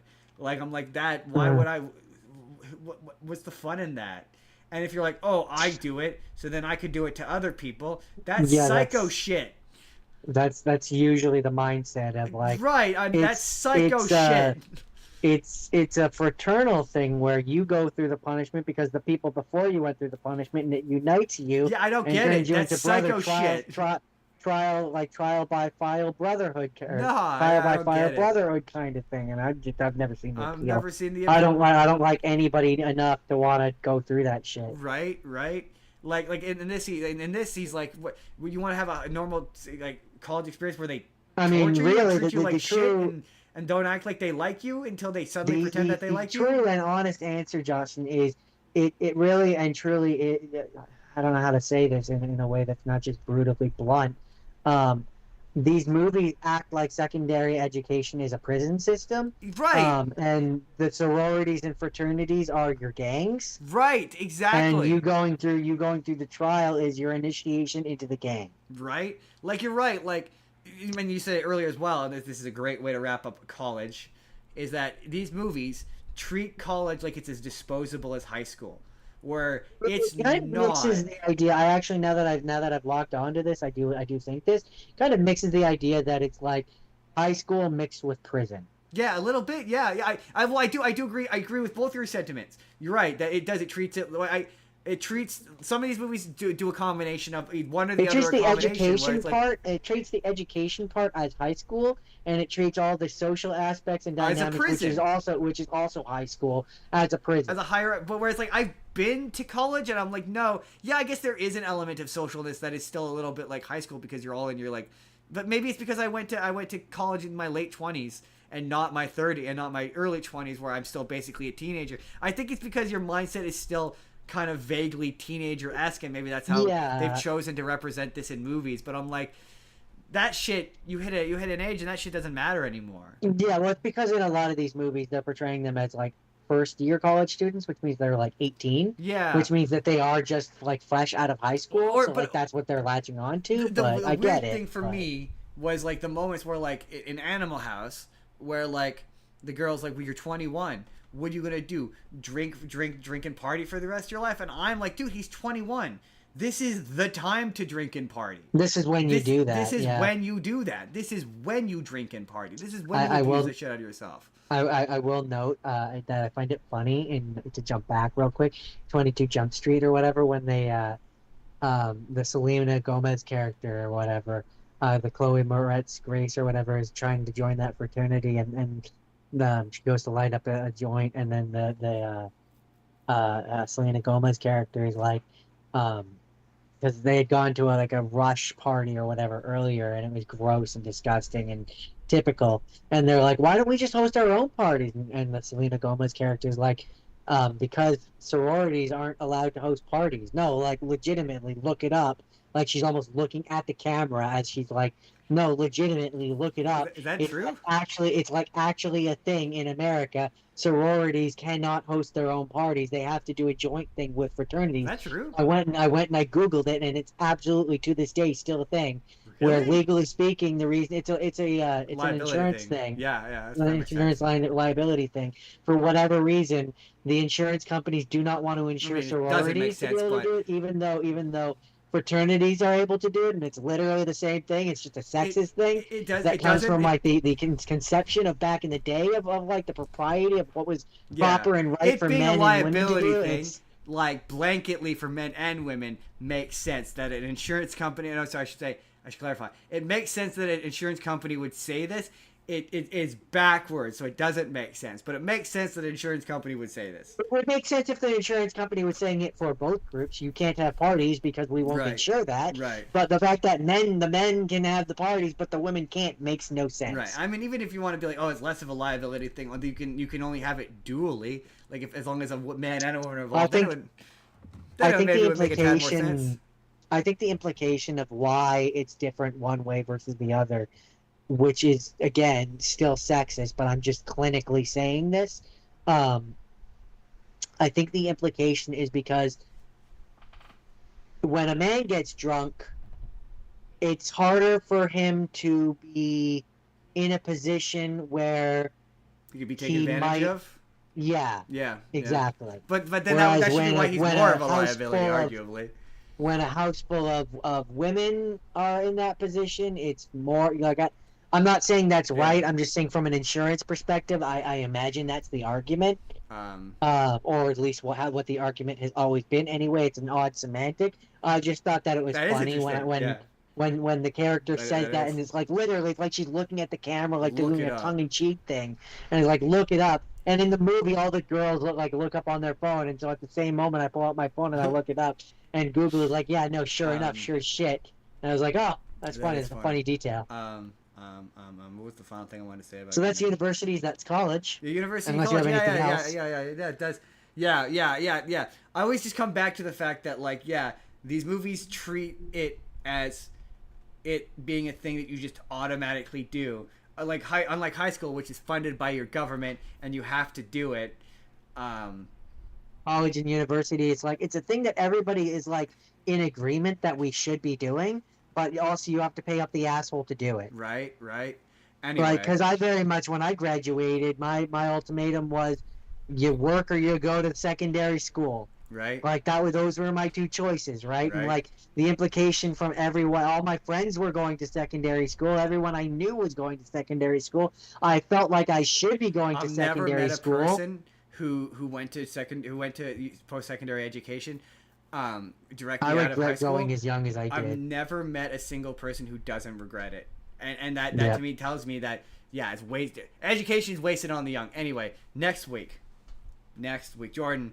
I'm very excited because, Jordan, in 2 weeks' time, Spider-Man, we talked about it earlier. Man, I can't believe it's coming out so fast. Spider-Man Brand New Day is coming to theater, so naturally, Jordan, Spider-Man special. But I realized, Jordan, I realized that a Spider-Man special is too big for one episode. So, Jordan, it's a two-parter. It's a two-part epic Spider-Man special. First part. Into the Spider-Verse special. First part. Jake will be here. Well, Okay. he will most likely be here unless he cancels He on me, will which like fair enough. theoretically be He here. will theoretically be here. He has said he's gonna be here. He's a busy guy. He might not make it, but as of right now, he's coming. First part, actual Spider-Man shit. You get 5 things. I'm committing to the format no matter what. You get 5 things, and you gotta watch Spider-Man Noir. So 5 6 choices. things total. 6 things total. You get 5 choices. 5 Spider-Man things. And then Jordan, part 2, because Jordan, somewhere in the universe of the live multiverse, action or live action and animated. it doesn't matter as long as it has Spider-Man in it. Okay. I'll send you my list again, and you can see what I'm doing. And then Jordan, part 2, in the Spider-Verse, in the multiverse of multiverses, there are guys who look like they were Spider-Man because they were Spider-Man. So we're doing part 2 of the Spider-Verse. I was Spider-Man once, and that will be movies that feature an actor who played Spider-Man once in any form. They have to have played Spider-Man. Voice or otherwise. Voice or otherwise. Okay, interesting. 2-parter. Look forward to next week. I have some ideas. Spider-Man. I'm stoked. I'm stoked for Spider-Man next week. I'm real stoked. I'm gonna, after this, in fact, probably gonna go watch Spider Noir. I'm pretty stoked. I'm gonna have to get started on that. Those episodes are probably long. It's 8 episodes. It's 8 episodes, and they're 40. Then again, it's only 5 other things I have to watch, so this actually might be an easier week. It's 8 episodes, and they're 44 minutes apiece. Okay. Yeah. All right. I don't know. Yeah. No, I figured this would be nice and easy regardless, because they'll be like, yeah, we just watch Spider Noir. I don't know how much of Spider-Man. I have Spider-Man the animated series from '95 on my list. I don't know how much of that I'm going to get to watch. But I'm going to watch as much of it as I can. I put Spider-Man the animated series, and then I realized, shit, he might think that's the 3D one, so I should be more specific. That's it, though. That's next week. Two-part Spider-Man. Yeah, because they're both called Spider-Man the animated series. I was like, shit, no, I want to do the '90s one, because you did. I did the Venom Saga. You did the Venom Saga ones, and I want to do. I'm thinking about just initially starting off with Secret Wars, Secret Wars and the Clone Saga. And then you call it Secret. See, Justin, what I would almost be like you should do is you do Across the Spider-Verse, but then you also do the original Across the Spider-Verse, which is the '95 version, where he teams up with all the Spider-Man. Jordan, I am doing that. Yeah, okay. Yeah, I'm gonna try anyway. I don't know. It'll depend. It'll depend on my time this week. We'll see. We'll see if I have the time. But with that, Jordan, we got to wrap this up quickly because I gotta go. So, Jordan, where can the people find you? I do Twitch, do Minecraft Monday. Usually, I didn't last week because I wasn't feeling. I had issues, but usually I do that on Mondays. You took a week off, guys. It's the first week Twitch, he took off in forever, so get off his back. My Twitch, DeathGore187. When I don't do that, I'm doing this. Think of the animals. Think of those animals. I'm Justin. You can find me on TikTok at Justin Spurr. The Final Frontier is now on TikTok, so follow Final Frontier Pod on TikTok. Also on Facebook, follow us there as well. It's the Spur of the Moment P on TikTok. If you want to contact the show in any regard, email it's justinsbusiness@gmail.com. Discord, the Patreon, all the things, they're all in the description. You could click any link you want. Click the box on the left if you want to see last week's episode, which was high school. We went back to high school. That was last week's. If you want to see just a random video that YouTube thinks you're going to enjoy, click the box on the right. Hit subscribe if you haven't already. We put new videos out 7 days a week, and we put shorts out multiple times a day. There's content every single day for you to enjoy. We will see you all next week. Jake should be here for some of the show for Spider-Man. Bye, everybody!